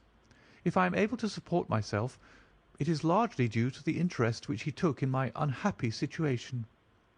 "Did you correspond with him?" The lady looked quickly up with an angry gleam in her hazel eyes. "What is the object of these questions?" she asked sharply. "The object is to avoid a public scandal. It is better that I should ask them here than that the matter should pass outside our control." She was silent, and her face was still very pale. At last she looked up with something reckless and defiant in her manner. "Well, I'll answer," she said. "What are your questions?" "Did you correspond with Sir Charles?" "I certainly wrote to him once or twice, to acknowledge his delicacy and his generosity." "Have you the dates of these letters?" "No." "Have you ever met him?" "Yes, once or twice, when he came into Coombe Tracey. He was a very retiring man, and he preferred to do good by stealth." "But if you saw him so seldom and wrote so seldom, how did he know enough about your affairs to be able to help you, as you say that he has done?" She met my difficulty with the utmost readiness. "There were several gentlemen who knew my sad history and united to help me. One was Mr. Stapleton, a neighbour and intimate friend of Sir Charles's. He was exceedingly kind, and it was through him that Sir Charles learned about my affairs." I knew already that Sir Charles Baskerville had made Stapleton his almoner upon several occasions, so the lady's statement bore the impress of truth upon it. "Did you ever write to Sir Charles asking him to meet you?" I continued. Mrs. Lyons flushed with anger again. "Really, sir, this is a very extraordinary question." "I am sorry, madam, but I must repeat it." "Then I answer, certainly not." "Not on the very day of Sir Charles's death?" The flush had faded in an instant, and a deathly face was before me. Her dry lips could not speak the "no" which I saw rather than heard. "Surely your memory deceives you," said I. "I could even quote a passage of your letter. It ran, 'Please, please, as you are a gentleman, burn this letter and be at the gate by 10 o'clock.'" I thought that she had fainted, but she recovered herself by a supreme effort. "Is there no such thing as a gentleman?" she gasped. "You do Sir Charles an injustice. He did burn the letter, but sometimes a letter may be legible even when burned. You acknowledge now that you wrote it." "Yes, I did write it," she cried, pouring out her soul in a torrent of words. "I did write it. Why should I deny it? I have no reason to be ashamed of it. I wished him to help me. I believed that if I had an interview I could gain his help, so I asked him to meet me." "But why at such an hour?" "Because I had only just learned that he was going to London next day and might be away for months. There were reasons why I could not get there earlier." "But why a rendezvous in the garden instead of a visit to the house?" Do you think a woman could go alone at that hour to a bachelor's house?" "Well, what happened when you did get there?" "I never went." "Mrs. Lyons!" "No, I swear it to you on all I hold sacred. I never went. Something intervened to prevent me going." "What was that?" "That is a private matter. I cannot tell it." "You acknowledge, then, that you made an appointment with Sir Charles at the very hour and place at which he met his death, but you deny that you kept the appointment?" "That is the truth." Again and again I cross-questioned her, but I could never get past that point. "Mrs. Lyons," said I, as I rose from this long and inconclusive interview, "you are taking a very great responsibility and putting yourself in a very false position by not making an absolute clean breast of all that you know. If I have to call in the aid of the police, you will find how seriously you are compromised. If your position is innocent, why did you in the first instance deny having written to Sir Charles upon that date?" "Because I feared that some false conclusion might be drawn from it, and that I might find myself involved in a scandal." "And why were you so pressing that Sir Charles should destroy your letter?" "If you had read the letter you will know." "I did not say that I had read all the letter." "You quoted some of it." "I quoted the postscript. The letter had, as I said, been burned, and it was not all legible. I ask you once again why it was that you were so pressing that Sir Charles should destroy this letter which he received on the day of his death?" "The matter is a very private one." "The more reason why you should avoid a public investigation." "I will tell you then. If you have heard anything of my unhappy history, you will know that I made a rash marriage and had reason to regret it." "I have heard so much." "My life has been one incessant persecution from a husband whom I abhor. The law is upon his side, and every day I am faced by the possibility that he may force me to live with him. At the time that I wrote this letter to Sir Charles, I had learned that there was a prospect of my regaining my freedom if certain expenses could be met. It meant everything to me, peace of mind, happiness, self-respect, everything. I knew Sir Charles's generosity, and I thought that if he heard the story from my own lips he would help me." "Then how is it that you did not go?" "Because I received help in the interval from another source." "Why, then, did you not write to Sir Charles and explain this?" "So I should have done had I not seen his death in the paper next morning." The woman's story hung coherently together, and all my questions were unable to shake it. I could only check it by finding if she had indeed instituted divorce proceedings against her husband at or about the time of the tragedy. It was unlikely that she would dare to say that she had not been to Baskerville Hall if she really had been, for a trap would be necessary to take her there, and could not have returned to Coombe Tracey until the early hours of the morning. Such an excursion could not be kept secret. The probability was, therefore, that she was telling the truth, or at least a part of the truth. I came away baffled and disheartened. Once again I had reached that dead wall which seemed to be built across every path by which I tried to get at the object of my mission. And yet the more I thought of the lady's face and of her manner, the more I felt that something was being held back from me. Why should she turn so pale? Why should she fight against every admission until it was forced from her? Why should she have been so reticent at the time of the tragedy? Surely the explanation of all this could not be as innocent as she would have me believe. For the moment I could proceed no farther in that direction, but must turn back to that other clue which was to be sought for among the stone huts upon the moor. And that was a most vague direction. I realized it as I drove back and noted how hill after hill showed traces of the ancient people. Barrymore's only indication had been that the stranger lived in one of those abandoned huts, and many hundreds of them are scattered throughout the length and breadth of the moor. But I had my own experience for a guide, since it had shown me the man himself standing upon the summit of the Black Tor. That, then, should be the centre of my search. From there I should explore every hut upon the moor until I lighted upon the right one. If this man were inside it, I should find out from his own lips, at the point of my revolver, if necessary, who he was and why he had dogged us so long. He might slip away from us in the crowd of Regent Street, but it would puzzle him to do so upon the lonely moor. On the other hand, if I should find the hut and its tenant should not be within it, I must remain there, however long the vigil, until he returned. Holmes had missed him in London. It would indeed be a triumph for me if I could run him to earth where my master had failed.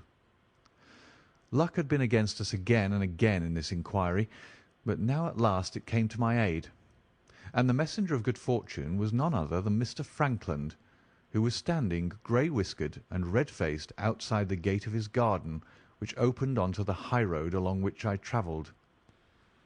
"Good day, Dr. Watson," cried he with unwonted good humour. "You must really give your horses a rest, and come in to have a glass of wine and to congratulate me." My feelings towards him were very far from being friendly after what I had heard of his treatment of his daughter, but I was anxious to send Perkins and the waggonette home, and the opportunity was a good one. I alighted and sent a message to Sir Henry that I should walk over in time for dinner. Then I followed Frankland into his dining-room. "It is a great day for me, sir. One of the red-letter days of my life," he cried with many chuckles. "I've brought off a double event. I mean to teach them in these parts that law is law, and that there is a man here who does not fear to invoke it. I have established a right of way through the centre of old Middleton's Park, slap across it, sir, within 100 yards of his own front door. What do you think of that? We'll teach these magnates that they cannot ride roughshod over the rights of the commoners, confound them. And I've closed the wood where the Fernworthy folk used to picnic. These infernal people seem to think that there are no rights of property, and that they can swarm where they like with their papers and their bottles. Both cases decided, Dr. Watson, and both in my favour. I haven't had such a day since I'd Sir John Morland for trespass because he shot in his own warren." "How on earth did you do that?" "Look it up in the book, sir. It'll repay reading. Frankland versus Morland, Court of Queen's Bench. It cost me £200, but I got my verdict."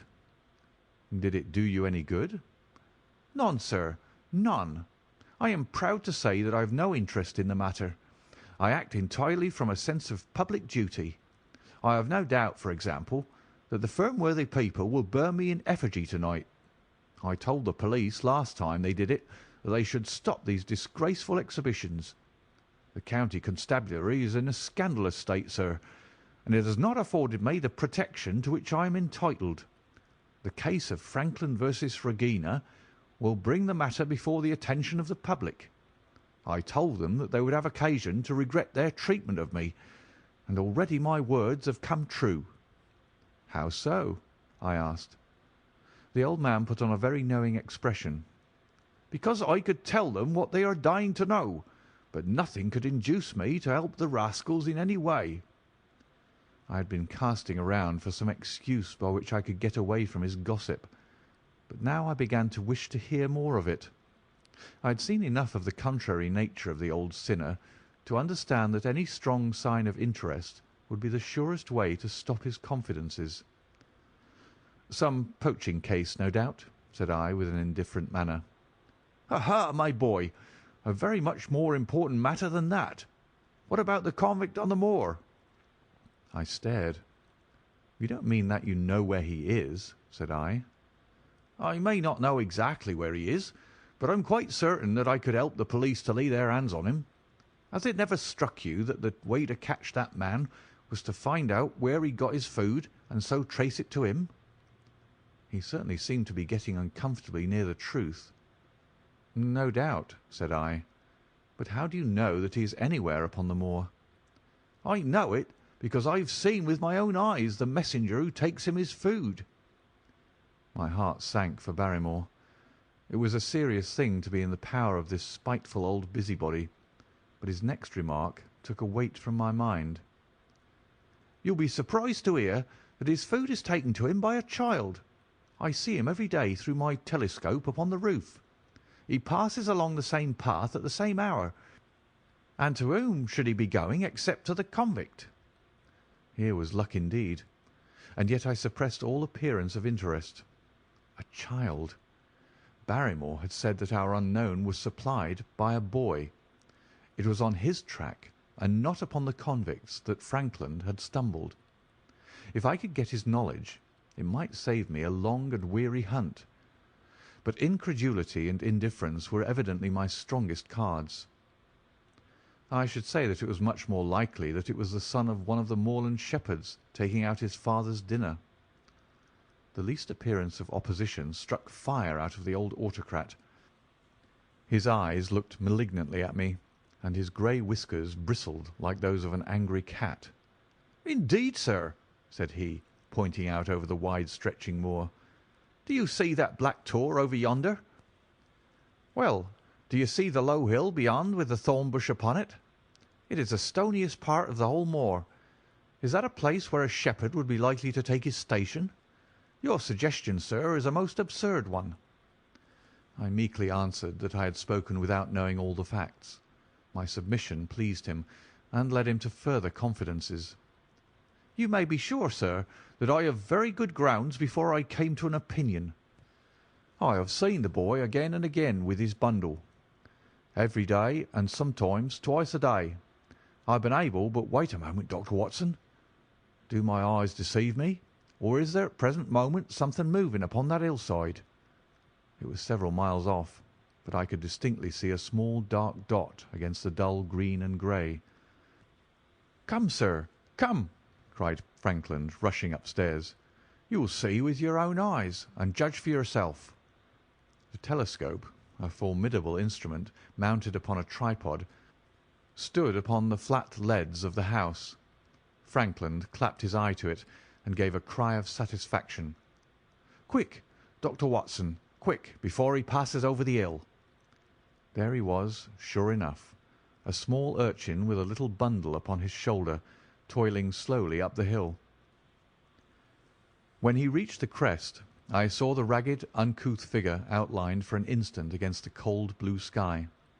He looked round him with a furtive and stealthy air, as one who dreads pursuit. Then he vanished over the hill. "Well, am I right?" "Certainly there is a boy who seems to have some secret errand." "And what that errand is, even a county constable could guess. But not one word shall they have from me, and I bind you to secrecy also, Dr. Watson. Not a word, you understand?" "Just as you wish." "They have treated me shamefully, shamefully. When the facts come out in Frankland versus Regina, I venture to think that a thrill of indignation will run through the country. Nothing would induce me to help the police in any way. For all they cared, it might have been me instead of my effigy, which these rascals burned at the stake. Surely you are not going? You will help me to empty the decanter in honour of this great occasion." But I resisted all his solicitations, and succeeded in dissuading him from his announced intention of walking home with me. I kept the road as long as his eye was on me, and then I struck off across the moor and made for the stony hill over which the boy had disappeared. Everything was working in my favour, and I swore that it should not be through lack of energy or perseverance that I should miss the chance which fortune had thrown in my way. The sun was already sinking when I reached the summit of the hill, and the long slopes beneath me were all golden green on one side and grey shadow on the other. A haze lay low upon the farthest skyline, out of which jutted the fantastic shapes of Belliver and Vixen Tor. Over the wide expanse there was no sound and no movement. One great grey bird, a gull or curlew, soared aloft in the blue heaven. He and I seemed to be the only living things between the huge arch of the sky and the desert beneath it. The barren scene, the sense of loneliness, and the mystery and urgency of my task all struck a chill into my heart. The boy was nowhere to be seen, but down beneath me in a cleft of the hills there was a circle of the old stone huts, and in the middle of them there was one which retained sufficient roof to act as a screen against the weather. My heart leapt within me as I saw it. This must be the burrow where the stranger lurked. At last my foot was on the threshold of his hiding place. His secret was within my grasp. As I approached the hut, walking as warily as Stapleton would do when with poised net he drew near the settled butterfly, I satisfied myself that the place had indeed been used as a habitation. A vague pathway among the boulders led to the dilapidated opening which served as a door. All was silent within. The unknown might be lurking there, or he might be prowling on the moor. My nerves tingled with the sense of adventure. Throwing aside my cigarette, I closed my hand upon the butt of my revolver, and, walking swiftly up to the door, I looked in. The place was empty. But there were ample signs that I had not come upon a false scent. This was certainly where the man lived. Some blankets, rolled in a waterproof, lay upon the very stone slab upon which Neolithic man had once slumbered. The ashes of a fire were heaped in a rude grate. Beside it lay some cooking utensils and a bucket half full of water. A litter of empty tins showed that the place had been occupied for some time, and I saw, as my eyes became accustomed to the checkered light, a pannikin and a half-full bottle of spirits standing in the corner. In the middle of the hut a flat stone served the purpose of a table, and upon this stood a small cloth bundle, the same, no doubt, which I had seen through the telescope upon the shoulder of the boy. It contained a loaf of bread, a tin tongue, and 2 tins of preserved peaches. As I set it down again, after having examined it, my heart leapt to see that beneath it there lay a sheet of paper with writing upon it. I raised it, and this was what I read, roughly scrawled in pencil: "Dr. Watson has gone to Coombe Tracey." For a minute I stood there with the paper in my hands, thinking out the meaning of this curt message. It was I, then, and not Sir Henry, who was being dogged by this secret man. He had not followed me himself, but he had set an agent, the boy perhaps, upon my track, and this was his report. Possibly I had taken no step since I had been upon the moor which had not been observed and reported. Always there was this feeling of an unseen force, a fine net drawn round us with infinite skill and delicacy, holding us so lightly that it was only at some supreme moment that one realized that one was indeed entangled in its meshes. If there was one report, there might be others, so I looked around the hut in search of them.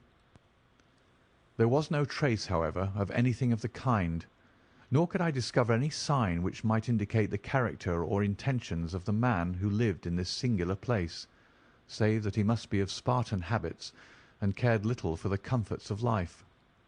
When I thought of the heavy rains and looked at the gaping roof, I understood how strong and immutable must be the purpose which had kept him in that inhospitable abode. Was he our malignant enemy, or was he by chance our guardian angel? I swore that I would not leave the hut until I knew. Outside the sun was sinking low, and the west was blazing with scarlet and gold. Its reflection was shot back in ruddy patches by the distant pools which lay amid the great Grimpen mire. There were the 2 towers of Baskerville Hall, and there a distant blur of smoke which marked the village of Grimpen. Between the two, behind the hill, was the house of the Stapletons. All was sweet and mellow and peaceful in the golden evening light, and yet, as I looked at them, my soul shared none of the peace of nature, but quivered at the vagueness and the terror of that interview which every instant was bringing nearer. With tingling nerves, but a fixed purpose, I sat in a dark recess of the hut, and waited with sombre patience for the coming of its tenant. And then at last I heard him. Far away came the sharp clink of a boot striking upon a stone, then another, and yet another, coming nearer and nearer. I shrank back into the darkest corner and cocked the pistol in my pocket, determined not to discover myself until I had an opportunity of seeing something of the stranger. There was a long pause which showed that he had stopped. Then once more the footsteps approached, and a shadow fell across the opening of the hut. "It is a lovely evening, my dear Watson," said a well-known voice. I really think that you will be more comfortable outside than in. End of chapter 11. Chapter 12. Death on the Moor. For a moment or two I sat breathless, hardly able to believe my ears. Then my senses and my voice came back to me, while a crushing weight of responsibility seemed in an instant to be lifted from my soul. That cold, incisive, ironical voice could belong to but one man in all the world. "Holmes!" I cried. "Holmes!" "Come out," said he, "and please be careful with the revolver." I stooped under the rude lintel, and there he sat upon a stone outside, his grey eyes dancing with amusement as they fell upon my astonished features. He was thin and worn, but clear and alert, his keen face bronzed by the sun and roughened by the wind. In his tweed suit and cloth cap he looked like any other tourist upon the moor, and he had contrived, with that cat-like love of personal cleanliness which was one of his characteristics, that his chin should be as smooth and his linen as perfect as if he were in Baker Street. "I never was more glad to see anyone in my life," said I, as I wrung him by the hand. "Or more astonished, eh?" "Well, I must confess to it." "The surprise was not all on one side, I assure you. I had no idea that you had found my occasional retreat, still less that you were inside it, until I was within 20 paces of the door." "My footprint, I presume?" "No, Watson. I fear that I could not undertake to recognize your footprint amid all the footprints of the world. If you seriously desire to deceive me, you must change your tobacconist, for when I see the stub of a cigarette marked Bradley, Oxford Street, I know that my friend Watson is in the neighbourhood. You will see it there beside the path. You threw it down, no doubt, at that supreme moment when you charged into the empty hut." "Exactly." "I thought as much, and knowing your admirable tenacity, I was convinced that you were sitting in ambush, a weapon within reach, waiting for the tenant to return. So you actually thought that I was the criminal?" "I did not know who you were, but I was determined to find out." "Excellent, Watson. And how did you localize me? You saw me, perhaps, on the night of the convict hunt, when I was so imprudent as to allow the moon to rise behind me?" "Yes, I saw you then." "And have no doubt searched all the huts until you came to this one?" "No, your boy has been observed, and that gave me a guide where to look." "The old gentleman with the telescope, no doubt." "I could not make it out when first I saw the light flashing upon the lens." He rose and peeped into the hut. "Ha! I see that Cartwright has brought up some supplies. What's this paper? So you've been to Coombe Tracey, have you?" "Yes." "To see Mrs. Laura Lyons?" "Exactly." "Well done. Our researches have evidently been running on parallel lines, and when we unite our results I expect we shall have a fairly full knowledge of the case." "Well, I'm glad from my heart that you are here, for indeed the responsibility and the mystery were both becoming too much for my nerves. But how in the name of wonder did you come here, and what have you been doing? I thought that you were in Baker Street working out that case of blackmailing." "That was what I wished you to think." "Then you use me and yet do not trust me?" I cried with some bitterness. "I think that I deserve better at your hands, Holmes."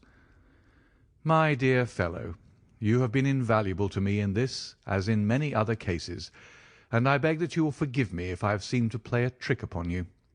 In truth, it was partly for your own sake that I did it, and it was my appreciation of the danger which you ran which led me to come down and examine the matter for myself. Had I been with Sir Henry and you, it is confident that my point of view would have been the same as yours, and my presence would have warned our very formidable opponents to be on their guard. As it is, I have been able to get about as I could not possibly have done had I been living in the Hall, and I remain an unknown factor in the business, ready to throw in all my weight at a critical moment." "But why keep me in the dark?" "For you to know could not have helped us, and might possibly have led to my discovery. You would have wished to tell me something, or in your kindness you would have brought me out some comfort or other, and so an unnecessary risk would be run. I brought Cartwright down with me. You remember the little chap at the express office, and he has seen after my simple wants, a loaf of bread and a clean collar. What does man want more? He has given me an extra pair of eyes upon a very active pair of feet, and both have been invaluable. Then my reports have all been wasted. My voice trembled as I recalled the pains and the pride with which I had composed them. Holmes took a bundle of papers from his pocket. Here are your reports, my dear fellow, and very well thumbed, I assure you. I made excellent arrangements, and they were only delayed one day upon their way. I must compliment you exceedingly upon the zeal and the intelligence which you have shown over an extraordinarily difficult case. I was still rather raw over the deception which had been practised upon me, but the warmth of Holmes's praise drove my anger from my mind. I felt also in my heart that he was right in what he had said, and that it was really best for our purpose that I should not have known that he was upon the moor. "That's better," said he, seeing the shadow rise from my face. "And now tell me the result of your visit to Mrs. Laura Lyons. It was not difficult for me to guess that it was to see her that you had gone, for I am already aware that she is the one person in Coombe Tracey who might be of service to us in the matter. In fact, if you had not gone to-day, it is exceedingly probable that I should have gone to-morrow." The sun had set and dusk was settling over the moor. The air had turned chill, and we withdrew into the hut for warmth. There, sitting together in the twilight, I told Holmes of my conversation with the lady. So interested was he that I had to repeat some of it twice before he was satisfied. "This is most important," said he when I had concluded. "It fills up a gap which I had been unable to bridge in this most complex affair. You are aware, perhaps, that a close intimacy exists between this lady and the man Stapleton." "I did not know of a close intimacy." "There can be no doubt about the matter. They meet, they write, there is a complete understanding between them. Now this puts a very powerful weapon into our hands. If I could only use it to detach his wife." "His wife?" "I am giving you some information now in return for all that you have given me. The lady who has passed here as Miss Stapleton is in reality his wife." "Good heavens, Holmes! Are you sure of what you say? How could he have permitted Sir Henry to fall in love with her?" "Sir Henry's falling in love could do no harm to anyone except Sir Henry. He took particular care that Sir Henry did not make love to her, as you have yourself observed. I repeat that the lady is his wife and not his sister." "But why this elaborate deception?" "Because he foresaw that she would be very much more useful to him in the character of a free woman." All my unspoken instincts, my vague suspicions, suddenly took shape and centred upon the naturalist.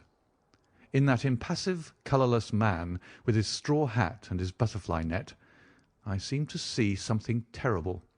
A creature of infinite patience and craft, with a smiling face and a murderous heart. "It is he, then, who is our enemy. It is he who dogged us in London." "So I read the riddle." "And the warning, it must have come from her." "Exactly." The shape of some monstrous villainy, half seen, half guessed, loomed through the darkness which had girt me so long. "But are you sure of this, Holmes? How do you know that the woman is his wife?" "Because he so far forgot himself as to tell you a true piece of autobiography upon the occasion when he first met you, and I dare say he has many a time regretted it since. He was once a schoolmaster in the north of England. Now there is no one more easy to trace than a schoolmaster. There are scholastic agencies by which one may identify any man who has been in the profession. A little investigation showed me that a school had come to grief under atrocious circumstances, and that the man who had owned it—the name was different—had disappeared with his wife. The descriptions agreed. When I learned that the missing man was devoted to entomology, the identification was complete. The darkness was rising, but much was still hidden by the shadows. "If this woman is in truth his wife, where does Mrs. Laura Lyons come in?" I asked. "That is one of the points upon which your own researches have shed a light. Your interview with the lady has cleared the situation very much. I did not know about a projected divorce between herself and her husband. In that case, regarding Stapleton as an unmarried man, she counted no doubt upon becoming his wife." "And when she is undeceived?" "Why, then we may find the lady of service. It must be our first duty to see her, both of us, to-morrow. Don't you think, Watson, that you are away from your charge rather long? Your place should be at Baskerville Hall." The last red streaks had faded away in the west, and night had settled upon the moor. A few faint stars were gleaming in a violet sky. "One last question, Holmes," I said as I rose. "Surely there's no need of secrecy between you and me. What is the meaning of it all? What is he after?" Holmes' voice sank as he answered. "It is murder, Watson. Refined, cold-blooded, deliberate murder. Do not ask me for particulars. My nets are closing upon him even as his are upon Sir Henry, and with your help he is already almost at my mercy. There is but one danger which can threaten us. It is that he should strike before we are ready to do so. Another day, 2 at the most, and I have my case complete. But until then guard your charge as closely as ever a fond mother watched her ailing child. Your mission to-day has justified itself, and yet I could almost wish that you had not left his side. Hark!" A terrible scream, a prolonged yell of horror and anguish, burst out of the silence of the moor. That frightful cry turned the blood to ice in my veins. "Oh, my God!" I gasped. "What is it? What does it mean?" Holmes had sprung to his feet, and I saw his dark, athletic outline at the door of the hut, his shoulders stooping, his head thrust forward, his face peering into the darkness. "Hush!" he whispered. "Hush!" The cry had been loud on account of its vehemence, but it had pealed out from somewhere far off on the shadowy plain. Now it burst upon our ears, nearer, louder, more urgent than before. "Where is it?" Holmes whispered, and I knew from the thrill of his voice that he, the man of iron, was shaken to the soul. "Where is it, Watson?" "There, I think." I pointed into the darkness.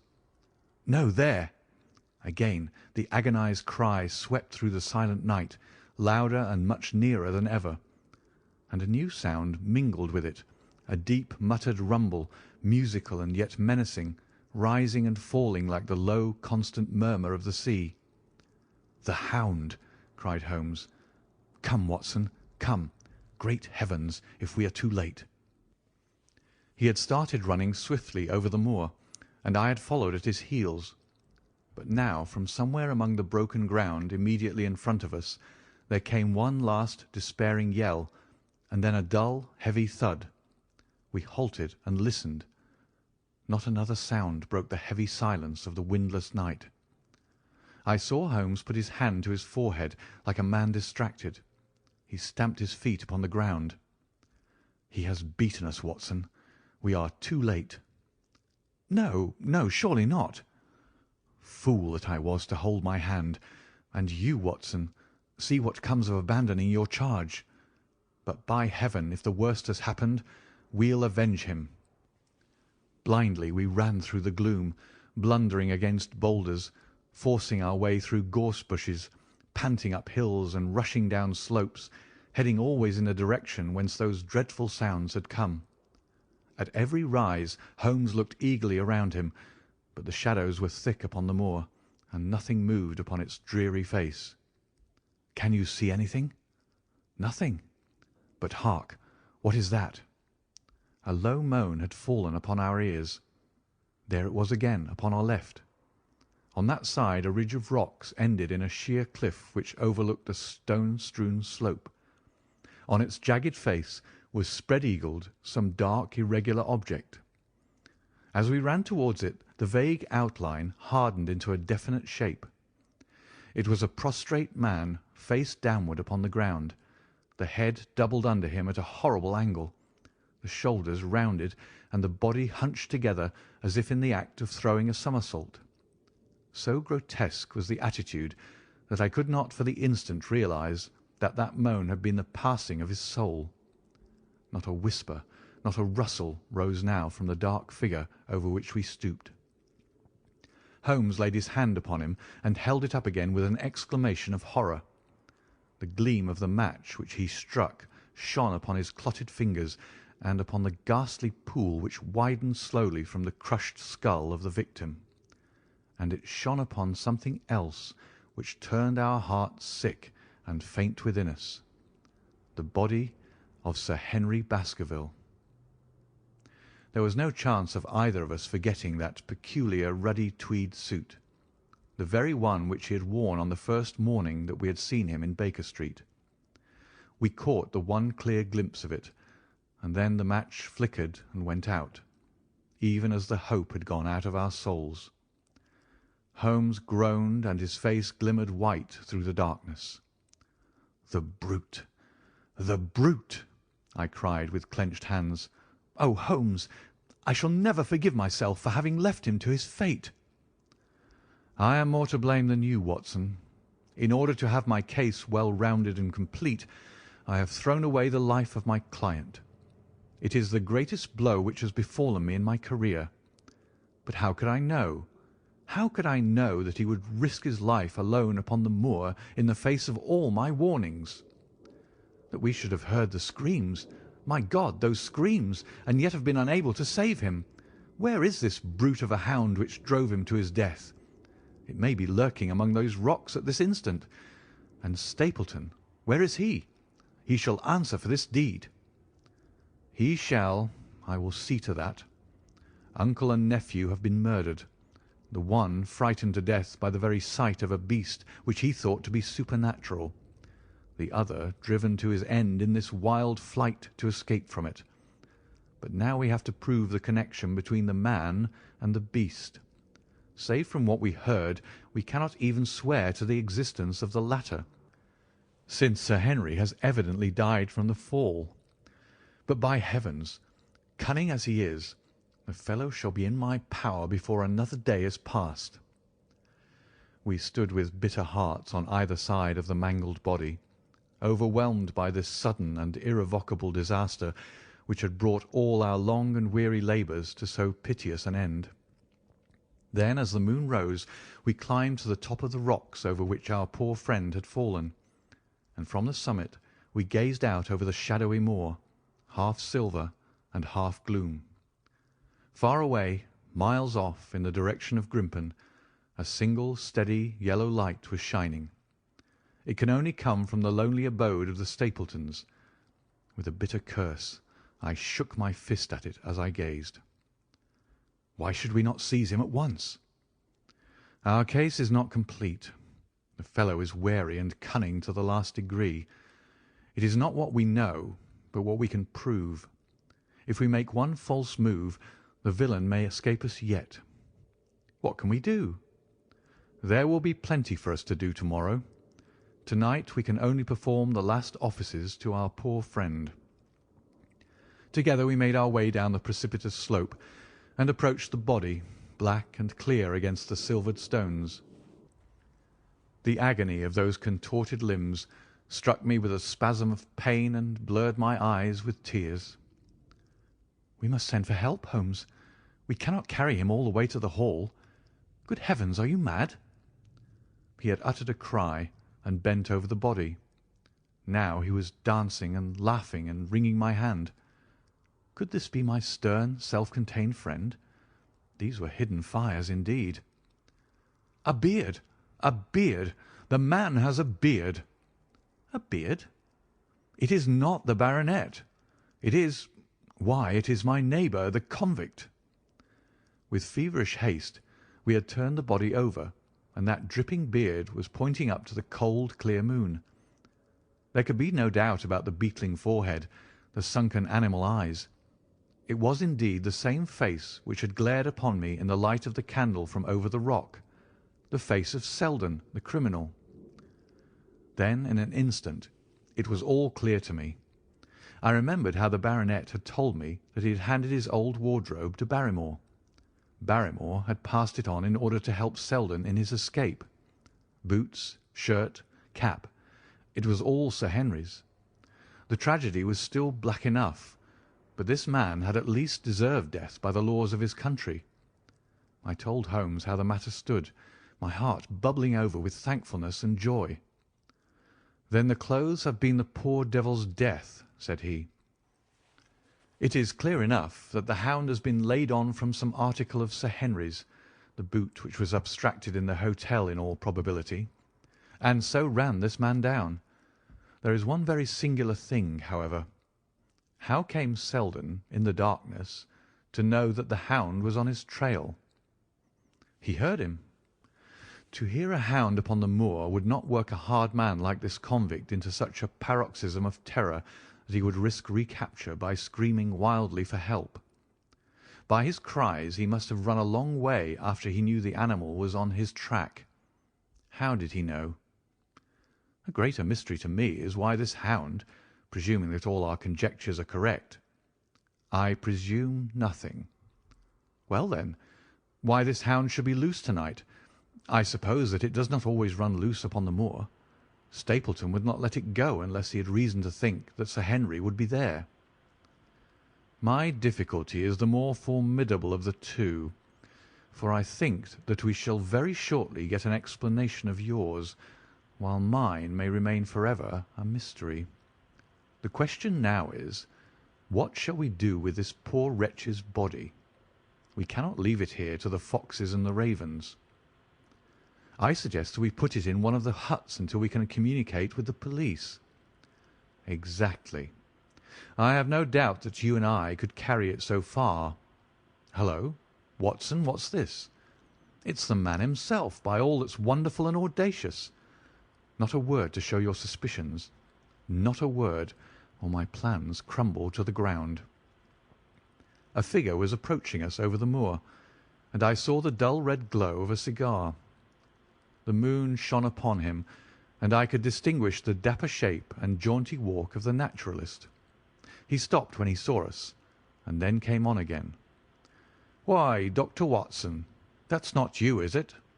You are the last man that I should have expected to see out on the moor at this time of night. But dear me, what's this? Somebody hurt? Not— Don't tell me that it is our friend Sir Henry." He hurried past me and stooped over the dead man.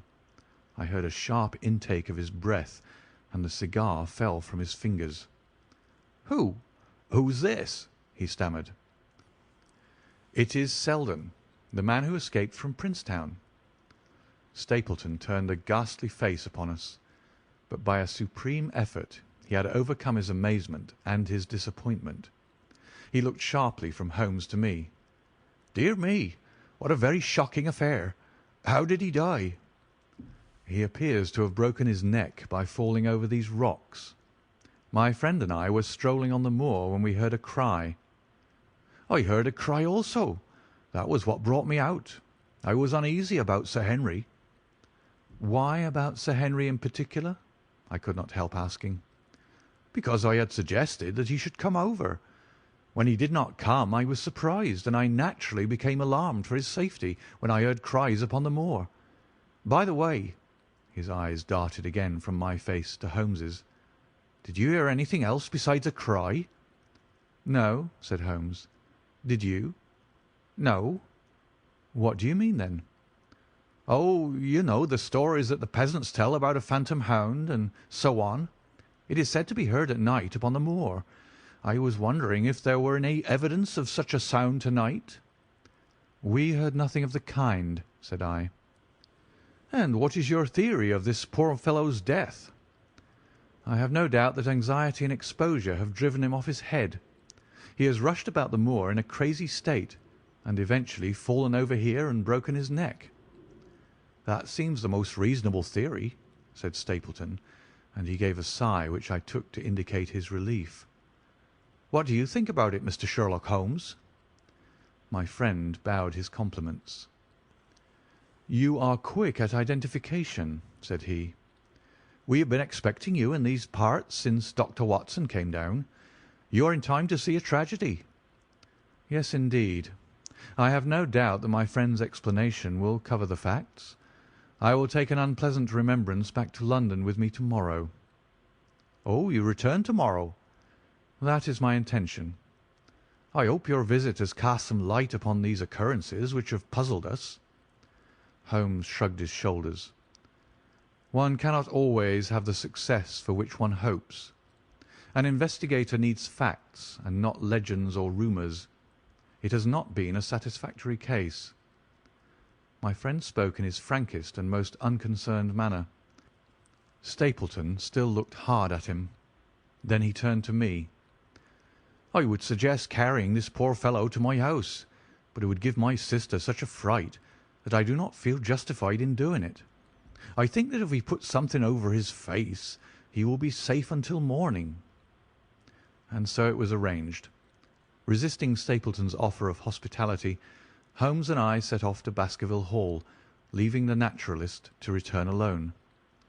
Looking back, we saw the figure moving slowly away over the broad moor, and behind him that one black smudge on the silvered slope, which showed where the man was lying who had come so horribly to his end.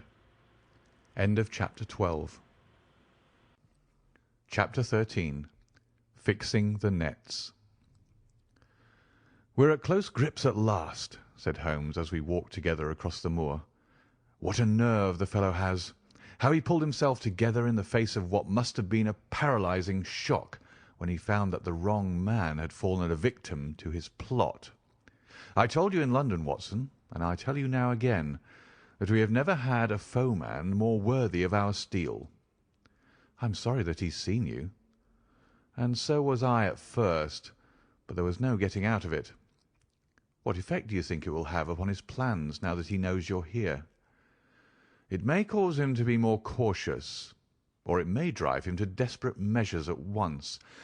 Like most clever criminals, he may be too confident in his own cleverness and imagine that he has completely deceived us. Why should we not arrest him at once? My dear Watson, you were born to be a man of action. Your instinct is always to do something energetic. But supposing, for argument's sake, that we had him arrested tonight, what on earth the better off should we be for that? We could prove nothing against him. There's the devilish cunning of it. If he were acting through a human agent, we could get some evidence, but if we were to drag this great dog to the light of day, it would not help us in putting a rope around the neck of its master. Surely we have a case? Not a shadow of a one, only surmise and conjecture. We should be laughed out of court if we came with such a story and such evidence. There is Sir Charles's death. Found dead without a mark upon him. You and I know that he died of sheer fright, and we know also what frightened him. But how are we to get 12 stolid jurymen to know it? What signs are there of a hound? Where are the marks of the fangs? Of course, we know that a hound does not bite a dead body, and that Sir Charles was dead before ever the brute overtook him. But we have to prove all this, and we are not in a position to do it. Well then, tonight? We are not much better off tonight. Again, there was no direct connection between the hound and the man's death. We never saw the hound. We heard it, but we could not prove that it was running upon this man's trail. There is a complete absence of motive. No, my dear fellow, we must reconcile ourselves to the fact that we have no case at present, and that it is worth our while to run any risk in order to establish one. And how do you propose to do so? I have great hopes of what Mrs. Laura Lyons may do for us when the position of affairs is made clear to her. And I have my own plan as well. Sufficient for tomorrow is the evil thereof, but I hope before the day is past to have the upper hand at last. I could draw nothing further from him, and he walked lost in thought as far as the Baskerville gates. Are you coming up? Yes, I see no reason for further concealment. But one last word, Watson. Say nothing of the hound to Sir Henry. Let him think that Selden's death was as Stapleton would have us believe. He will have a better nerve for the ordeal which he will have to undergo tomorrow when he is engaged, if I remember your reporter right, to dine with these people." "And so am I." "Then you must excuse yourself, and he must go alone. That will be easily arranged.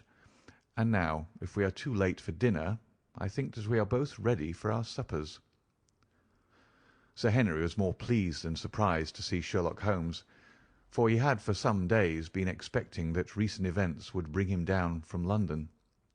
He did raise his eyebrows, however, when he found that my friend had neither any luggage nor any explanations for its absence. Between us, we soon supplied his wants, and then over a belated supper we explained to the baronet as much of our experience as it seemed desirable that he should know. But first I had the unpleasant duty of breaking the news to Barrymore and his wife. To him it may have been an unmitigated relief, but she wept bitterly in her apron. To all the world he was the man of violence, half animal and half demon, but to her he has always remained the little wilful boy of her own girlhood, the child who had clung to her hand. Evil indeed is the man who has not one woman to mourn him. "I've been moping in the house all day since Watson went off in the morning," said the baronet. "I guess I should have some credit, for I have kept my promise. If I hadn't sworn not to go about alone, I might have had a more lively evening, for I had a message from Stapleton asking me over there." "I have no doubt that you would have had a more lively evening," said Holmes dryly. "By the way, I don't suppose you appreciate that we have been mourning over you as having broken your neck." Sir Henry opened his eyes. "How was that?" "This poor wretch was dressed in your clothes. I fear your servant who gave them to him may get into trouble with the police." "That is unlikely.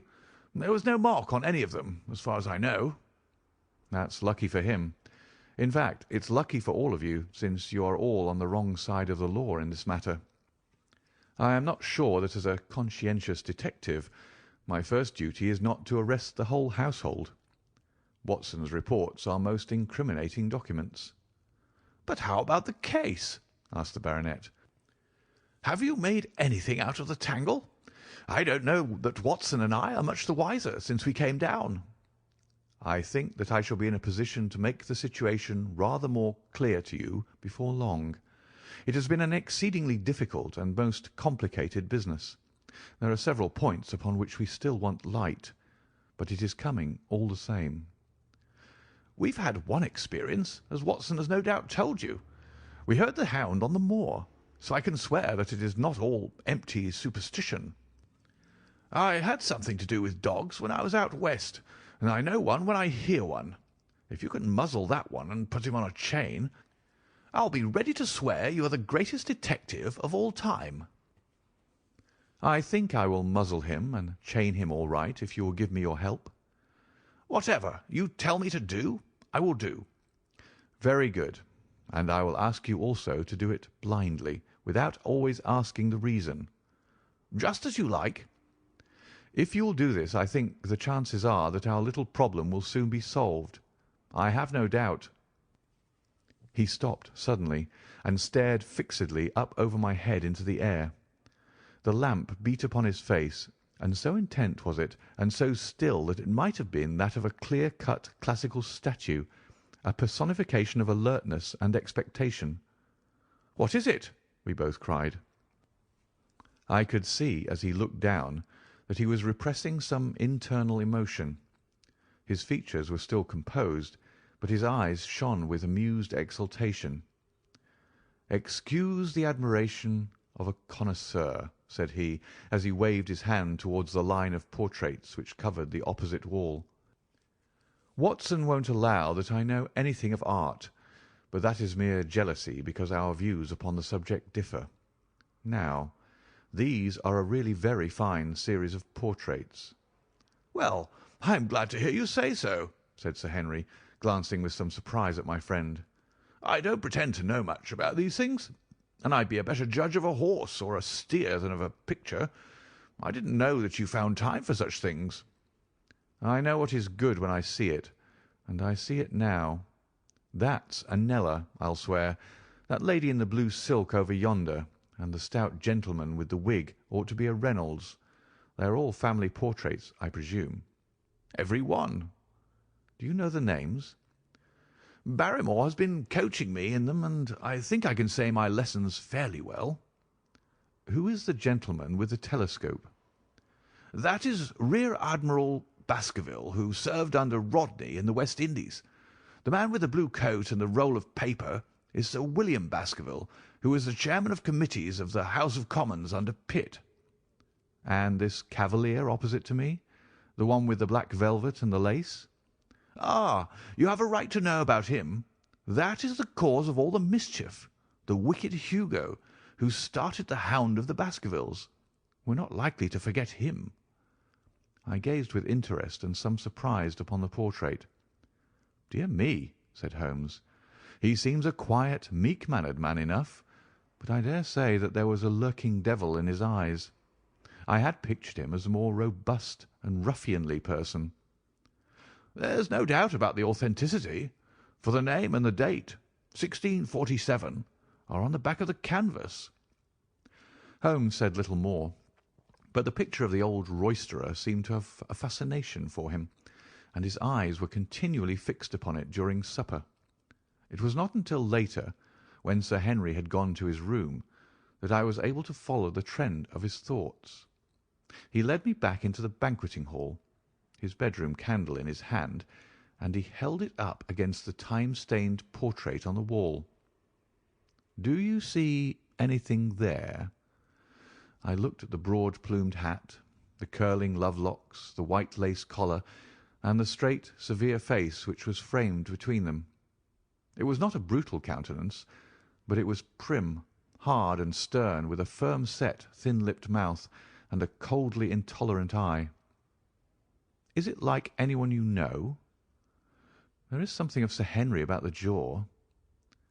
"Just a suggestion, perhaps. But wait an instant." He stood upon a chair, and holding up the light in his left hand, he curved his right arm over the broad hat and round the long ringlets. "Good heavens!" I cried in amazement. The face of Stapleton had sprung out of the canvas. "Ha! You see it now. My eyes have been trained to examine faces and not their trimmings. It is the first quality of a criminal investigator that he should see through a disguise. But this is marvellous. It might be his portrait." "Yes, it is an interesting instance of a throwback, which appears to be both physical and spiritual. A study of family portraits is enough to convert a man to the doctrine of reincarnation. The fellow is a Baskerville, that is evident." "With designs upon the succession?" "Exactly. This chance of the picture has supplied us with one of our most obvious missing links. We have him, Watson. We have him, and I dare swear that before to-morrow night he will be fluttering in our net as helpless as one of his own butterflies. A pin, a cork, and a card, and we add him to the Baker Street collection." He burst into one of his rare fits of laughter as he turned away from the picture. I have not heard him laugh often, and it has always boded ill to somebody. I was up betimes in the morning, but Holmes was afoot earlier still, for I saw him as I dressed, coming up the drive. "Yes, we should have a full day to-day," he remarked, and he rubbed his hands with the joy of action. "The nets are all in place, and the drag is about to begin. We'll know before the day is out whether we have caught our big, lean-jawed pike, or whether he has got through the meshes. Have you been on the moor already?" "I have sent a report from Grimpen to Princetown as to the death of Selden. I think I can promise that none of you will be troubled in the matter, and I have also communicated with my faithful Cartwright, who would certainly have pined away at the door of my hut as a dog does at his master's grave, if I had not set his mind at rest about my safety." "What is the next move?" "To see Sir Henry. Ah, here he is." "Good morning, Holmes," said the baronet. "You look like a general who's planning a battle with his chief of the staff." "That is the exact situation. Watson was asking for orders." "And so do I." "Very good. You are engaged, as I understand, to dine with our friends the Stapletons tonight." "I hope that you will come also. They are very hospitable people, and I am sure that they would be very glad to see you." "I fear that Watson and I must go to London." "To London?" "Yes, I think that we should be more useful there at the present juncture." The baronet's face perceptibly lengthened. "I hope that you are going to see me through this business. The Hall and the moor are not very pleasant places when one is alone." "My dear fellow, you must trust me implicitly, and do exactly what I tell you. You can tell your friends that we should have been happy to come with you, but that urgent business required us to be in town. We hope very soon to return to Devonshire. Will you remember to give them that message?" "If you insist upon it." "There is no alternative, I assure you." I saw by the baronet's clouded brow that he was deeply hurt by what he regarded as our desertion. "When do you desire to go?" he asked coldly. "Immediately after breakfast. We will drive into Coombe Tracey, but Watson will leave his things as a pledge that he will come back to you. Watson, you will send a note to Stapleton to tell him that you regret that you cannot come." "I have a good mind to go to London with you," said the baronet. "Why should I stay here alone?" "Because it is your post of duty. Because you gave me your word that you would do as you were told, and I tell you to stay." "All right, then, I'll stay." "One more direction. I wish you to drive to Merripit House. Send back your trap, however, and let them know that you intend to walk home." "To walk across the moor?" "Yes." "But that is the very thing which you have so often cautioned me not to do." "This time you may do it with safety. If I had not every confidence in your nerve and courage, I would not suggest it, but it is essential that you should do it." "Then I will do it." "And as you value your life, do not go across the moor in any direction save along the straight path which leads from Merripit House to the Grimpen Road, and is your natural way home." "I will do just what you say." "Very good. I should be glad to get away as soon after breakfast as possible, so as to reach London in the afternoon." I was much astounded by this programme, though I remembered that Holmes had said to Stapleton on the night before that his visit would terminate next day. It had not crossed my mind, however, that he would wish me to go with him, nor could I understand how we could both be absent at a moment which he himself declared to be critical. There was nothing for it, however, but implicit obedience, so we bade good-bye to our rueful friend, and a couple of hours afterwards we were at the station of Coombe Tracey, and had dispatched the trap upon its return journey. A small boy was waiting upon the platform. "Any orders, sir?" "You will take this train to town, Cartwright. The moment you arrive you will send a wire to Sir Henry Baskerville in my name, to say that if he finds the pocket-book which I have dropped he is to send it by registered post to Baker Street." "Yes, sir." "And ask at the station office if there is a message for me." The boy returned with a telegram which Holmes handed to me. It ran: "Wire received. Coming down with unsigned warrant. Arrive 5:40. Lestrade." "That is in answer to mine of this morning. He is the best of the professionals, I think, and we may need his assistance. Now, Watson, I think that we cannot employ our time better than by calling upon your acquaintance, Mrs. Laura Lyons." His plan of campaign was beginning to be evident. He would use the baronet in order to convince the Stapletons that we were really gone, while we should actually return at the instant when we were likely to be needed. That telegram from London, if mentioned by Sir Henry to the Stapletons, must remove the last suspicions from their minds. Already I seem to see our nets drawing closer around that lean-jawed pike. Mrs. Laura Lyons was in her office, and Sherlock Holmes opened his interview with a frankness and directness which considerably amazed her. "I am investigating the circumstances which attended the death of the late Sir Charles Baskerville," said he. "My friend here, Dr. Watson, has informed me of what you have communicated, and also of what you have withheld in connection with that matter." "What have I withheld?" she asked defiantly. "You have confessed that you asked Sir Charles to be at the gate at 10 o'clock. We know that that was the place and hour of his death. You have withheld what the connection is between these events." "There is no connection." "In that case the coincidence must indeed be an extraordinary one. But I think that we shall succeed in establishing a connection after all. I wish to be perfectly frank with you, Mrs. Lyons. We regard this case as one of murder, and the evidence may implicate not only your friend Mr. Stapleton, but his wife as well." The lady sprang from her chair. "His wife?" she cried. "The fact is no longer a secret. The person who has passed for his sister is really his wife." Mrs. Lyons had resumed her seat. Her hands were grasping the arms of her chair, and I saw that the pink nails had turned white with the pressure of her grip. "His wife?" she said again. "His wife? He is not a married man." Sherlock Holmes shrugged his shoulders. "Prove it to me. Prove it to me, and if you can do so—" The fierce flash of her eyes said more than any words. "I have come prepared to do so," said Holmes, drawing several papers from his pocket. "Here is a photograph of the couple taken in York 4 years ago. It is endorsed Mr. and Mrs. Vandeleur, but you will have no difficulty in recognising him and her also, if you know her by sight. Here are 3 written descriptions by trustworthy witnesses of Mr. and Mrs. Vandeleur, who at that time kept St. Oliver's private school. Read them, and see if you can doubt the identity of these people." She glanced at them, and then looked up at us with the set, rigid face of a desperate woman. "Mr. Holmes," she said, "this man had offered me marriage on condition that I could get a divorce from my husband.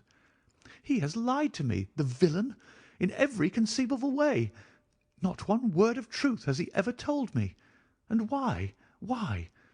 I imagined that all was for my own sake, but now I see that I was never anything but a tool in his hands.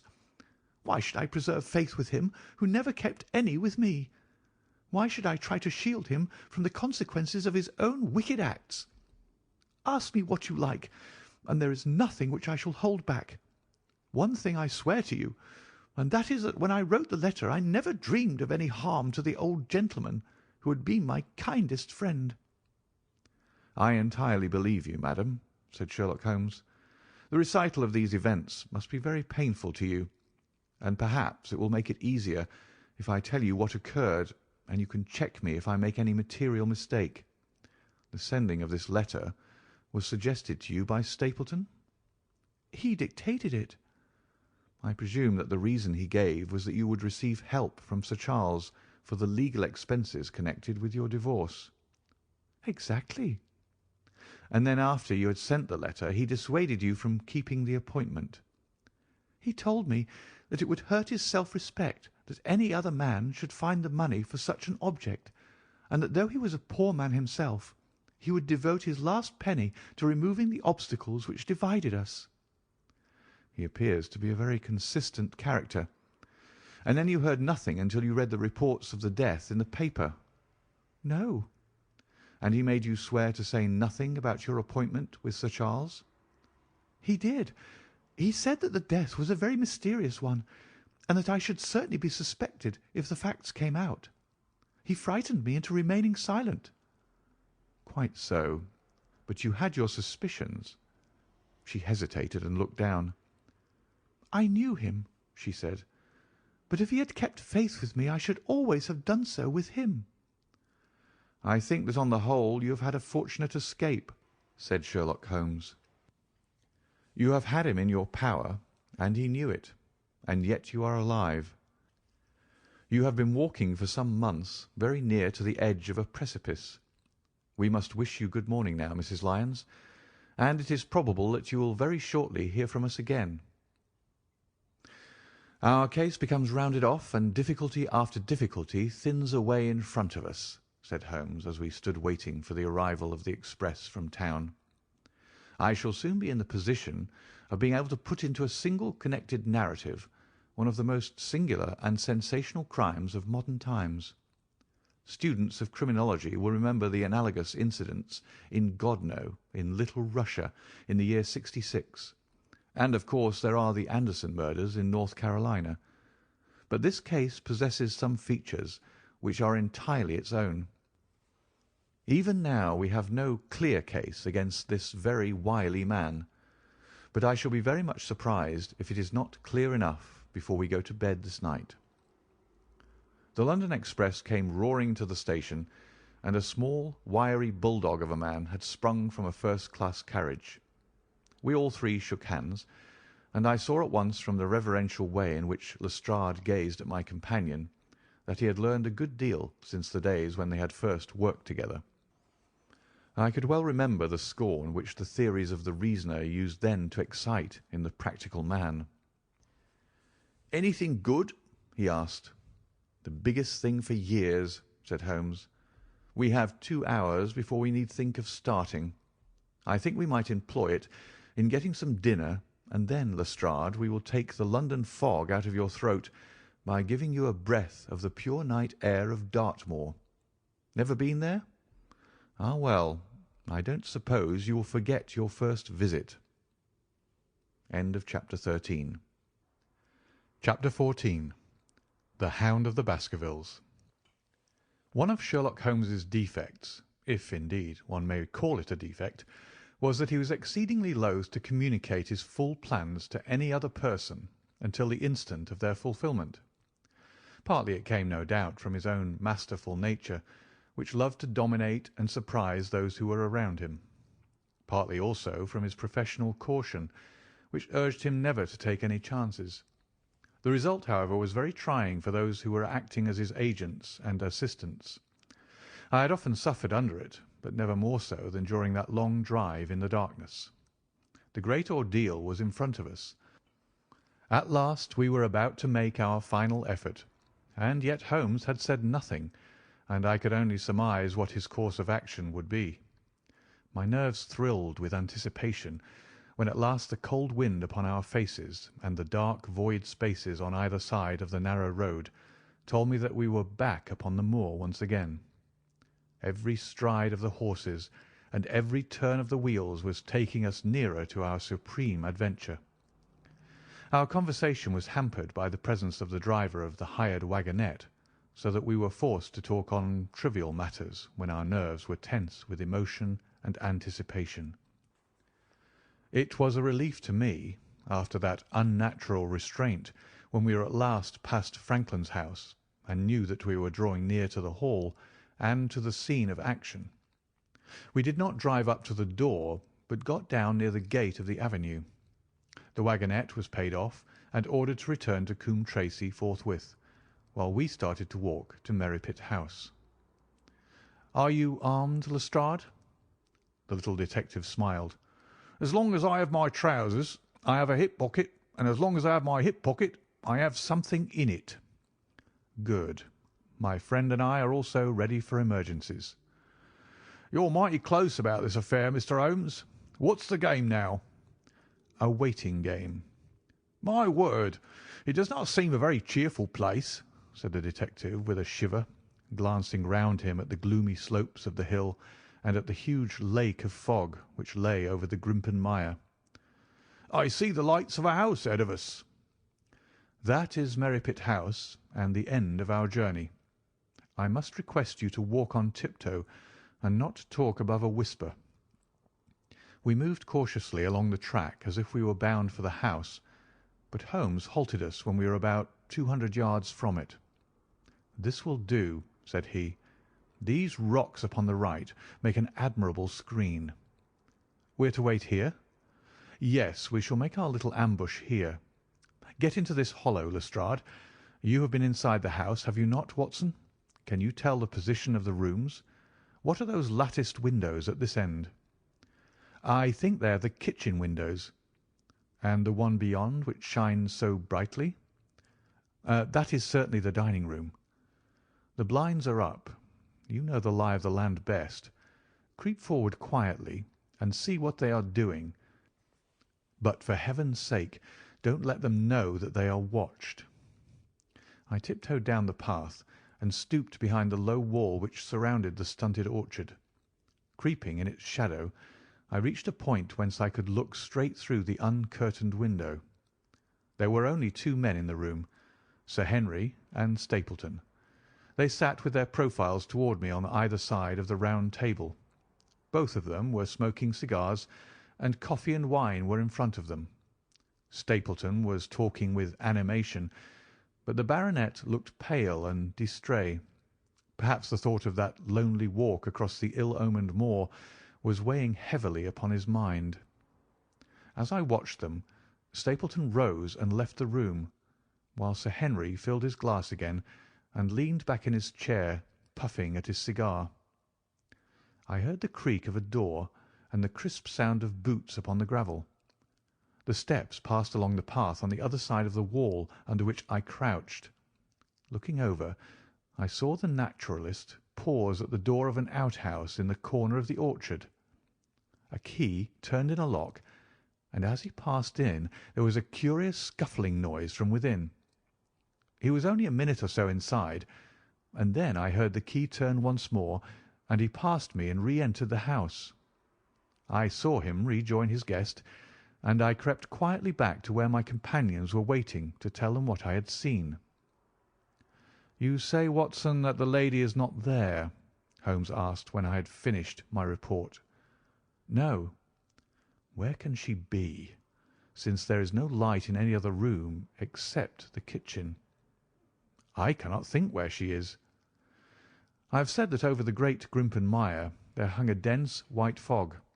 It was drifting slowly in our direction, and banked itself up like a wall on that side of us, low but thick and well defined. The moon shone on it, and it looked like a great shimmering ice field, with the heads of the distant tors as rocks borne upon its surface. Holmes's face was turned towards it, and he muttered impatiently as he watched its sluggish drift. "It's moving towards us, Watson." "Is that serious?" "Very serious indeed. The one thing upon earth which could have disarranged my plans. He can't be very long now. It is already 10 o'clock. Our success, and even his life, may depend upon his coming out before the fog is over the path." The night was clear and fine above us. The stars shone cold and bright, while a half-moon bathed the whole scene in a soft, uncertain light. Before us lay the dark bulk of the house, its serrated roof and bristling chimneys hard outlined against the silver-spangled sky. Broad bars of golden light from the lower windows stretched across the orchard and the moor. One of them was suddenly shut off. The servants had left the kitchen. There only remained the lamp in the dining-room, where the two men, the murderous host and the unconscious guest, still chatted over their cigars. Every minute that white woolly plain which covered one half of the moor was drifting closer and closer to the house. Already the first thin wisps of it were curling across the golden square of the lighted window. The farther wall of the orchard was already invisible, and the trees were standing out of a swirl of a white vapour. As we watched it, the fog wreaths came crawling round both corners of the house, and rolled slowly into one dense bank, on which the upper floor and the roof floated like a strange ship upon a shadowy sea. Holmes struck his hand passionately upon the rock in front of us, and stamped his feet in his impatience. "If he isn't out in a quarter of an hour, the path will be covered. In half an hour we won't be able to see our hands in front of us." "Shall we move further back upon high ground?" "Yes, I think it would be as well." So, as the fog bank flowed onward, we fell back before it until we were half a mile from the house.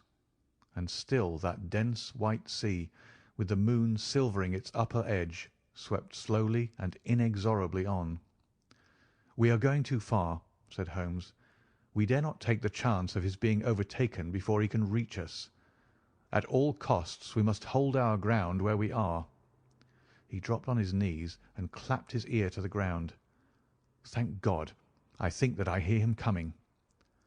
A sound of quick steps broke the silence of the moor.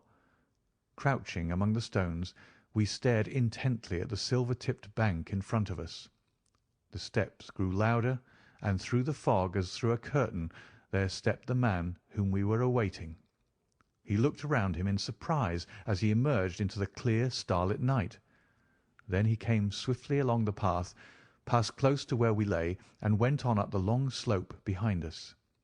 As he walked, he glanced continually over either shoulder, like a man who is ill at ease.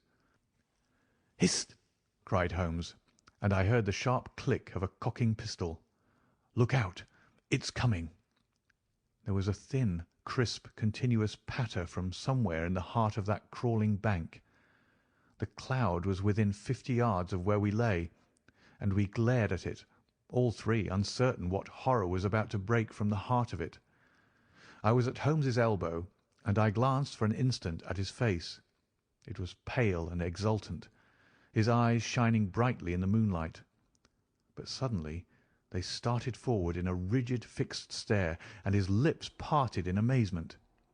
At the same instant Lestrade gave a yell of terror and threw himself face downward upon the ground. I sprang to my feet, my inert hand grasping my pistol, my mind paralysed by the dreadful shape which had sprung out upon us from the shadows of the fog. A hound it was, an enormous, coal-black hound, but not such a hound as mortal eyes have ever seen. Fire burst from its open mouth. Its eyes glowed with a smouldering glare. Its muzzle and hackles and dewlap were outlined in flickering flame.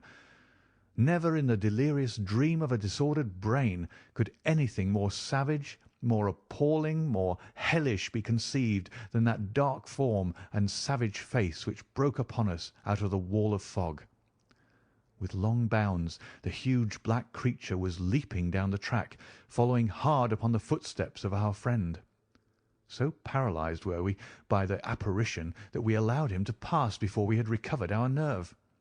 Then Holmes and I both fired together, and the creature gave a hideous howl which showed that one at least had hit him.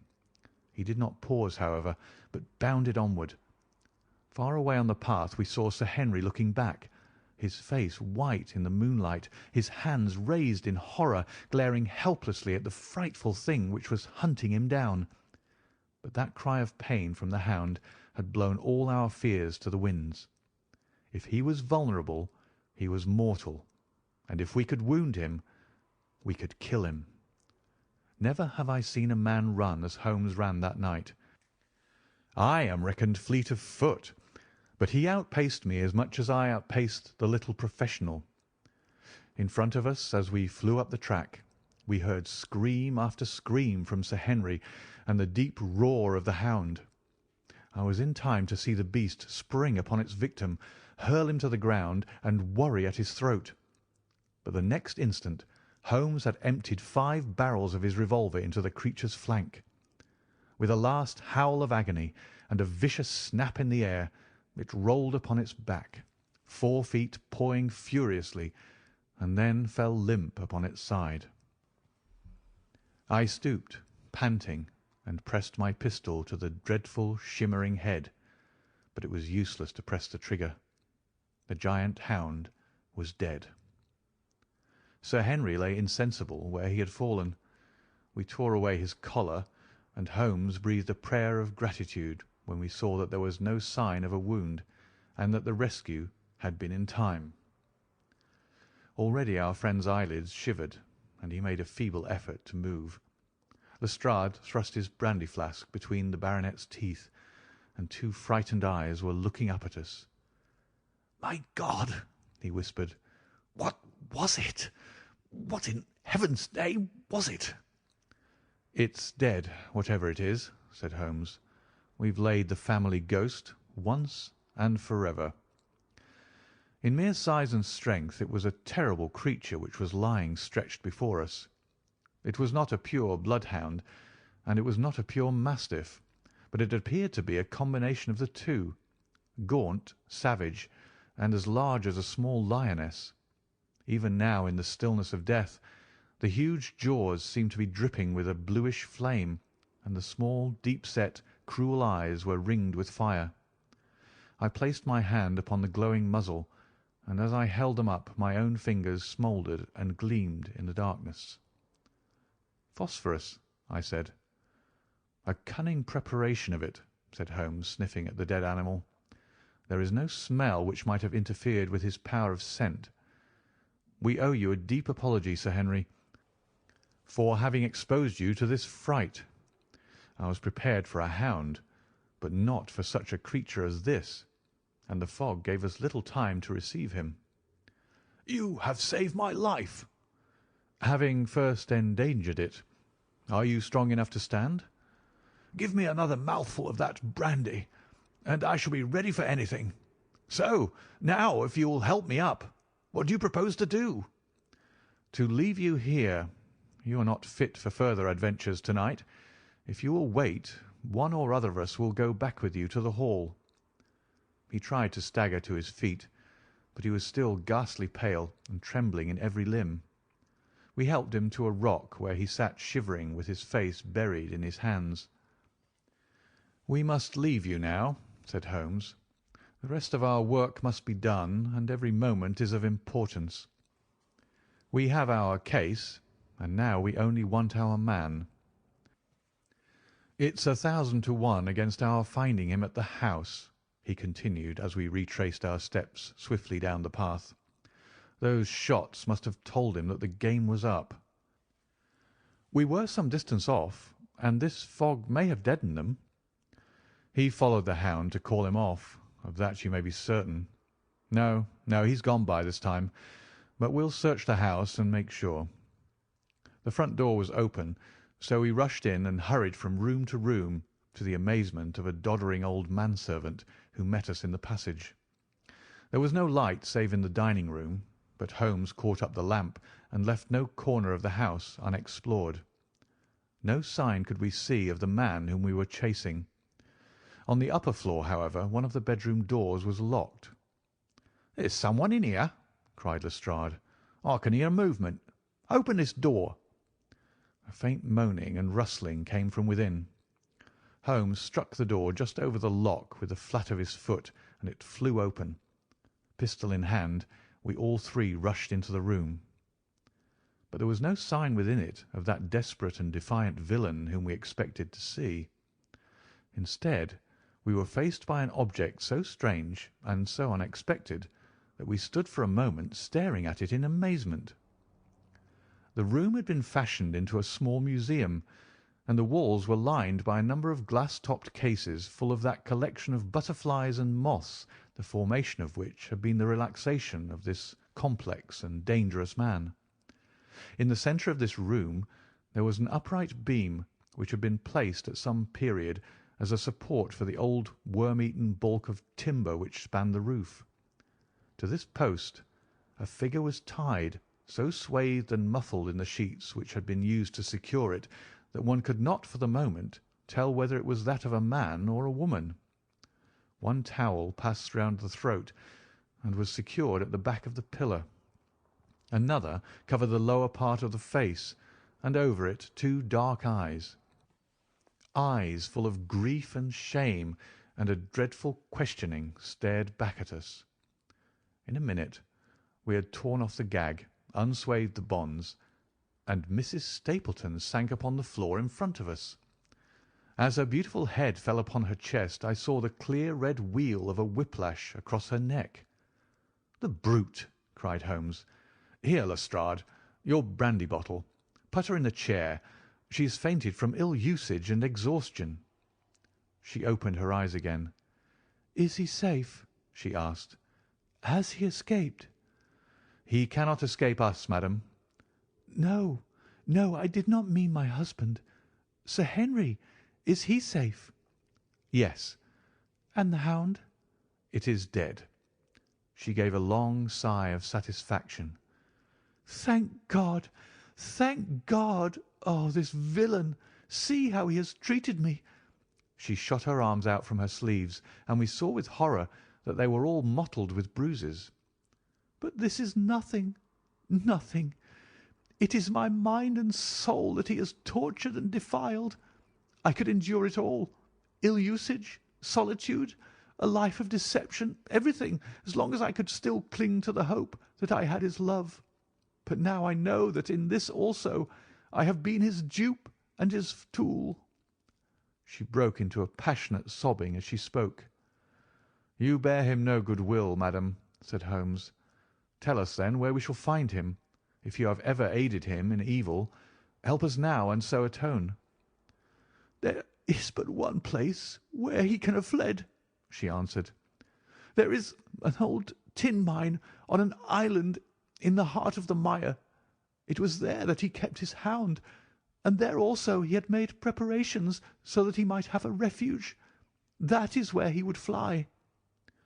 The fog bank lay like white wool against the window. Holmes held the lamp towards it. "See," said he, "no one could find his way into the Grimpen Mire to-night." She laughed and clapped her hands. Her eyes and teeth gleamed with fierce merriment. "He may find his way in, but never out," she cried. "How can he see the guiding wands to-night?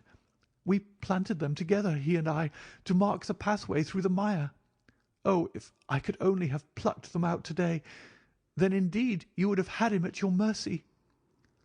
It was evident to us that all pursuit was in vain until the fog had lifted. Meanwhile we left Lestrade in possession of the house, while Holmes and I went back with the baronet to Baskerville Hall. The story of the Stapletons could no longer be withheld from him, but he took the blow bravely when he learned the truth about the woman whom he had loved. But the shock of the night's adventures had shattered his nerves, and before morning he lay delirious in a high fever under the care of Dr. Mortimer.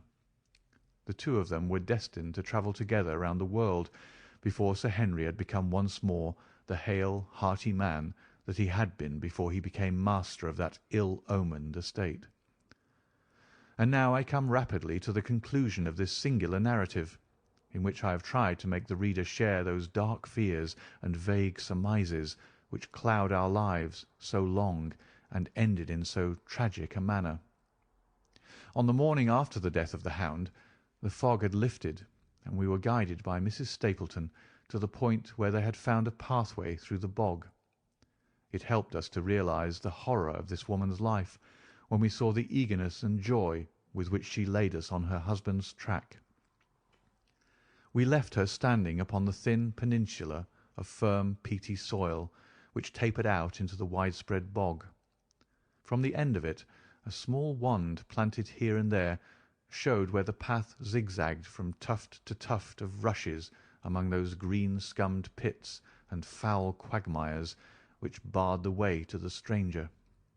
Rank reeds and lush, slimy water plants sent an odour of decay and a heavy miasmatic vapour onto our faces, while a false step plunged us more than once thigh-deep into the dark, quivering mire which shook for yards in soft undulations around our feet. Its tenacious grip plucked at our heels as we walked, and when we sank into it, it was as if some malignant hand was tugging us down into those obscene depths, so grim and purposeful was the clutch in which it held us. Once only we saw a trace that someone had passed that perilous way before us. From amid a tuft of cotton grass which bore it up out of the slime, some dark thing was projecting. Holmes sank to his waist as he stepped from the path to seize it, and had we not been there to drag him out, he could never have set his foot upon firm land again. He held an old black boot in the air. "Myers, Toronto," was printed on the leather inside. "It is worth a mud bath," said he. "It is our friend Sir Henry's missing boot." "Thrown here by Stapleton in his flight." "Exactly. He retained it in his hand after using it to set the Hound upon the track. He fled when he knew the game was up, still clutching it, and he hurled it away at this point of his flight. We know at least that he came so far in safety. But more than that we were never destined to know, though there was much which we might surmise. There was no chance of finding footsteps in the mire, for the rising mud oozed swiftly in upon them, but as we at last reached firmer ground beyond the morass, we all looked eagerly for them. But no slightest sign of them ever met our eyes.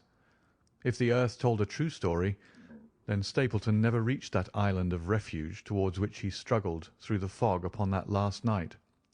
Somewhere in the heart of the great Grimpen mire, down in the foul slime of the huge morass which had sucked him in, this cold and cruel-hearted man is forever buried.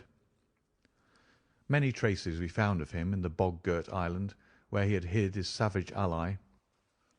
A huge driving wheel and a shaft half filled with rubbish showed the position of an abandoned mine. Beside it were the crumbling remains of the cottages of the miners, driven away no doubt by the foul reek of the surrounding swamp. In one of these a staple and chain with a quantity of gnawed bones showed where the animal had been confined. A skeleton with a tangle of brown hair adhering to it lay among the debris. "A dog," said Holmes. "By Jove, a curly-haired spaniel. Poor Mortimer will never see his pet again. Well, I do not know that this place contains any secret which we would not already have fathomed. He could hide his hound, but he could not hush its voice, and hence came those cries which even in daylight were not pleasant to hear. On an emergency he could keep the hound in the outhouse at Merrypit, but it was always a risk, and it was only on the supreme day, which he regarded as the end of all his efforts, that he dared do it. This paste in the tin is no doubt the luminous mixture with which the creature was daubed. It was suggested, of course, by the story of the family hell-hound and by the desire to frighten old Sir Charles to death. No wonder the poor devil of a convict ran and screamed, even as our friend did, and as we ourselves might have done, when he saw such a creature bounding through the darkness of the moor upon his track. It was a cunning device, for apart from the chance of driving your victim to his death, what peasant would venture to inquire too closely into such a creature should he get a sight of it, as many have done upon the moor?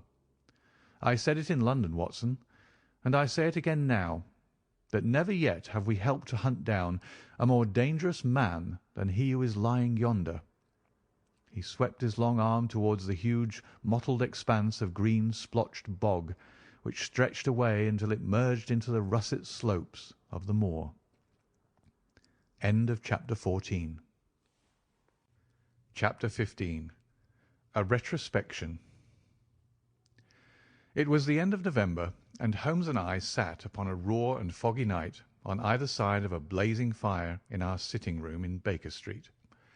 Since the tragic upshot of our visit to Devonshire, he had been engaged in two affairs of the utmost importance, in the first of which he had exposed the atrocious conduct of Colonel Upward in connection with the famous card scandal of the Nonpareil Club, while in the second he had defended the unfortunate Madame Montpensier from the charge of murder which hung over her in connection with the death of her stepdaughter, Mademoiselle Carrère, the young lady who, as it will be remembered, was found 6 months later alive and married in New York. My friend was in excellent spirits over the success which had attended a succession of difficult and important cases, so that I was able to induce him to discuss the details of the Baskerville mystery. I had waited patiently for the opportunity, for I was aware that he would never permit cases to overlap, and that his clear and logical mind would not be drawn from its present work to dwell upon memories of the past. Sir Henry and Dr. Mortimer were, however, in London on their way to the long voyage which had been recommended for the restoration of his shattered nerves. They had called upon us that very afternoon, so that it was natural that the subject should come up for discussion. "The whole course of events," said Holmes, "from the point of view of the man who called himself Stapleton, was simple and direct, although to us, who had no means in the beginning of knowing the motives of his actions, and could only learn part of the facts, it all appeared exceedingly complex. I have had the advantage of 2 conversations with Mrs. Stapleton, and the case has now been so entirely cleared up that I am not aware that there is anything which has remained a secret to us. You will find a few notes upon the matter under the heading B in my indexed list of cases. Perhaps you'd kindly give me a sketch of the course of events from memory." "Certainly, though I cannot guarantee that I carry all the facts in my mind. Intense mental concentration has a curious way of blotting out what has passed. The barrister who has his case at his fingers' ends and is able to argue with an expert upon his own subject finds that a week or two of the courts will drive it all out of his head once more. So each of my cases displaces the last, and Mademoiselle Carrère has blurred my recollection of Baskerville Hall. To-morrow some other little problem may be submitted to my notice, which will in turn dispossess the fair French lady and the infamous Upward. So far as the case of the Hound goes, however, I will give you the course of events as nearly as I can, and you will suggest anything which I may have forgotten. My inquiries show beyond all question that the family portrait did not lie, and that this fellow was indeed a Baskerville. He was a son of that Roger Baskerville, the younger brother of Sir Charles, who fled with a sinister reputation to South America, where he was said to have died unmarried. He did, as a matter of fact, marry, and had one child, this fellow, whose real name is the same as his father's. He married Beryl Garcia, one of the beauties of Costa Rica, and having purloined a considerable sum of public money, he changed his name to Vandeleur and fled to England, where he established a school in the east of Yorkshire.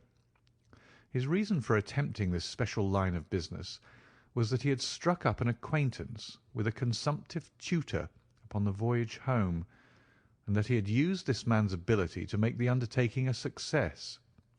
Fraser, the tutor, died, however, and the school, which had begun well, sank from disrepute into infamy.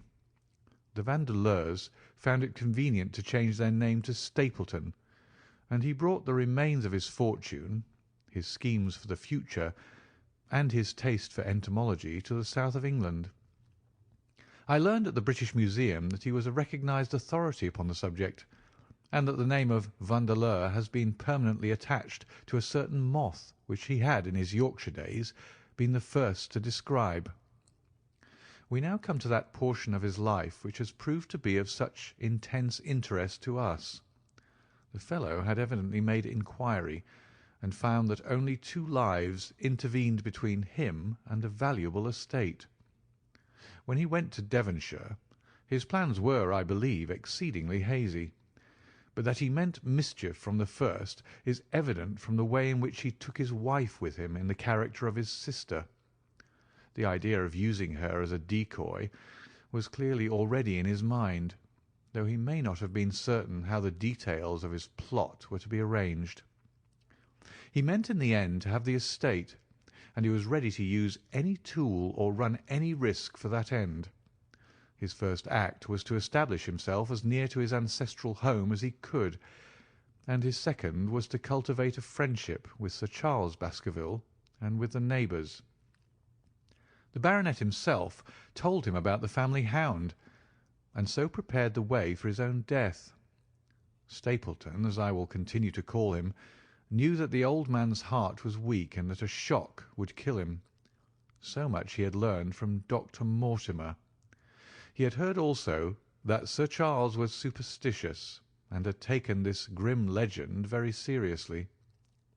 His ingenious mind instantly suggested a way by which the baronet could be done to death, and yet it would be hardly possible to bring home the guilt to the real murderer.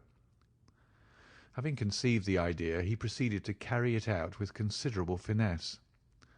An ordinary schemer would have been content to work with a savage hound. The use of artificial means to make the creature diabolical was a flash of genius upon his part. The dog he brought in London from Ross and Mangles, the dealers in Fulham Road. It was the strongest and most savage in their possession. He brought it down by the North Devon line and walked a great distance over the moor so as to get it home without exciting any remarks. He had already on his insect hunts learned to penetrate the Grimpen Mire, and so had found a safe hiding-place for the creature. Here he kennelled it, and waited his chance. But it was some time coming. The old gentleman could not be decoyed outside of his grounds at night. Several times Stapleton lurked about with his hound, but without avail. It was during these fruitless quests that he, or rather his ally, was seen by peasants, and that the legend of the demon dog received a new confirmation. He had hoped that his wife might lure Sir Charles to his ruin, but here she proved unexpectedly independent. She would not endeavour to entangle the old gentleman in a sentimental attachment which might deliver him over to his enemy. Threats, and even, I am sorry to say, blows refused to move her. She would have nothing to do with it, and for a time Stapleton was at a deadlock. He found a way out of his difficulties through the chance that Sir Charles, who had conceived a friendship for him, made him the minister of his charity in the case of this unfortunate woman, Mrs. Laura Lyons. By representing himself as a single man, he acquired complete influence over her, and he gave her to understand that in the event of her obtaining a divorce from her husband, he would marry her. His plans were suddenly brought to a head by his knowledge that Sir Charles was about to leave the Hall on the advice of Dr. Mortimer, with whose opinion he himself pretended to coincide. He must act at once, or his victim might get beyond his power. He therefore put pressure upon Mrs. Lyons to write this letter, imploring the old man to give her an interview on the evening before his departure for London. He then, by a specious argument, prevented her from going, and so had the chance for which he had waited. Driving back in the evening from Coombe Tracey, he was in time to get his hound, to treat it with his infernal paint, and to bring the beast round to the gate at which he had reason to expect that he would find the old gentleman waiting. The dog, incited by his master, sprang over the wicket gate and pursued the unfortunate baronet, who fled screaming down the yew alley. In that gloomy tunnel it must indeed have been a dreadful sight to see that huge black creature, with its flaming jaws and blazing eyes, bounding after its victim. He fell dead at the end of the alley from heart disease and terror. The hound had kept upon the grassy border while the baronet had run down the path, so that no track but the man's was visible. On seeing him lying still, the creature had probably approached to sniff at him, but finding him dead, had turned away again. It was then that it left the print which was actually observed by Dr. Mortimer. The hound was called off and hurried away to its lair in the Grimpen Mire, and a mystery was left which puzzled the authorities, alarmed the countryside, and finally brought the case within the scope of our observation. So much for the death of Sir Charles Baskerville. You perceive the devilish cunning of it, for really it would be almost impossible to make a case against the real murderer. His only accomplice was one who could never give him away, and the grotesque, inconceivable nature of the device only served to make it more effective. Both of the women concerned in the case, Mrs. Stapleton and Mrs. Laura Lyons, were left with a strong suspicion against Stapleton. Mrs. Stapleton knew that he had designs upon the old man, and also of the existence of the hound. Mrs. Lyons knew neither of these things, but had been impressed by the death occurring at the time of an uncancelled appointment which was only known to him. However, both of them were under his influence, and he had nothing to fear from them. The first half of his task was successfully accomplished, but the more difficult still remained. It is possible that Stapleton did not know of the existence of an heir in Canada. In any case, he would very soon learn it from his friend Dr. Mortimer, and he was told by the latter all details about the arrival of Henry Baskerville. Stapleton's first idea was that this young stranger from Canada might possibly be done to death in London without coming down to Devonshire at all. He distrusted his wife ever since she had refused to help him in laying a trap for the old man, and he dared not leave her long out of his sight for fear he should lose his influence over her. It was for this reason that he took her to London with him. They lodged, I find, at the Mexborough Private Hotel in Craven Street, which was actually one of those called upon by my agent in search of evidence. Here he kept his wife, imprisoned in her room while he disguised in a beard, followed Dr. Mortimer to Baker Street, and afterwards to the station and to the Northumberland Hotel. His wife had some inkling of his plans, but she had such a fear of her husband, a fear founded upon brutal ill-treatment, that she dare not write to warn the man whom she knew to be in danger. If the letter should fall into Stapleton's hands, her own life would not be safe. Eventually, as we know, she adopted the expedient of cutting out the words which would form the message, and addressing the letter in a disguised hand.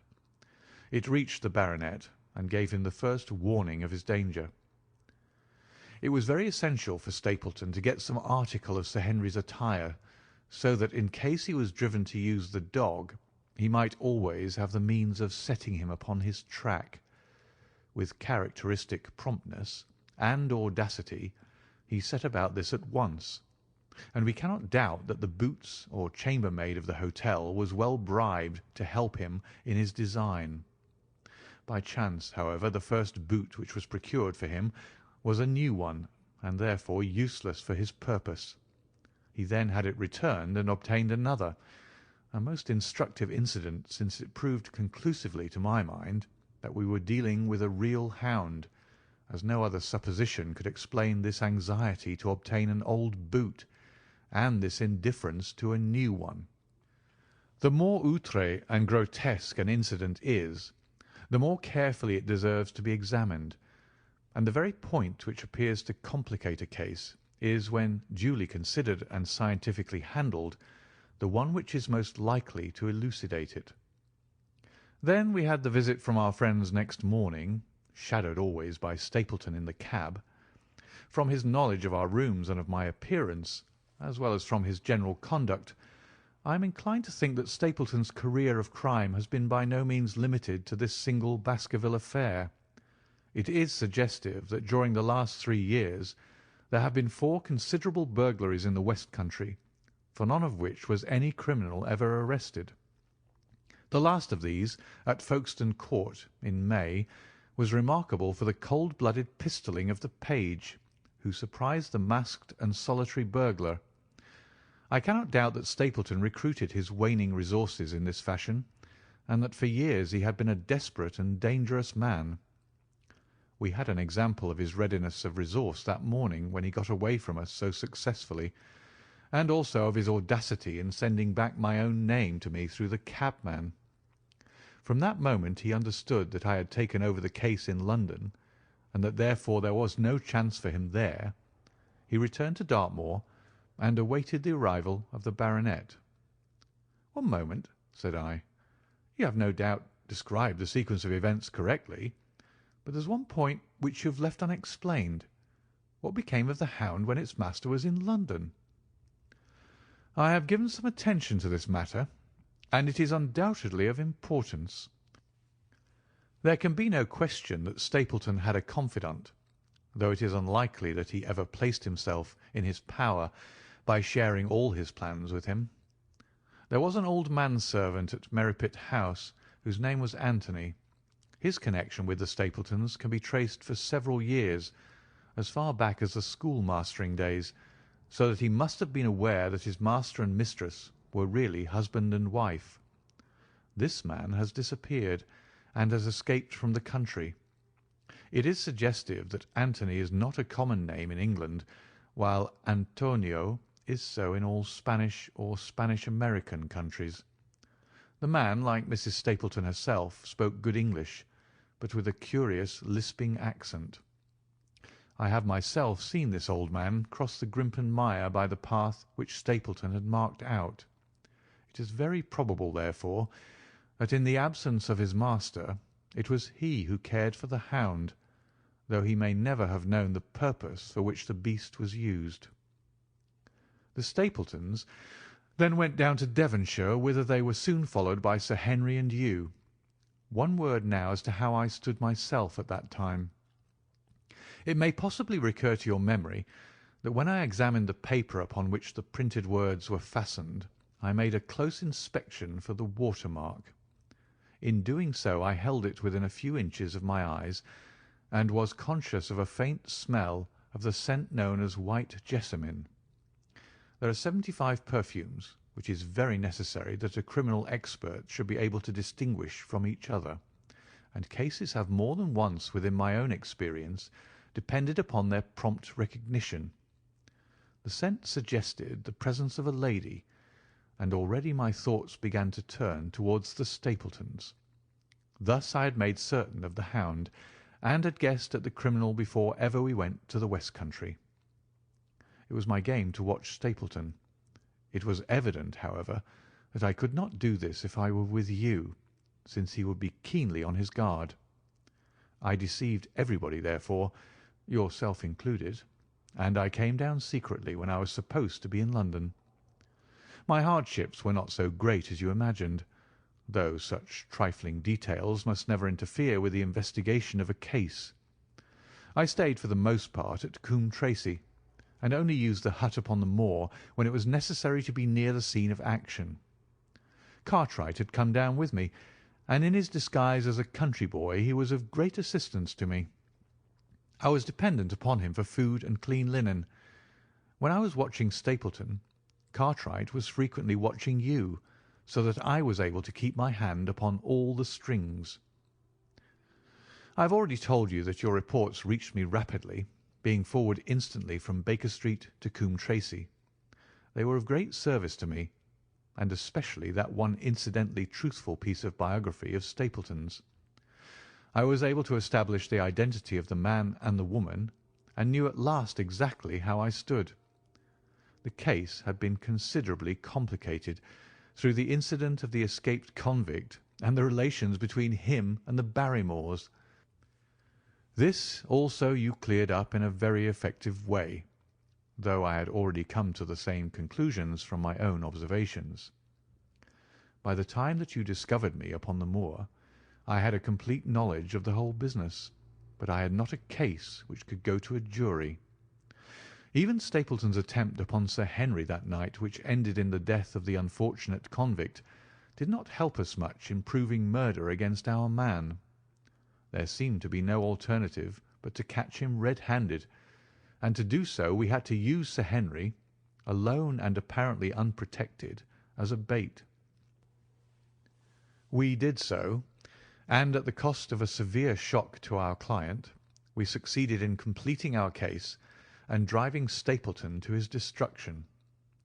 That Sir Henry should have been exposed to this is, I must confess, a reproach to my management of the case, but we had no means of foreseeing the terrible and paralysing spectacle which the beast presented, nor could we predict the fog which enabled him to burst upon us at such short notice. We succeeded in our object at a cost which both the specialist and Dr. Mortimer assure me will be a temporary one. A long journey may enable our friend to recover not only from his shattered nerves, but also from his wounded feelings. His love for the lady was deep and sincere, and to him the saddest part of all this black business was that he should have been deceived by her. It only remains to indicate the part which she had played throughout. There can be no doubt that Stapleton exercised an influence over her which may have been love, or may have been fear, or very possibly both, since they are by no means incompatible emotions. It was at least absolutely effective. At his command, she consented to pass as his sister, though he found the limits of his power over her when he endeavoured to make her the direct accessory to murder. She was ready to warn Sir Henry so far as she could without implicating her husband, and again she tried to do so. Stapleton himself seems to have been capable of jealousy, and when he saw the baronet paying court to the lady, even though it was part of his own plan, still he could not help interrupting with a passionate outburst which revealed the fiery soul which his self-contained manner so cleverly concealed. By encouraging the intimacy he made it certain that Sir Henry would frequently come to Merripit House, and that he would sooner or later get the opportunity which he desired. On the day of the crisis, however, his wife turned suddenly against him. She had learned something of the death of the convict, and she knew that the Hound was being kept in the outhouse on the evening that Sir Henry was coming to dinner. She taxed her husband with his intended crime, and a furious scene followed, in which he showed her for the first time that she had a rival in his love. Her fidelity turned in an instant to bitter hatred, and he saw that she would betray him. He tied her up, therefore, that she might have no chance of warning Sir Henry, and he hoped, no doubt, that when the whole countryside put down the baronet's death to the curse of his family, as they certainly would do, he could win his wife back to accept an accomplished fact, and to keep silent upon what she knew. In this I fancy that in any case he made a miscalculation, and that if we had not been there, his doom would none the less have been sealed. A woman of Spanish blood does not condone such an injury so lightly. And now, my dear Watson, without referring to my notes, I cannot give you a more detailed account of this curious case. I do not know that anything essential has been left unexplained. He could not hope to frighten Sir Henry to death as he had done the old uncle with his bogey hound. The beast was savage and half starved. If its appearance did not frighten its victim to death, at least it would paralyse the resistance which might be offered. No doubt. There only remains one difficulty. If Stapleton came into the succession, how could he explain the fact that he, the heir, had been living unannounced under another name so close to the property? How could he claim it without causing suspicion and inquiry? It is a formidable difficulty, and I fear that you ask too much when you expect me to solve it. The past and the present are within the field of my inquiry, but what a man may do in the future is a hard question to answer. Mrs. Stapleton has heard her husband discuss the problem on several occasions. There were 3 possible courses. He might claim the property from South America, establish his identity before the British authorities there, and so obtain the fortune without ever coming to England at all, or he might adopt an elaborate disguise during the short time that he need be in London. Or, again, he might furnish an accomplice with the proofs and papers, putting him in as heir, and retaining a claim upon some proportion of his income. We cannot doubt from what we know of him that he would have found some way out of the difficulty. And now, my dear Watson, we have had some weeks of severe work, and for one evening I think we may turn our thoughts into more pleasant channels. I have a box for Les Huguenots. Have you heard the De Retskys? Might I trouble you then to be ready in half an hour, and we can stop at Marcini's for a little dinner on the way. End of chapter 15, and the end of The Hound of the Baskervilles by Sir Arthur Conan Doyle. Read by David Clarke. Thank you so much for listening.